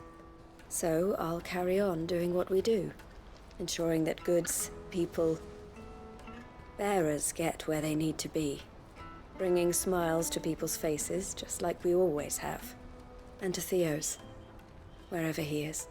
This is the life I have chosen. The life I will always choose. I've made a choice of my own, to continue helping you however I can, whenever you need it. Thank you, Clive. Let's go on together then. For Theodore.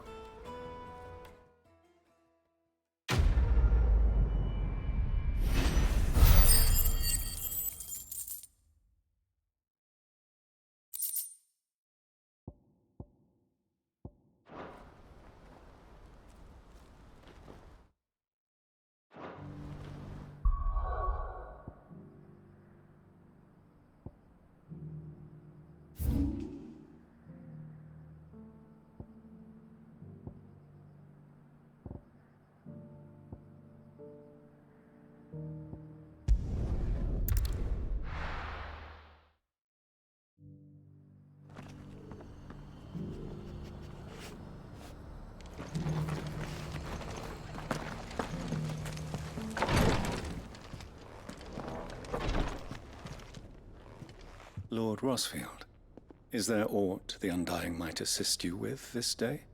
Perhaps. My brother said that your order was helping him with his quest to uncover Ultima's origins. Have you learned anything of note since last we spoke? Little and less, I regret to report. I see. Be assured, however, that we will not rest until the truth is known. Even now, our archaeologians scour ruins in every corner of the realm for traces of Ultima's touch. Fallen ruins, I take it. Dating back as far as Phoenix Gate. Indeed. Ultima's thralls are oft sighted among the remnants of the fallen civilization, as if protecting the secrets concealed within. Secrets we'd see unearthed. Should our methods be of interest, my lord, mayhap it would please you to observe some of our number at work. Would that be possible? Of course. A survey is being conducted not far from here. Perchance you are familiar with Kretov, a small hamlet built around a fallen airship.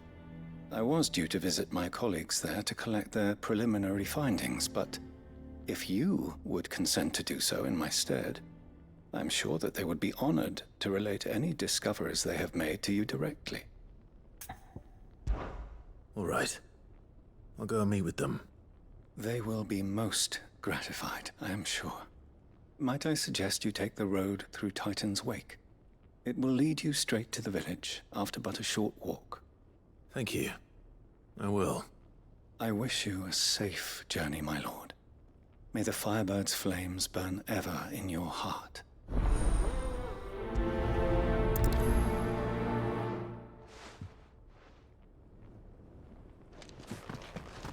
A village built around an airship.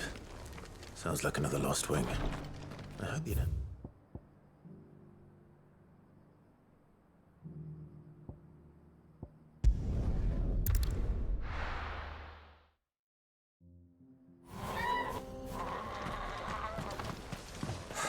So Dravost is still standing. For now, at least.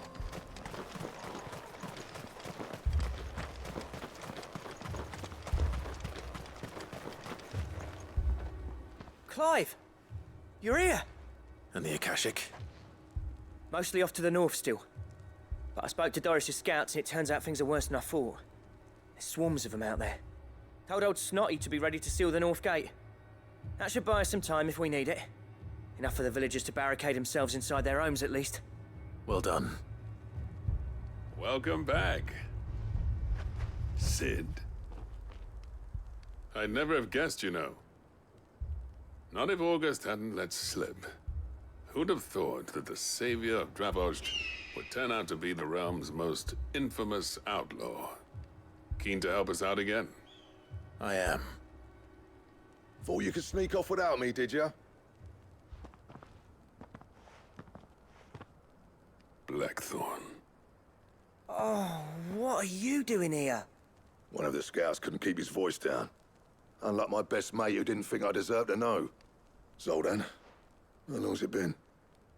Long enough for us two to turn into a pair of old codgers, I see. That your idea of an apology? Prick. Don't listen to him. You only did what you thought was best. For the village and that. I did, yeah. But that ain't the whole of it. Vulcan, our master, didn't leave the chiefdom to the two of us. He left it to me. The best blacksmith in Dravost, barring himself, of course. Bloody stupid tradition, in my opinion. If someone's got talent, you should let them practice their craft, not ask them to settle petty feuds and barter for grain. Our master wasted half his life that way. I wasn't about to let that happen to me. So you wasted half of mine instead. You're what Dravost needed. Under me and my precious ideals, this place wouldn't have lasted a year. So I left to devote myself to the work and spare you lot the consequences. I may be a selfish prick, but I only did what I felt I had to. What you had to do was your duty! Even if it meant we all starved? Enough. This is no time for bickering. You can finish beating each other up once Dravost is safe. Fine. I've said my piece anyway. Yeah, so have I. Sorry, Clive. I shouldn't have stuck my nose in. We're short enough on time as it is. Still, give us a mo, would you? I need to get my head straight before any of them Akashic try to bite it off.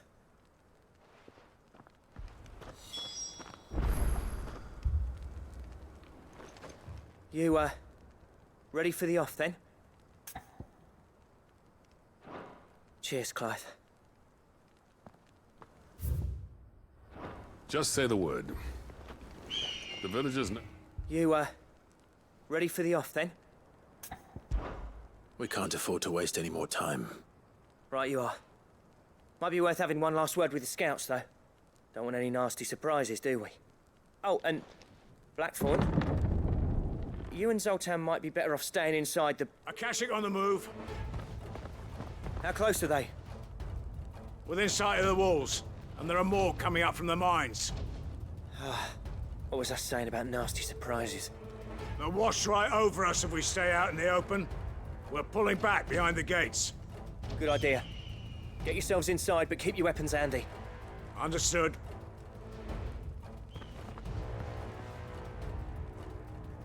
I'm prepared to fight if I have to. Well, let's hope you don't. That's our job. Once the scouts are inside, order your men to barricade the gates. No heroic last stands, you hear me? No fighting at all if you can help it. August's right. I've seen what Akashic beasts can do to armor.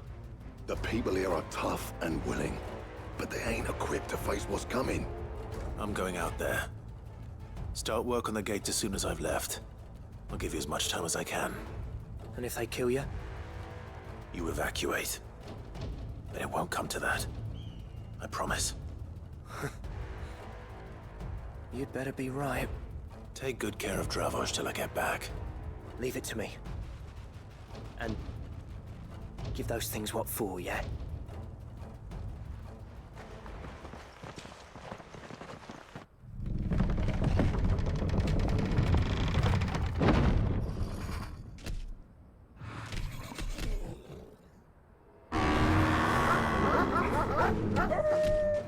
All right. Which one of you's first?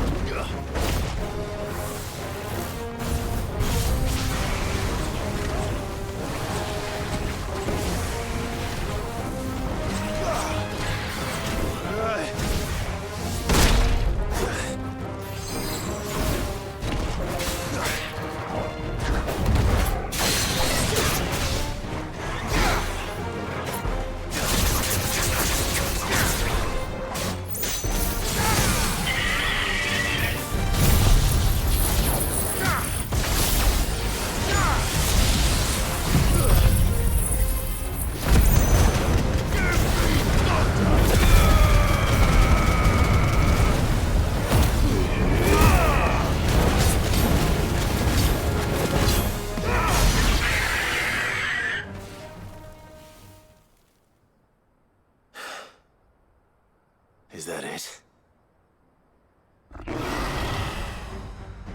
Apparently not.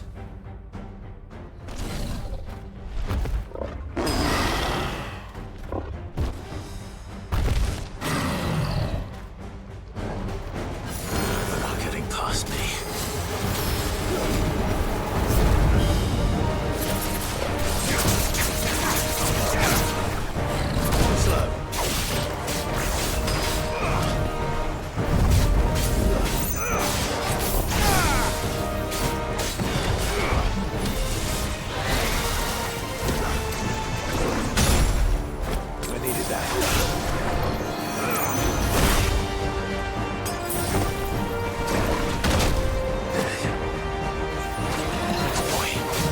Nice try.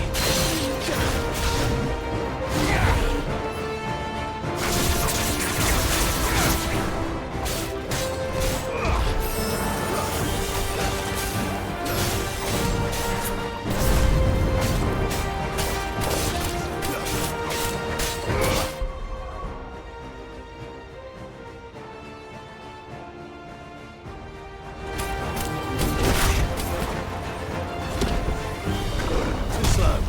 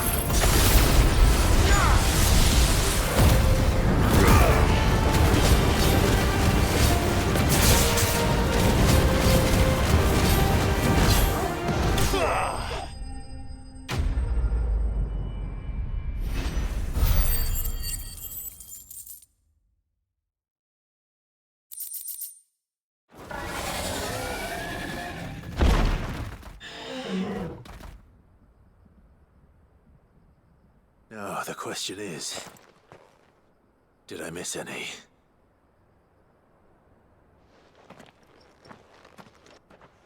Man alive! You're still in one piece! I slew as many as I could. As many as I could, he says. The old bleeding lot, more like it. Well, almost. Only almost. Yeah, one or two did try to sneak over the wall. But we got the bastards, don't you worry. Good. Though you do know, more will come in time. In time, yeah. But we can think about them later. Let's get you back inside.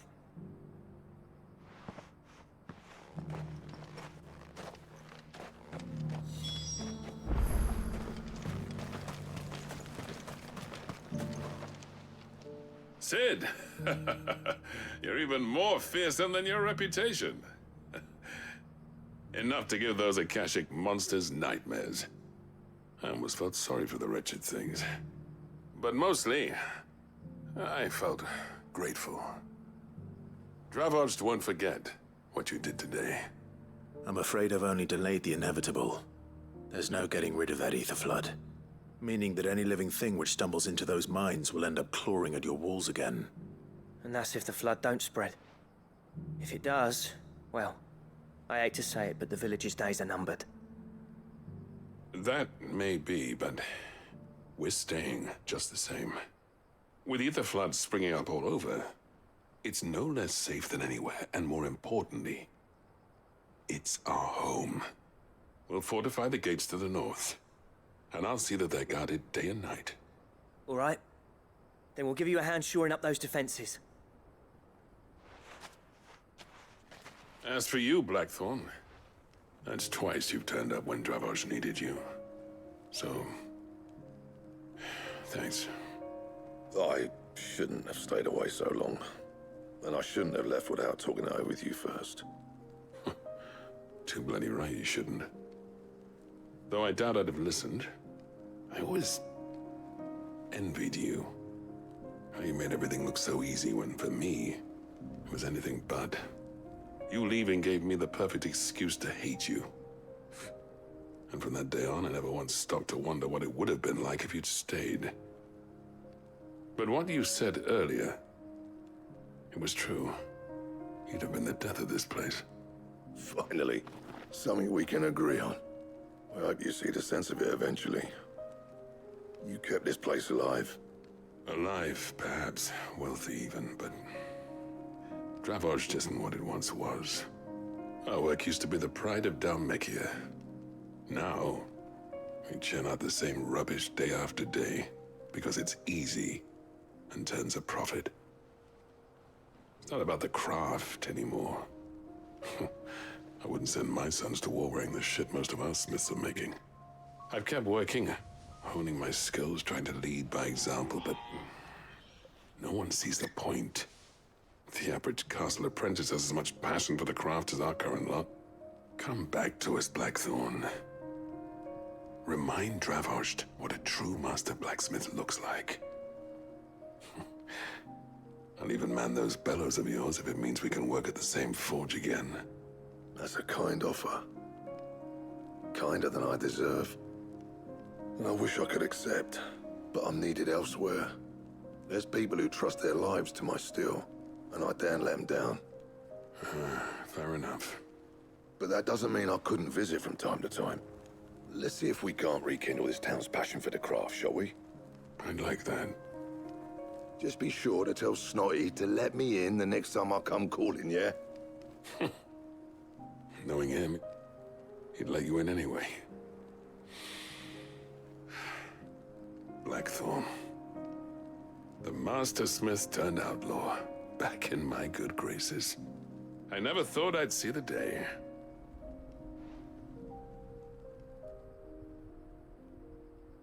I'd say that went pretty well, wouldn't you? Even better than I'd hoped. Sid, I've got something for you.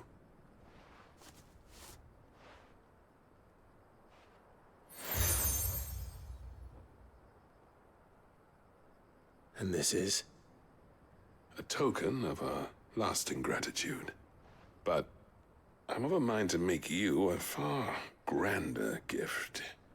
Designs for a certain sword have been passed down from chief to chief for generations.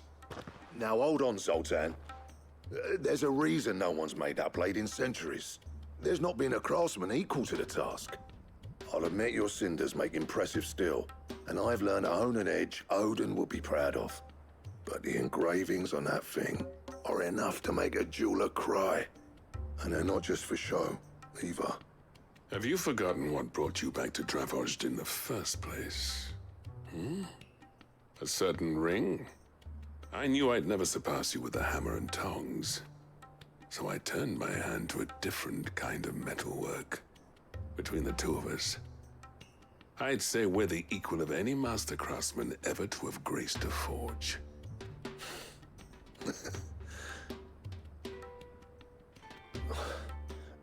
You know what? I think you might be right. Clive, you wouldn't mind if Zoltan came back to the Hideaway, would you? He's more than welcome. As long as he can keep our secret. Right. Zoltan, get your tools. We've got a legend to forge.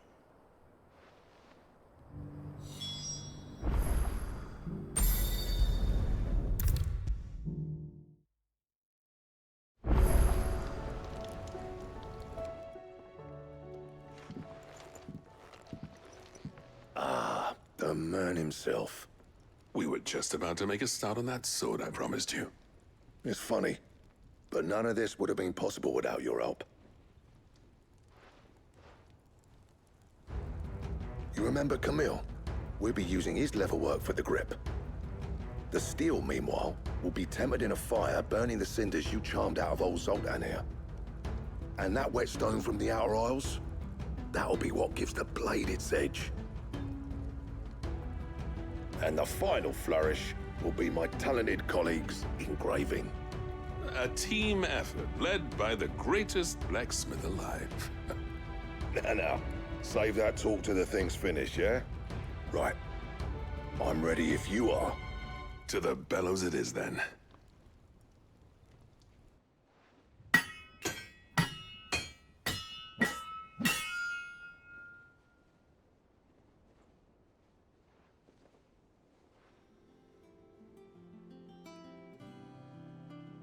Well, bugger me.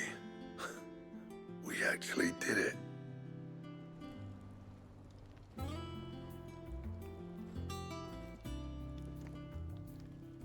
The sword to end all swords. Ragnarok. It's quite something. I trust you'll take good care of it. Thank you. Both of you. So, does this make you pair the greatest craftsman alive, then? This? Nah. This was just following the footsteps of the greats of old. It'll take more than that to earn us our place in history. But we're up for the challenge. Here. A list of materials. Zoltan and I got talking on the long road back from Dravost. We reckon with those items there, we could craft something even better than the Ragnarok. Something worthy of a legendary outlaw like yourself. That's a weapon I'd like to see. You leave this list with me. I was hoping you'd say that. One legend at a time, eh, lads? Before you start on the next, who fancies raising a cup to friendship reforged? Good idea. No more drinking to forget my past. It's about time I had something to celebrate. Then tap the kegs! Vulcan's boys are on their way!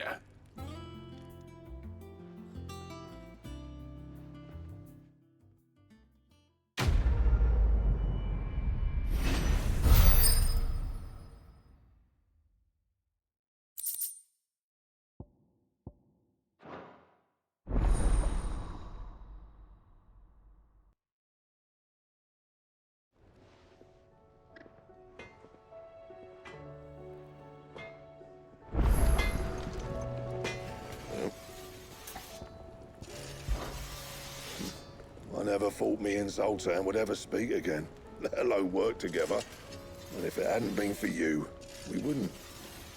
You've been a good friend to me, Clive. The best. What do you want?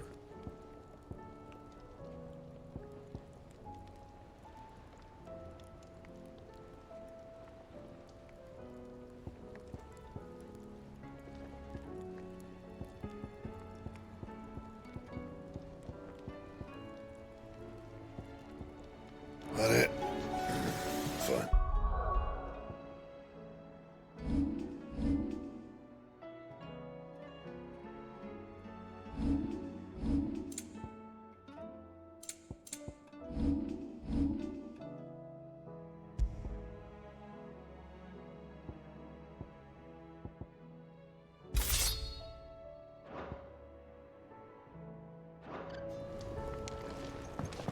The stew's awfully thin these days.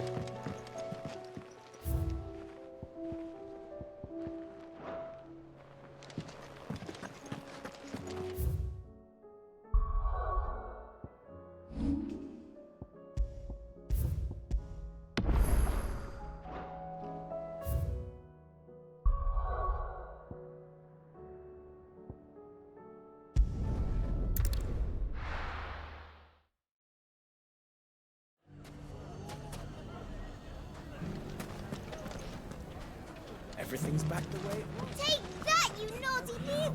Clive! To what do I owe the pleasure?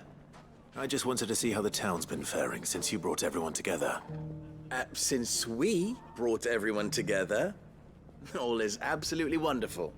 Conrad and Natalie's hands remain safely away from each other's throats and firmly at the helm. Our stores are full, and the bandits still too disorganized to raid them. Just as the good Lady Jane and Lord Underhill intended. Are you a lord? Lubor's going to be one too. They're going to make him the Lord of Dalimil, because of how he stopped all the grown-ups from fighting. It's the mayor of Dalimil, dear child, and the vote hasn't taken place just yet. But if the people wish me to lead them, I shall. And my first act will be to build a school so that menaces like you two learn not to interrupt your elders. Speaking of menaces, there may be a rather worrying one just over the horizon. May there indeed. I'm afraid the example Conrad and Natalie set in putting aside their differences and presenting a united front might have caught the bandits' attention. And they might have elected to take a similar approach. They have formed what one could call a League of Outlaws, and they grow more organized by the day. We'll fight them all off just like last time, no matter how many of them there are. Won't we, Lubor? Of course we will. If we continue to work together, we can overcome any challenge we choose to face. The longer we avoid facing this one, the more difficult it will be, until the only way to overcome it might be to run for the hills. Our best hope is to nip these efforts at organization in the bud, by finding those ne'er-do-wells who have yet to join the cause, and ensuring that they never do. Perhaps a certain Lord Underhill might be willing to lend us his aid once more? How could I refuse? Thank you, my lord. Victor will fill you in on the particulars. I have him stationed by the desert gate, receiving and collating reports from my scouts. Such an amenable soul. He reminds me of you. I'll go and speak with him.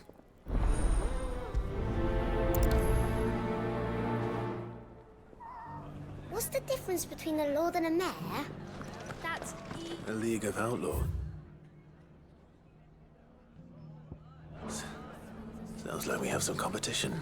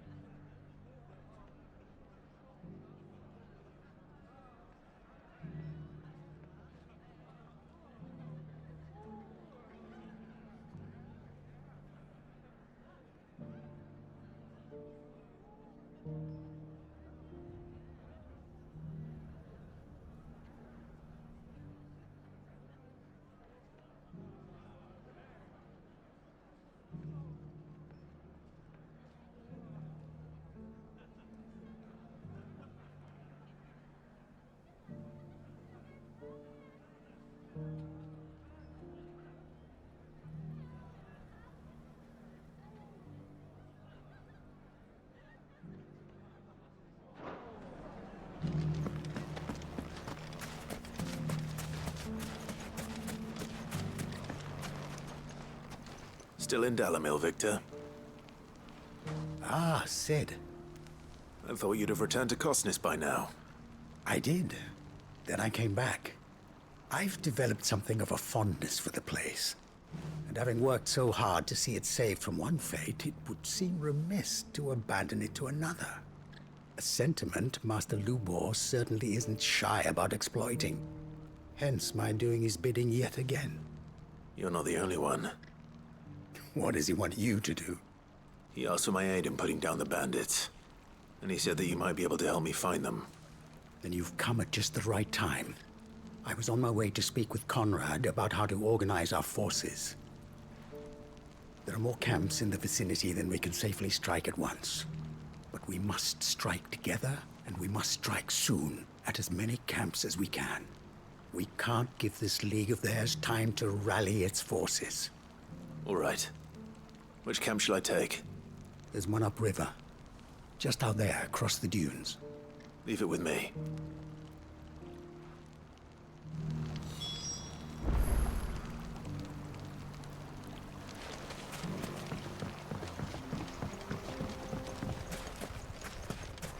Those ne'er-do-wells want to band together. Come on. Faster!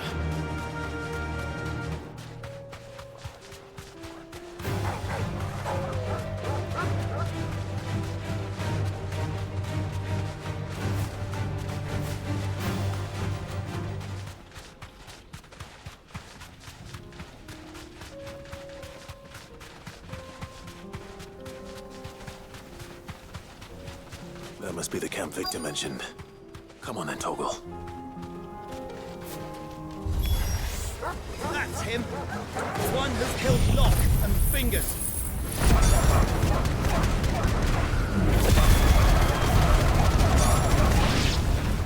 Take his head off!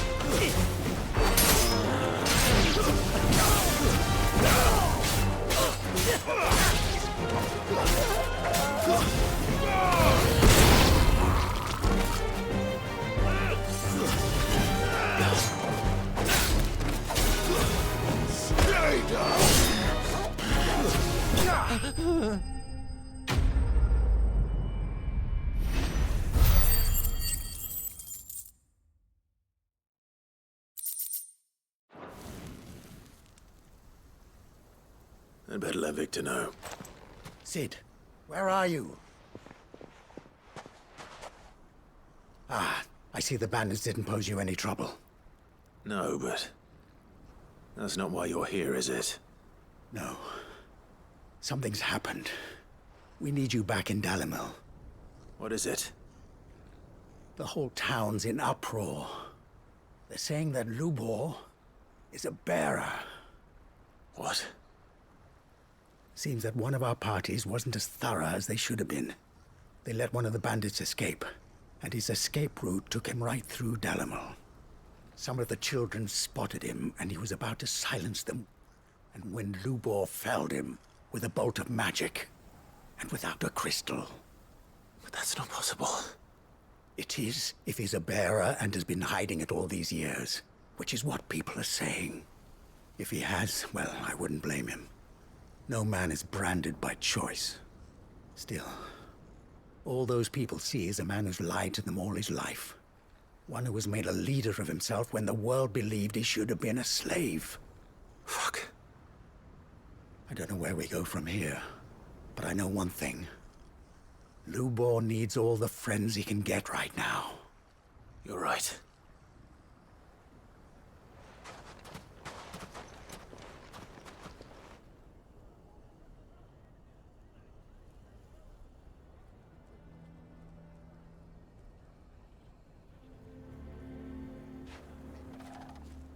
And now everyone knows.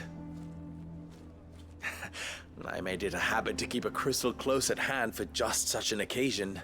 And when that occasion arose, I forgot to reach for it. Well, it was bound to come out sooner or later. We're sorry, Lubor. We tried to keep running. But we just couldn't anymore. There's nothing to be sorry for. I rather enjoyed playing the hero for once. All that matters to me is that you two are safe. Look at him talking to his betters like it's nothing. All lies, I'll wager. Just like the ones he fed us all these years. Once people make up their minds, it's hard to change them. We need to do something, and quickly. Convince the people not to let their prejudices blind them. Convince them that nothing has changed. That their enemy lies outside these walls, not within them. You're right. We should speak to everyone. I'm glad you agree. I'll handle the townsfolk. I'm a Dalmec born and bred. They listen to me. You head to the tavern.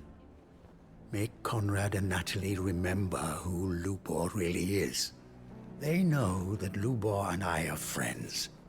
I might not make for the most impartial of interlocutors.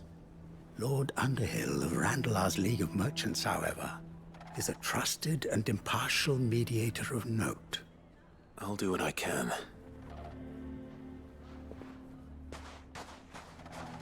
Lubor, stay here with the children. I can't promise anything, but we'll try. And that is all I can ask of you.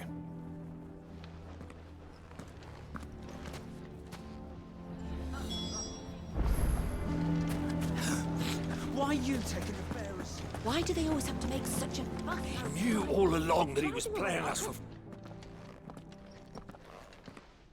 Forgive me for disturbing you, but could I have a moment of your time?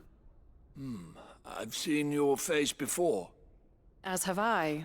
Lord Underhill, wasn't it? Of the League of Merchants. That's right. I wanted to speak to you about Lubor.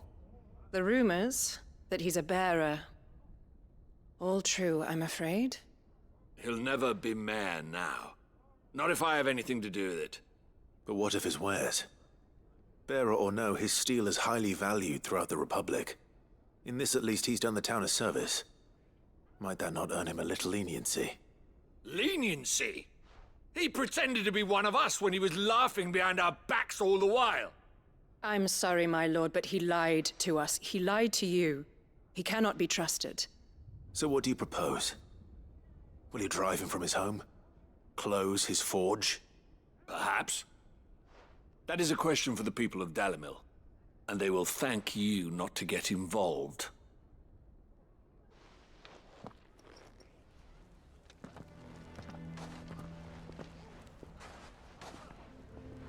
The townsfolk have made their minds up. There was nothing I could do. Nor I. Conrad and Natalie refused to consider anything but their own wounded pride. You never know. Once their anger is cooled, they might see things differently. For now, we should report back to Lubor. All right.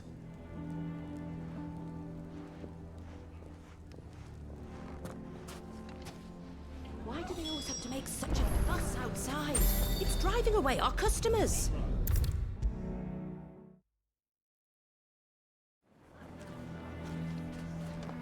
I assume the situation is hopeless? There's still hope. But...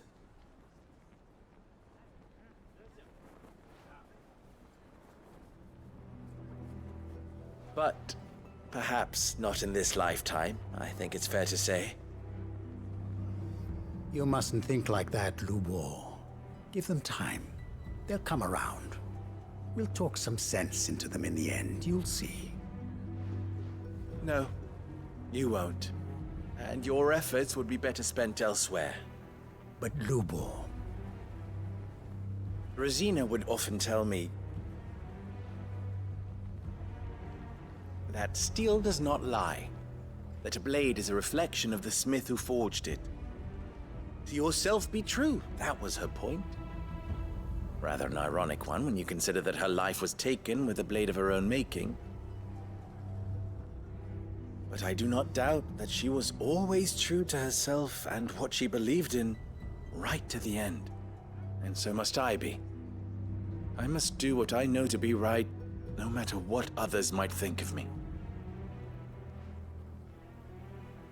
And now, I know what that is. I must embrace my new role of villain so that the people of Dalimil have something to unite against. For only united can they hope to stand against the threat that awaits them. I'll need to make a suitably dramatic exit, of course. Don't go, Lubor. You're the only one who was ever kind to us. We'll be all alone. Again. Trust me, little ones, it is for the best that I go. Not only for the town, but for you, too. How could it possibly be for the best? These children need you. The least you can do is give the townspeople a chance to change their minds. They would not take it, Victor. It's over. Over, you say? And so just like that, you're going to throw this town and these children to the wolves? I thought you were better than this. But it seems you had me fooled as well. Victor. Forget it. Do what you will. You sure you're making the right choice, Lubor? Of those available to me, I believe it's the best one. Yes. Ah, but where are my manners? Here. Your reward for clearing out that bandit camp. Right then. I have packing to do. If there's anything I can do. Anything.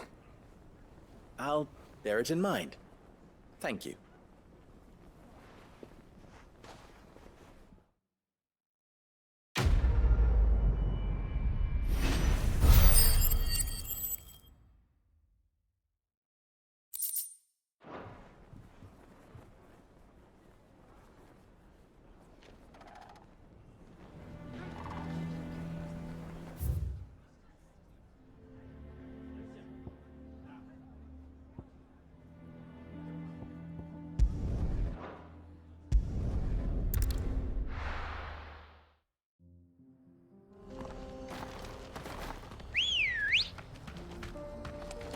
Let's go.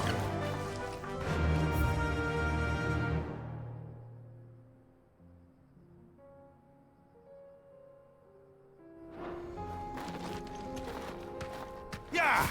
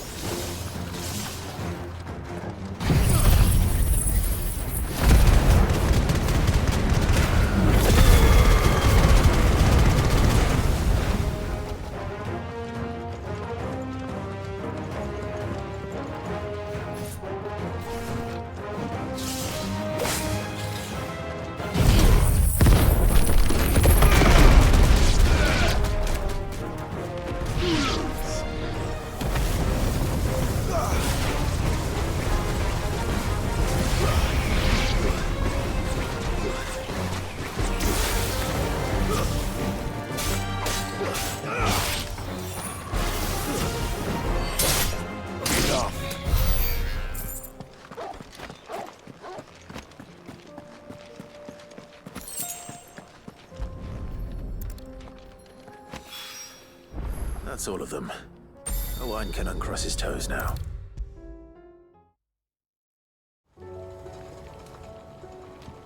Ah, Sid! Wasn't expecting you back so soon. So, is it good news or bad? Good, thankfully. Here. That's brilliant! Thanks a blimmin' million! I'll fit 'em to the smelter right away!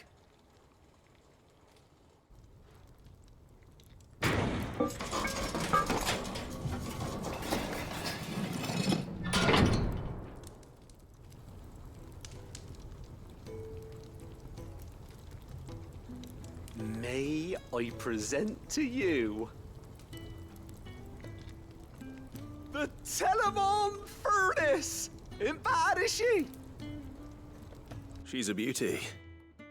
You saved my bacon again, Sid, and I ain't about to let your good deed go unrewarded. It's fine, really. My bag's flexible enough already. Oh, don't say that. I'm sure I can make a few improvements to it yet. You could just buy me a bigger... How about that clasp? Looks a bit stiff. Reckon you could loosen it up and make some more room? And I reckon I know how. With a new alloy we've been working on. The Telemon Furnace was just what we needed to perfect it. It's a metal, see? So it's lovely and strong, but it's also, well, stretchy, if you can believe it. Stretchy metal. Well, if you insist. That is the spirit. You'll love it, I promise.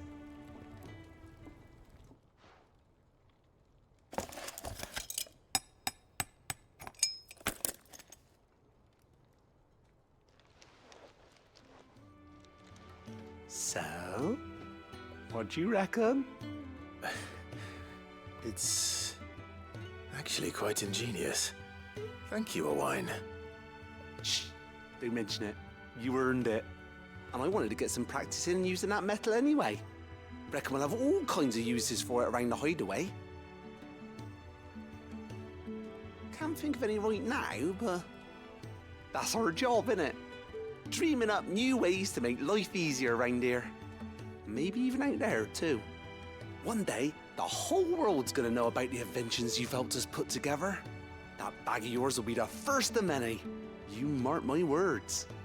They'll hardly believe their eyes, I'm sure.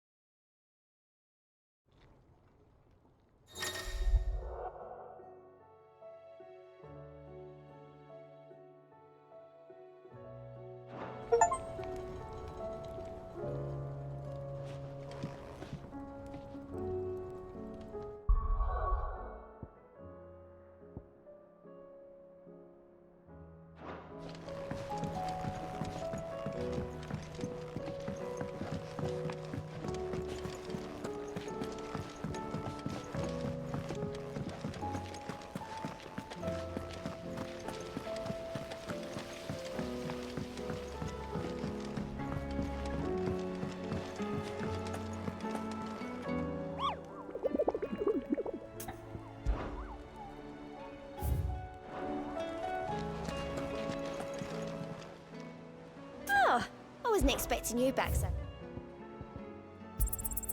All yours. Come again. I may have more for you.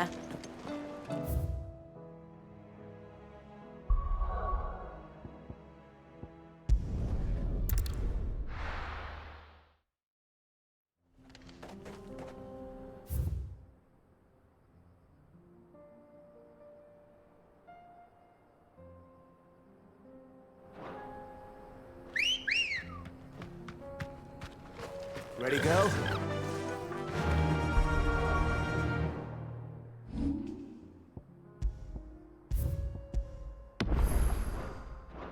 Run like the wind.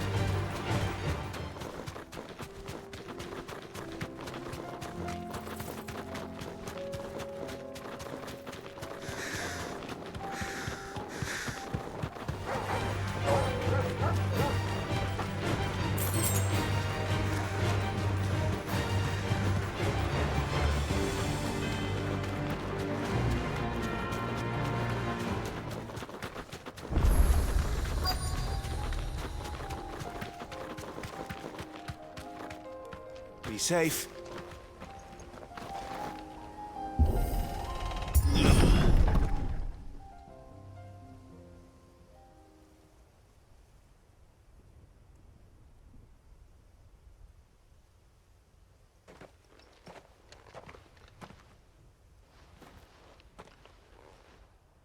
Oh no.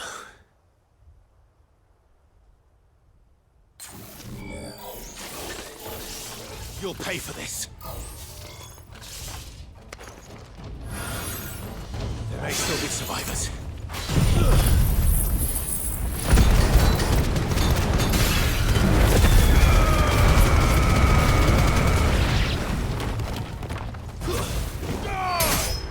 Farewell.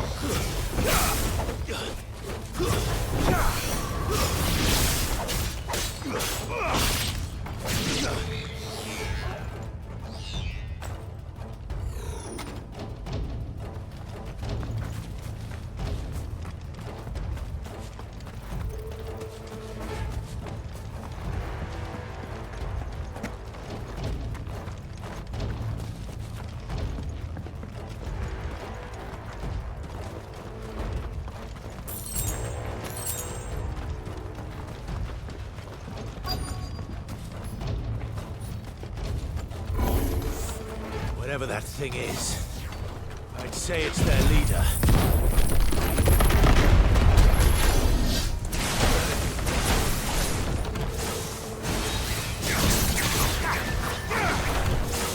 Nice try.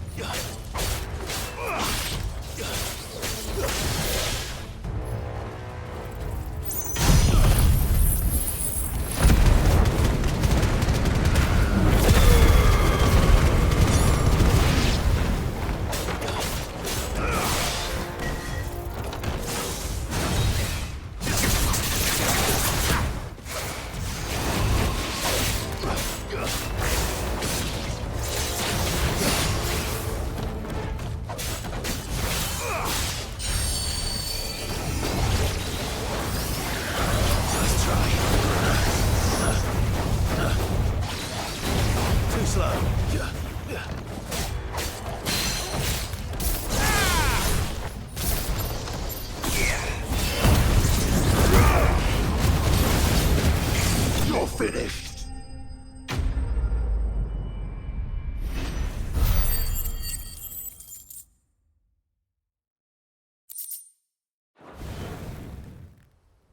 Should have stayed in the past. These must be Cyril's colleagues. You have our thanks, stranger. Who are you? Ah, forgive me, my lord. I did not recognize you. You are Lord Rosfield, are you not? We are archaeologians, tasked with surveying this site. When the echoes appeared, our brothers here occupied their attentions. Thanks to them, and to you, we were, for a mercy, able to see our duty to its conclusion. You call that a mercy? Your brothers might still be alive if you put their safety before your duty. Surely this survey wasn't worth dying for. We are charged with uncovering Ultima's origins. A duty of the highest import, as I'm sure you will agree. And you think your dead brothers would agree with you too? I know they would. They gave their lives for the cause, an honor to which all Undying aspire. Now, to what do we owe the honor of your presence, Lord Marquis? Cyril told me of your work here, and I agreed to collect your findings in his stead. I see. That is most kind. Pray, take them then, with our humble thanks. May the Firebird's flame burn ever in your heart, as it does in ours.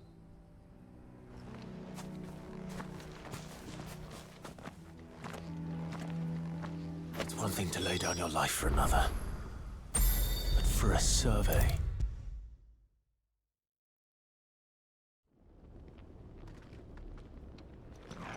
Ah, you are returned, my lord. I collected your colleagues' preliminary findings. Here, take them.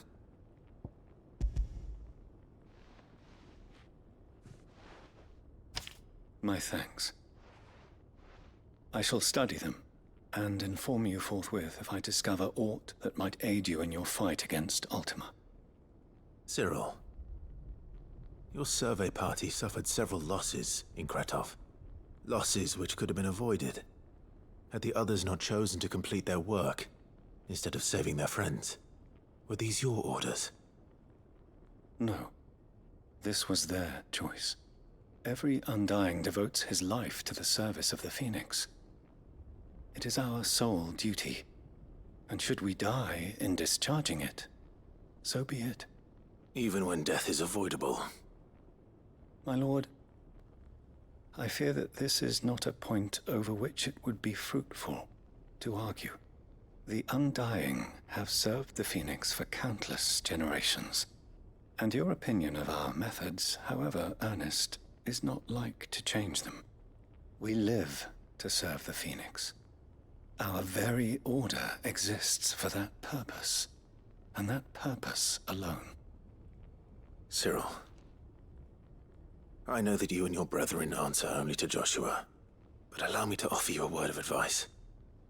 It does not further the cause of the Phoenix to have his loyal followers surrender their lives without good reason. Provide your survey parties with an escort, that they might live to do their duty for years to come. Think not only of how you can serve the Phoenix, but how Joshua would want you to serve him. Please. For all our sakes. I thank you for your advice, my lord. If you will permit me to respond, our faith in his grace, Joshua Rossfield, is absolute.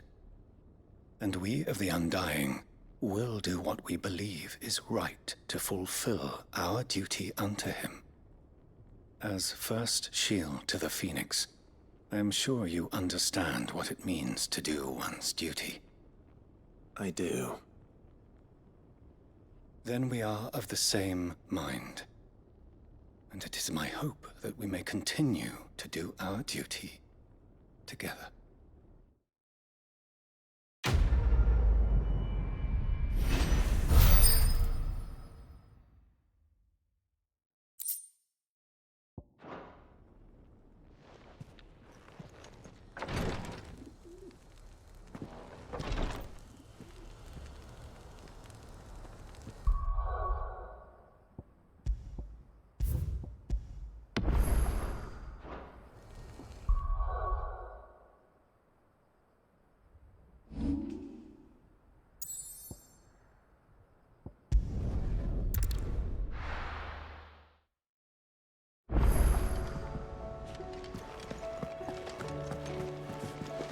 Covered in nicks and lumps, the lot of them. It's a wonder they can still walk.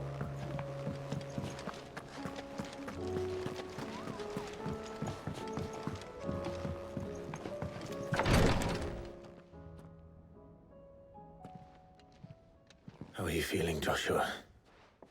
Better than I was. But not nearly as well as you should be. Your cuts and burns may have healed, but your body still bears the burden of every spell cast. And what would you have had me do? It was no ordinary foe we faced. It was the Warden of Darkness. Yet still, it was not enough. The king could have ended me at any moment, but instead chose to toy with me like a curl does a mouse. You underestimate yourself. Oh, it was crystal clear. Only one man established his dominance that day, and that man was Barnabas. I'm sorry, brother. That was ill-spoken. It's just... I have never felt so powerless. And when so many are looking to us for strength, perhaps... perhaps the prince feels the same.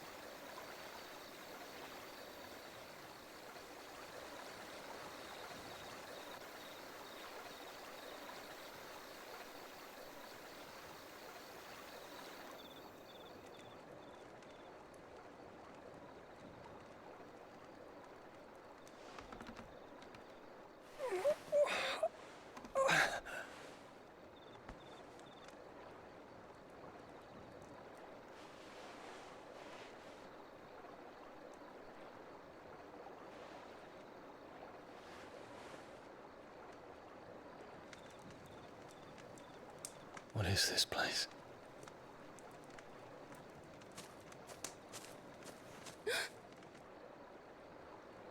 Don't move.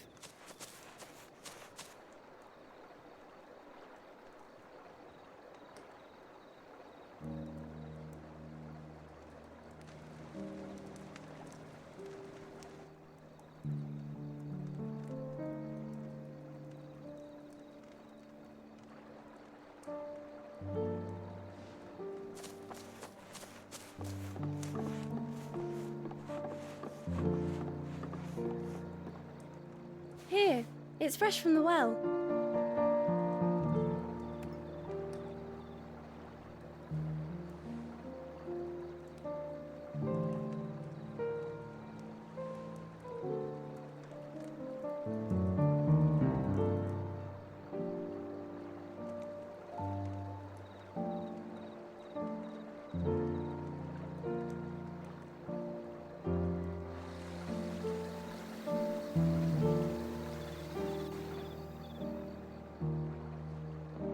Grandmother told me spirits sometimes get lost, and that the lanterns guide them to their proper place. I set one on the river for her when she passed away.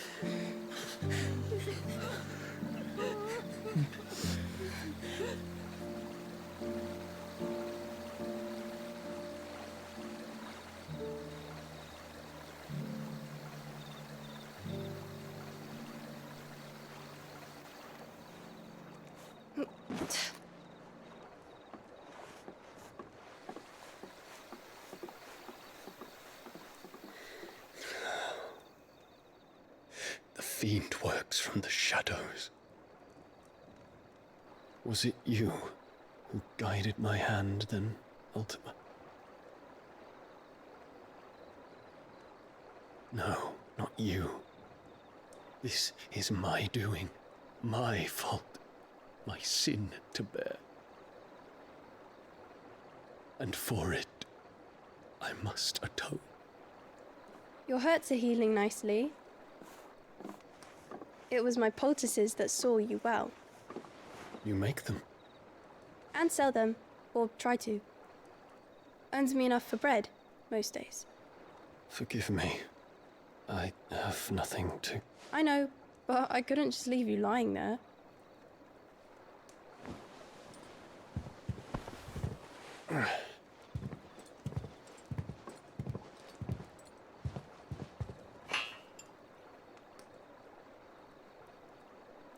You're going then? Of course. I'm healed. Thanks to you and your poultices. Will you promise to come back and visit?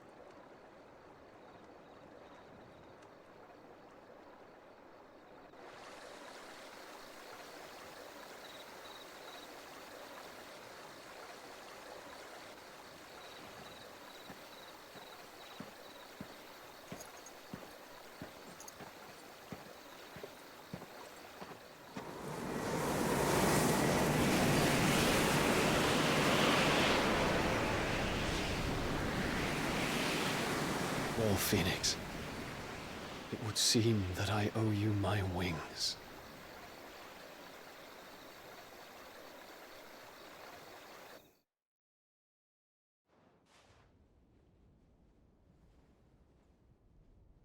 Perhaps he can find an answer. You will be returning to Waloed soon, I gather. I see no reason to wait. Then neither do I. I can think of a few, but I doubt they'll stop you. You will take your medicine. Of course, Lady Daya. Set on leaving already, are you? How long will it take us to get back to Ash? Dunno, about the same amount of time it took us to get here. Maybe less, if your uncle can find someone trustworthy to patch up the Enterprise. All depends on where we're putting into port, mind. Yes. It's not as if we can put ashore wherever we choose. We have to assume that the whole of Ash is hostile, and that we'll be attacked on sight. Then we must find a place they won't think to look. And I have an idea who might know of one. The Professor! I'll go and tell you come in. While you're plotting our course, I'll be in the shelves with your lawsman. I wish to pick his brains about Ultima. Then I'll talk to Karen about supplies for the journey. They may not be easy to come by in Ash.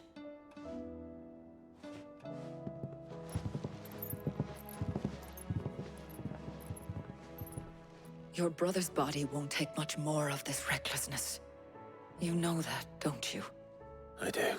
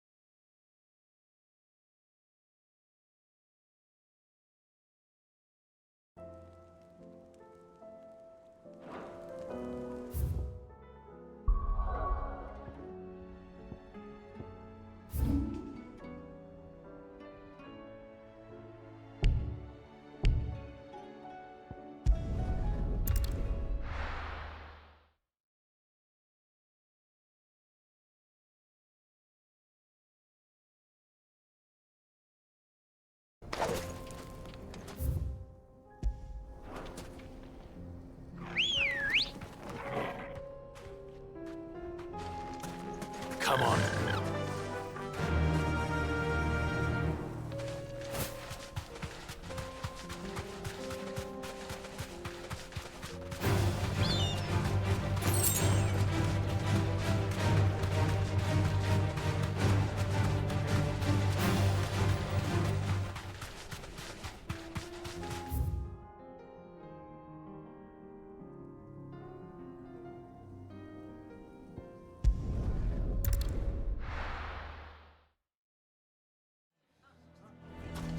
Why the hell would Victor take the bearer's side? Can you believe we were going to... I think we'd better shut up. Sounds like something's happening in the square.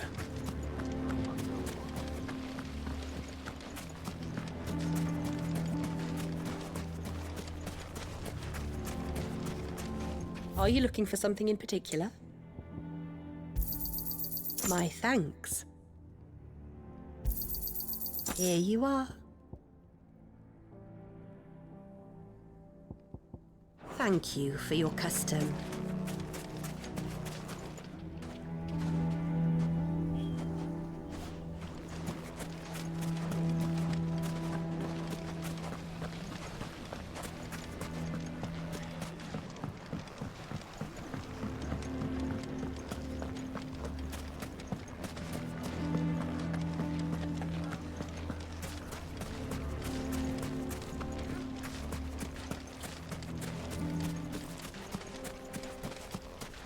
How the hell did that bastard get through the desert gate?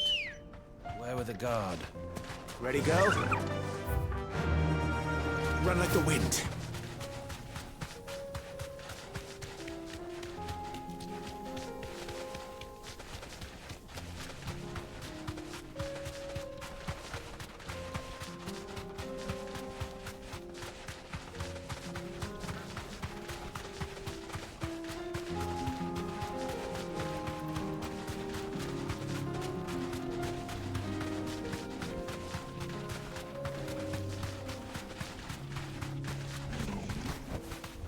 You deserve a rest.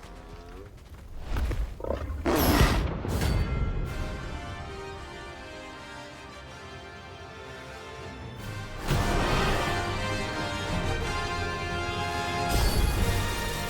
gonna outrun this one. Stay close, Torvald.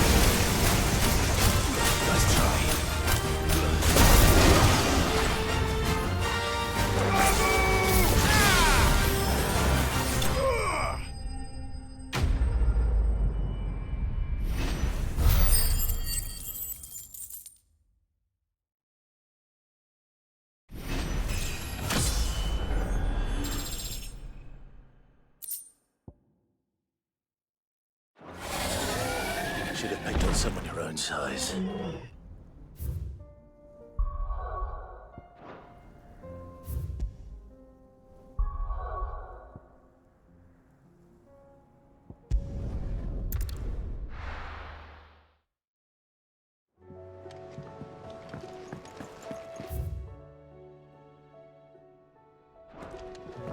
Come back.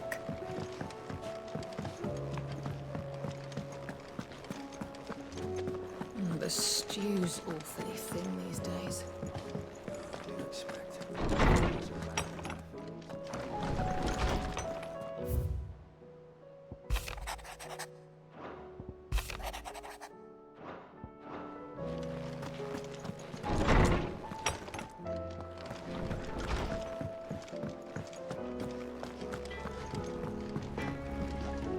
What do I owe the honor? The sound of ringing steel.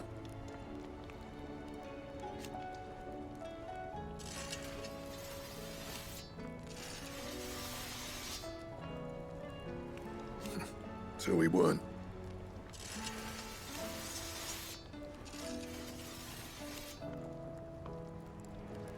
Who knows?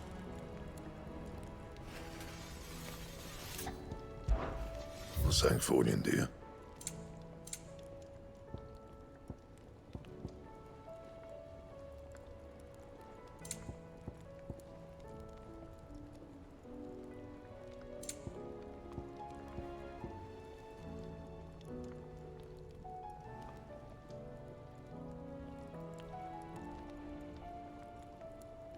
And?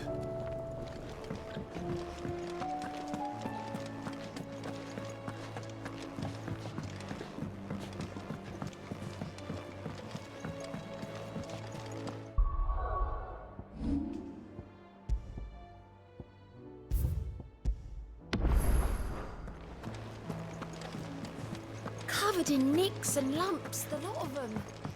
It's a wonder they can still walk. I still say it were a compliment.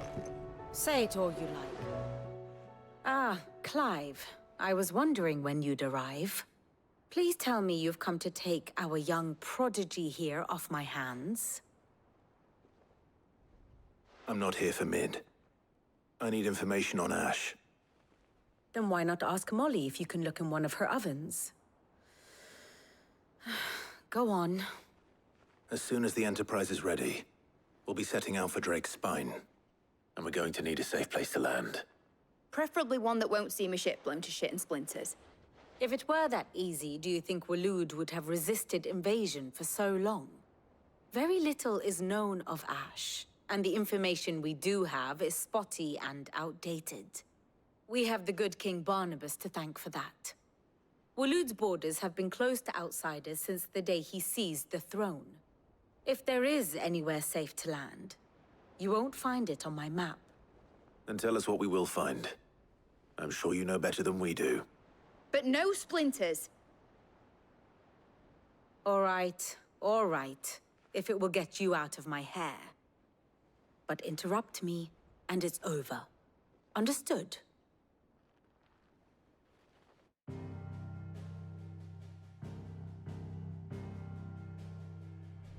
Barnabas Tharm, the one they call the Last King. Understand him, and you will understand the kingdom of Waloed. Barnabas was only a boy when he arrived from beyond the southern seas, and barely a man before he united the ragged tribes of Ash. And having unleashed them upon the formidable Veldamark, he set his throne upon the ancient kingdom's ruins. The victory sent shockwaves around Valisthea, tales of Odin's might spreading through every court, parlor, and drinking hole in the realm. Note that this was in the year 843, and that the king still sits upon his throne some 40 years later, quite untouched by time. Waloed's recent inaction left many wondering if Odin had lost his appetite for war. And yet here we are. The Einherjar was committed to the fray, a bold declaration of intent. Orcs swarm around Drake's Fang, and throngs of Akashic haunt Kanver's streets. Though how precisely the havoc they wreak serves Waloed remains unclear. Regardless, if the order to attack truly came from King Barnabas, then one thing is certain. Waloed has achieved the impossible, and made bedfellows of beastmen and the ether-addled alike. All of which is a roundabout way of saying that you will be in unknown territory when you set foot on Ash. Much of the continent has already been lost to the Blight, and what few ports remain will be fiercely guarded. And that is to say naught of its natural defenses. Offshore currents will cast an ill-equipped ship out to sea one moment, and dash it against the rocks the next. But then the Enterprise is anything but ill-equipped, and Mid has made land there before. Now, if only there were someone with an intimate knowledge of the Shadow Coast, and where a daring gentleman might put ashore.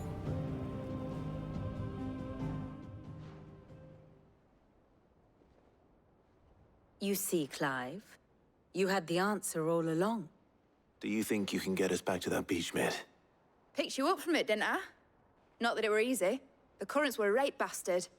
But then, if it wasn't hard, it wouldn't be worth doing, would it? Well said. Thank you, Lady Vivian. If a few morsels of common knowledge and a sprinkling of tavern talk are worthy of your thanks, I wonder what genuine intelligence might earn me. Probably more visits. Mid, I need everyone in the ale hall now. I'll fetch Joshua from the shelves. Aye, aye, Captain.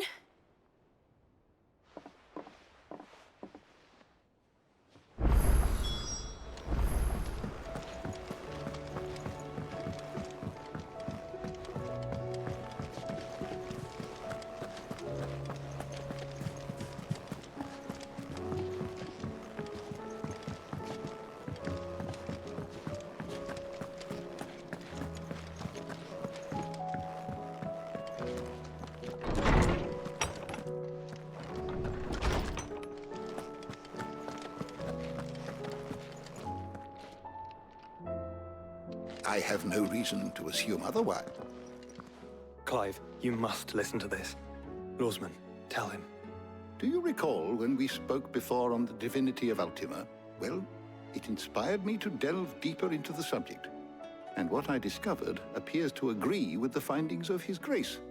You will recall that my quest to uncover Ultima's origins began with the mural at Phoenix Gate.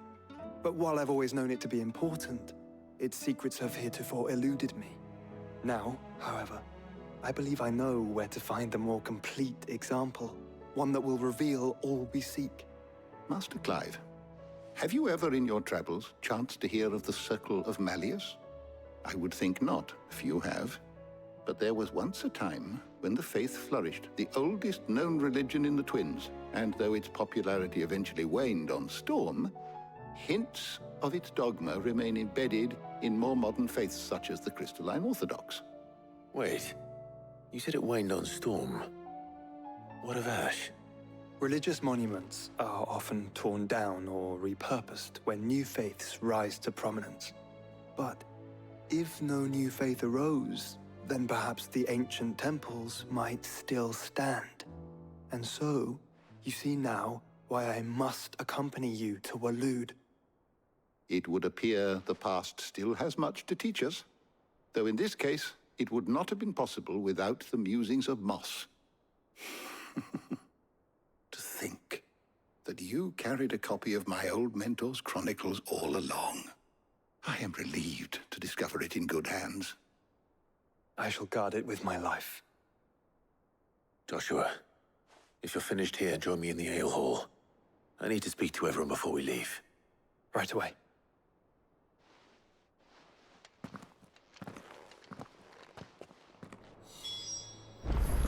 Mid said I could ride the Enterprise next. No, she didn't. She said I could.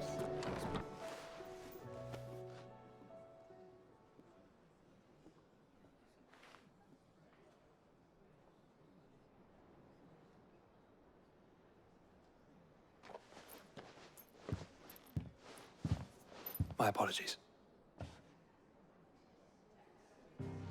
By now you've all heard where we're going and why. So I won't bother you with the boring details, only the important ones. If we attempt to approach Stone here by sea, there's a good chance we'll be sighted and fall prey to the capital's artillery. So instead, we'll disembark on the southwest coast and make for Drake's Spine on foot. I say we, but it's highly likely the entirety of Ash is under the rule of Ultima. A large party would only attract unwanted attention, as well as slow our march and require supplies which may be difficult to obtain. Only Joshua and I will be going. And a scout. Preferably a good one. Gav, do you know of any? You bet your ass I do. Might still borrow some of Lady Vivian's maps, though. Just in case, like. Once you've dropped us off at the Shadow Coast, you need to retreat into neutral waters, fly merchant colors, and stay inconspicuous. If you sense any danger at all, you leave us behind and return to Storm. Inconspicuous is my middle name. But like hell am I leaving anyone behind. The ship ain't going nowhere till your scurvy mugs are smiling on deck. Jill, the Enterprise will appear a tempting target for royalists and pirates alike. You're to stop anyone boarding. Don't worry. I'll keep the ship and her crew safe. You'll be needing passage home, after all. But... very well. If there are no questions, I'll see you all at the docks.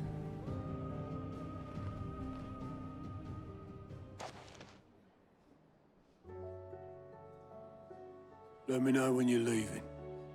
I want a word before you go. Of course.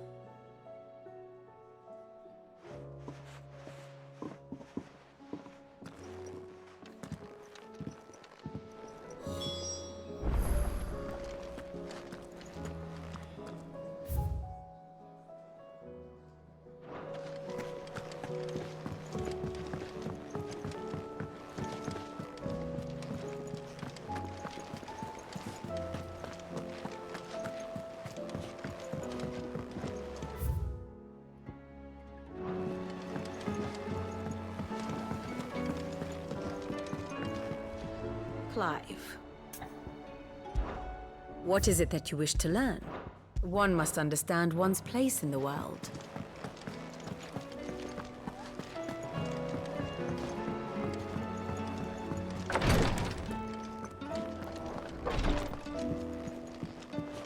Please, Your Grace. My Lord Marquis. It was the greatest honor of my life.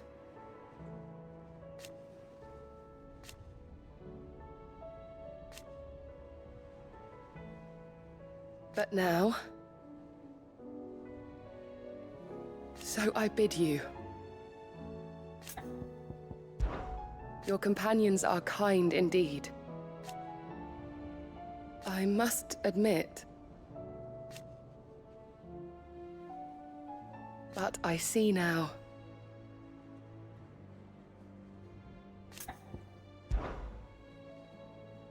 Yote, is anything the matter?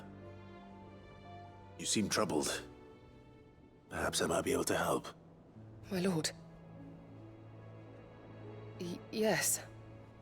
Perhaps you might. It's your brother. His condition continues to worsen, though he does his best to hide it. The lesion on his chest pains him more with each passing day. I had feared as much. There are certain elixirs which can ease the suffering of those afflicted by the curse, but... But His Grace's case is severe. The drafts I have been able to prepare for him thus far have ceased to have any real effect. So I consulted with Talia and certain of my comrades among the Undying about the possibility of finding something stronger. And thankfully, a recipe was found. The only problem being that the critical ingredient is exceptionally hard to come by, and our supplies are almost exhausted. Unless we can secure more soon, your brother's anguish will likely become unbearable. My lord, I know that I have no right to make demands of you. But would you help? For Joshua's sake. For Joshua? Anything. Thank you, my lord. So, what is this critical ingredient? A rare herb by the name of stonerwort. It grows only where the ether is densest. The vigor it stores in its stems helps to counteract the curse. We discovered a patch near the aqueduct in Rosaria. But alas, yet more ether has erupted from the earth there recently, leaving the whole area flooded. The search continues for a new source. One that we might reach without being turned. So it's only that you can't reach it? The Stonerwort itself is unharmed by the flood? Well, yes, but... Then I shall go in your stead. But, my lord... You've yet to find another source, correct? So for now, the aqueduct is our best hope. Besides, I'm a dominant. The ether can't hurt me. Well, if you're sure, my lord. Stonerwort is easily identified by its blood-red blooms. Search around the aqueduct, and you're sure to find some soon enough. I shall remain here and prepare the other ingredients.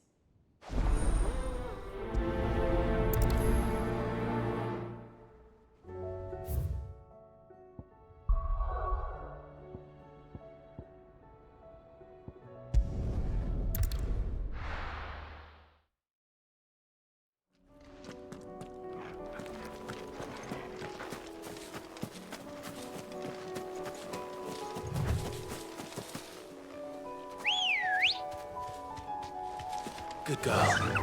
Fly, Ambrosia.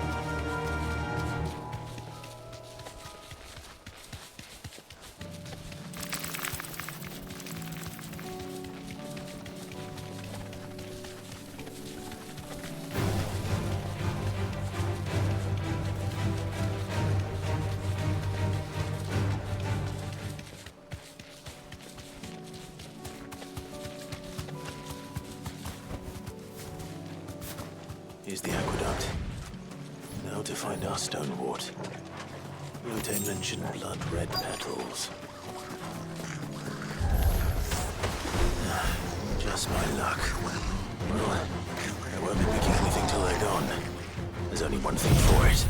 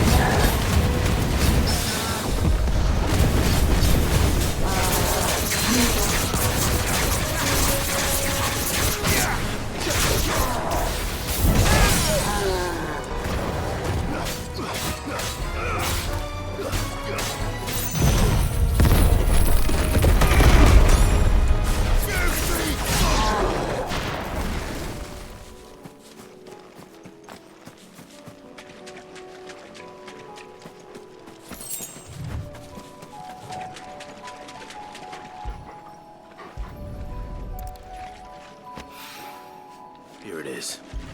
Better collect as much as I can before reinforcements arrive. All right. That should do it. Let's get these...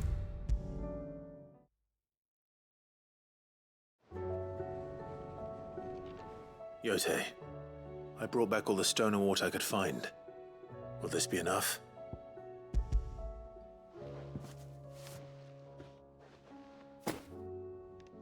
Yes, my lord. Thank you. I'm sure it will serve us until we can find another source. I'm very glad to hear it. You and His Grace are very much alike, you know. You think only of how you might help others, and never of the danger to yourselves. No more than you have minding my brother. You've risked a lot for him, and I thank you for it. I am honored that you should say so. But I beg you, my lord, do not give too much of yourself for the sake of others. We could not afford to lose you. I'll keep that in mind.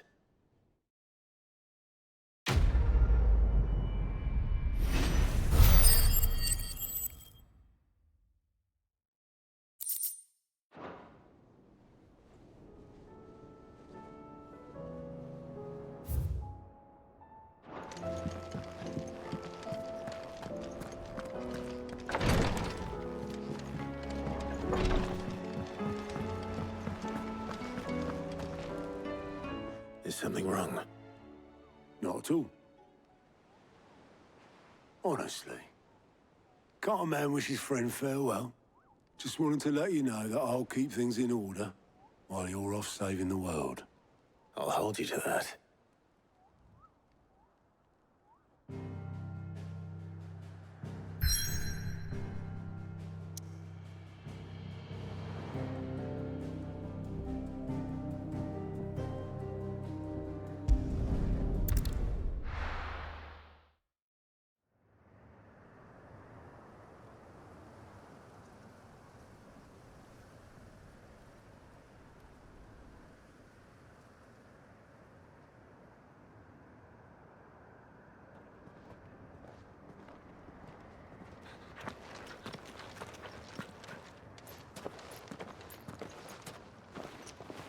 Reckon it'll be a long walk to the capital if we follow the cliffs.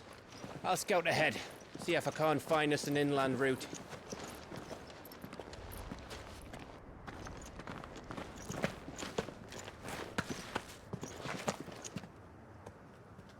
Clive.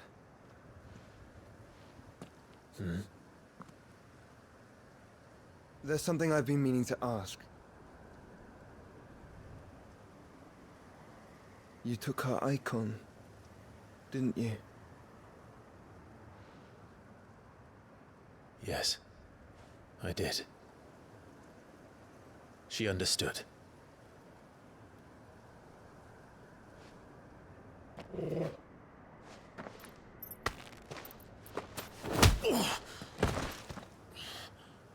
Oh, she understood. Understood that you decided to save the world all on your own, and that you'd die without her power. How dare you make her choose? You knew damn well she'd never refuse you. But I will. You can't keep pushing us away, Clive. The world is ours to save, not yours.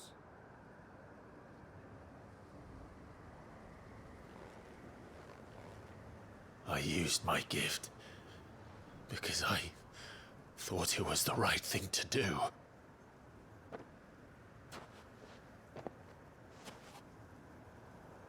And you truly believe this will save you? Will save us all? I do.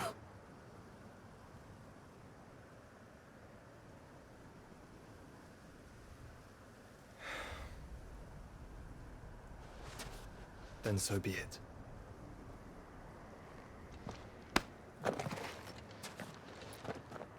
Just don't forget, you're not alone.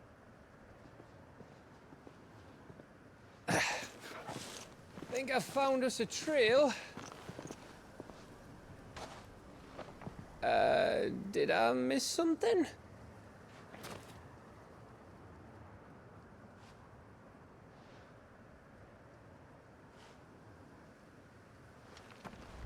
Only that Joshua didn't. I don't get it.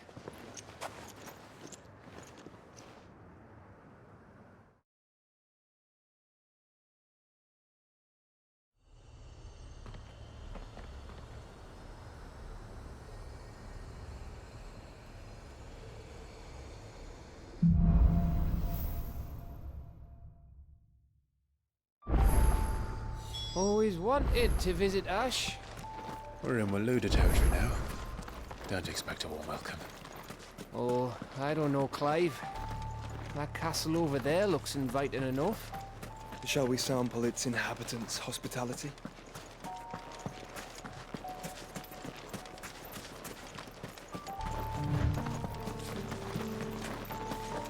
Remember what I said about warm welcomes, Gav? This place is as dead as Greagor's ghost.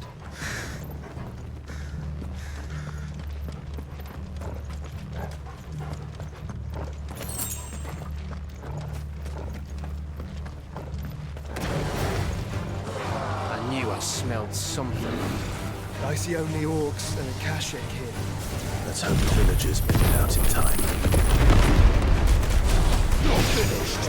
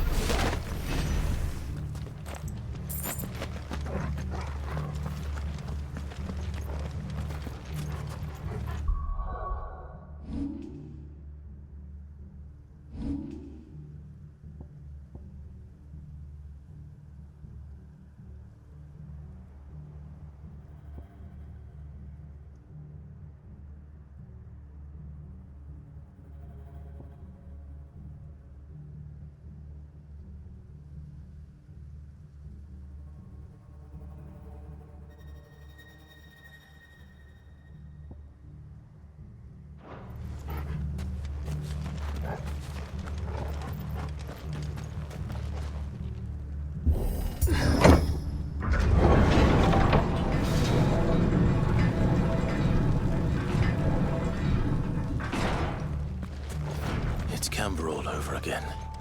Where the hell are the royalists? Seems you were right about that welcome after all, Clive.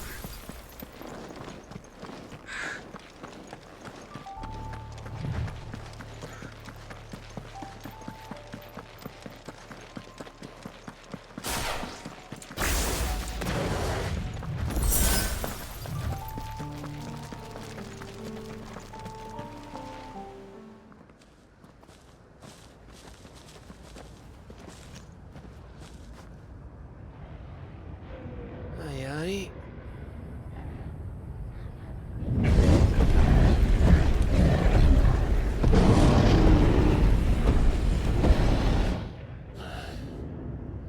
Is the whole of Ash fallen into Ultima's hands?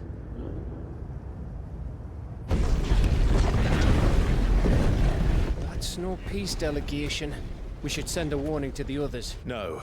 My uncle will have an eye on the coast. I trust he'll find a way to entertain any uninvited guests. Our mark is Drake's Spine, and there's a lot of road between us and it. We press on to Stone here. Aye, you never know. It might not be a nest of slavering monsters.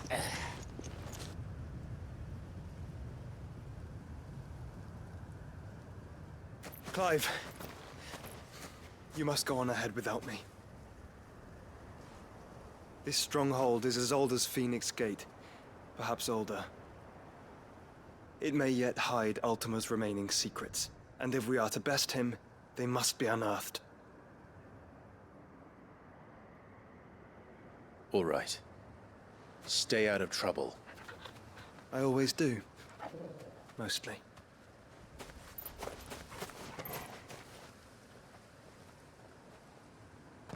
You sure about this?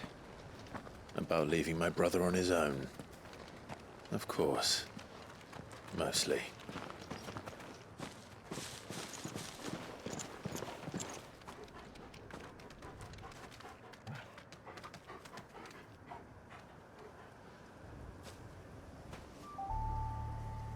Lady Vivian's map is so old it's hard to tell which way is up. But if I'm right, we're not far from a village called Aistla. Then we make our way there, resupply, and wait for Joshua.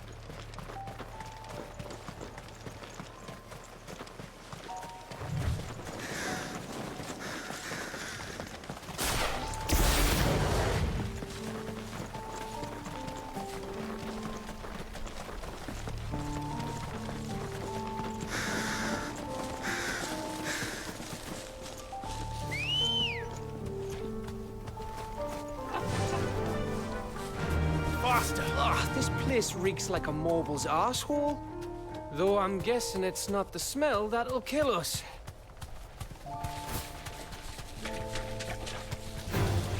This won't be easy.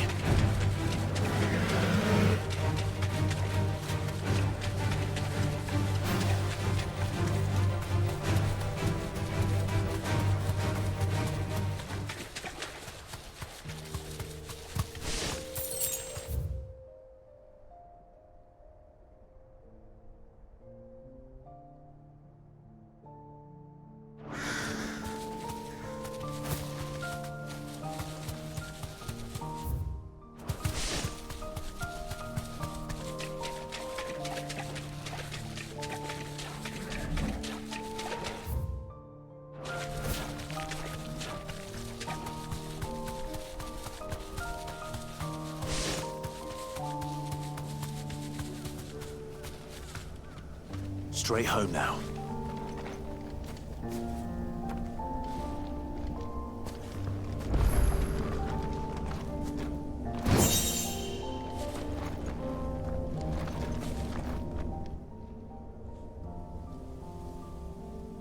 This one's awake.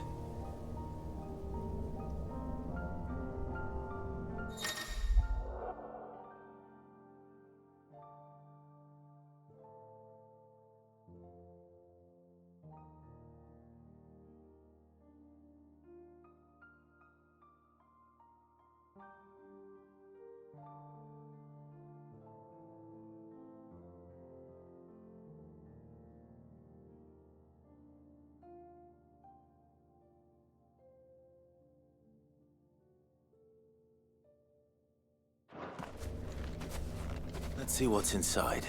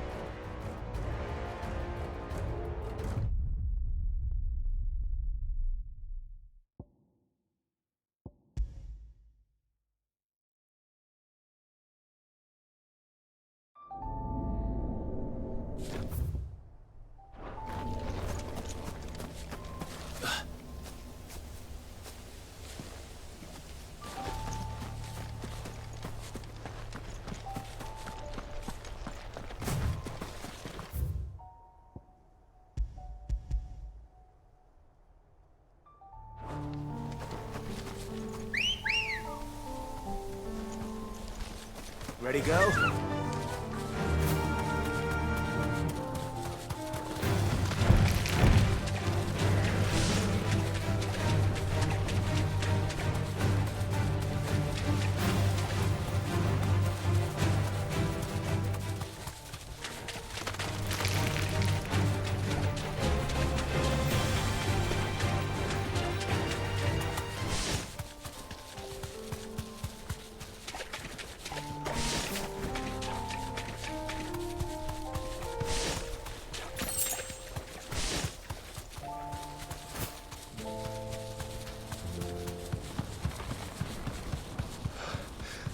Bahamut's breath. Don't look down, Torgal.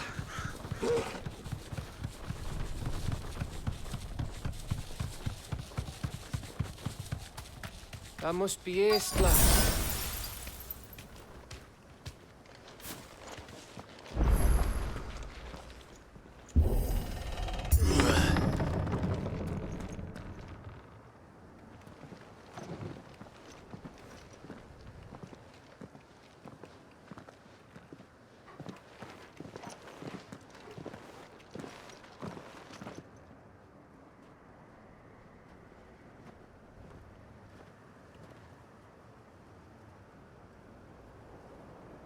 What do you think, Clive? Then we're too late.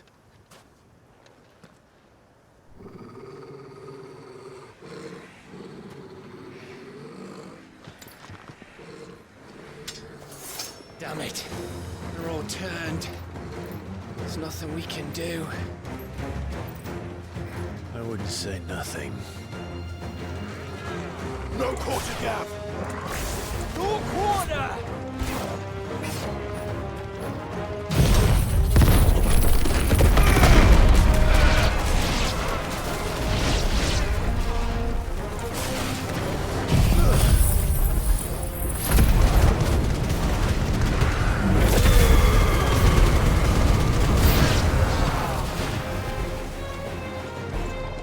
You think all the villages in Asher like this? A question for later, Gav.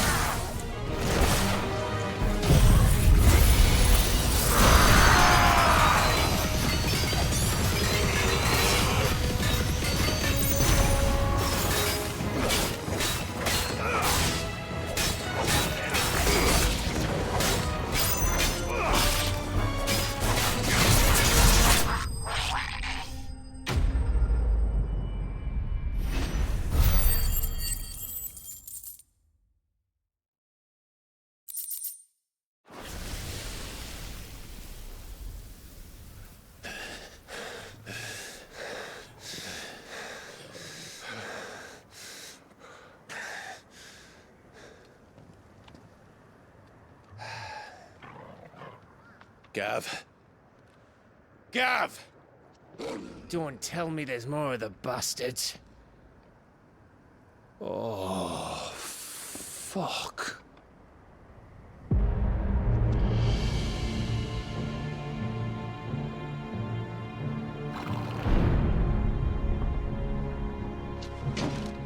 Have you come to watch, Odin? Bound for Stonehill. Good. My master awaits you in the capital, though I cannot allow you to attend him in your present state.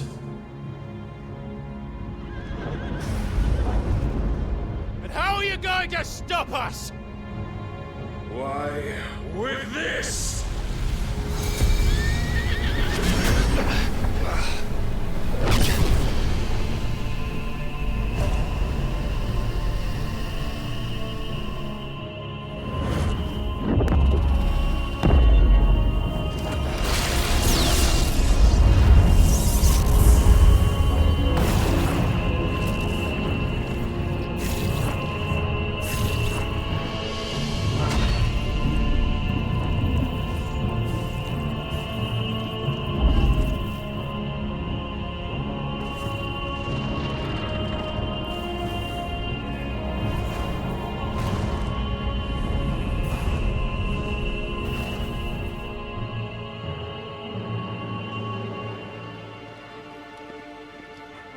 What did you do?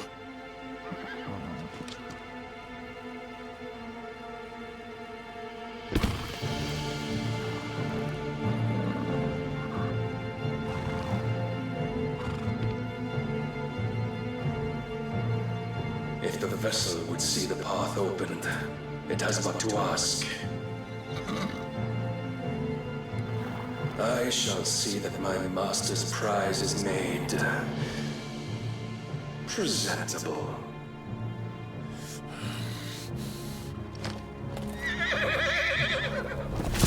Shit! No!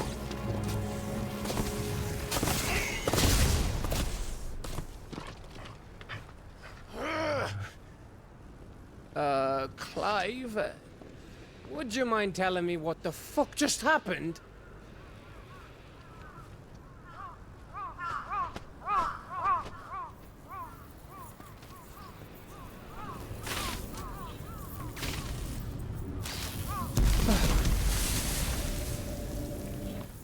Oh, you've got to be. How are we supposed to get through that? We seek an audience with the king. If His Majesty wants me to come and ask him, then that is exactly what I'll do. Before you go practicing your petition, we don't even know where the fucker went. How about we cool our heads and think this through, eh?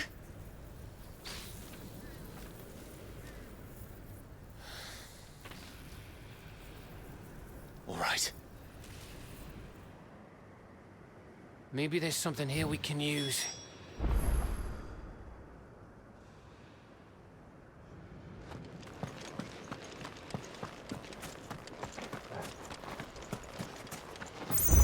I thought we got them all. So did I.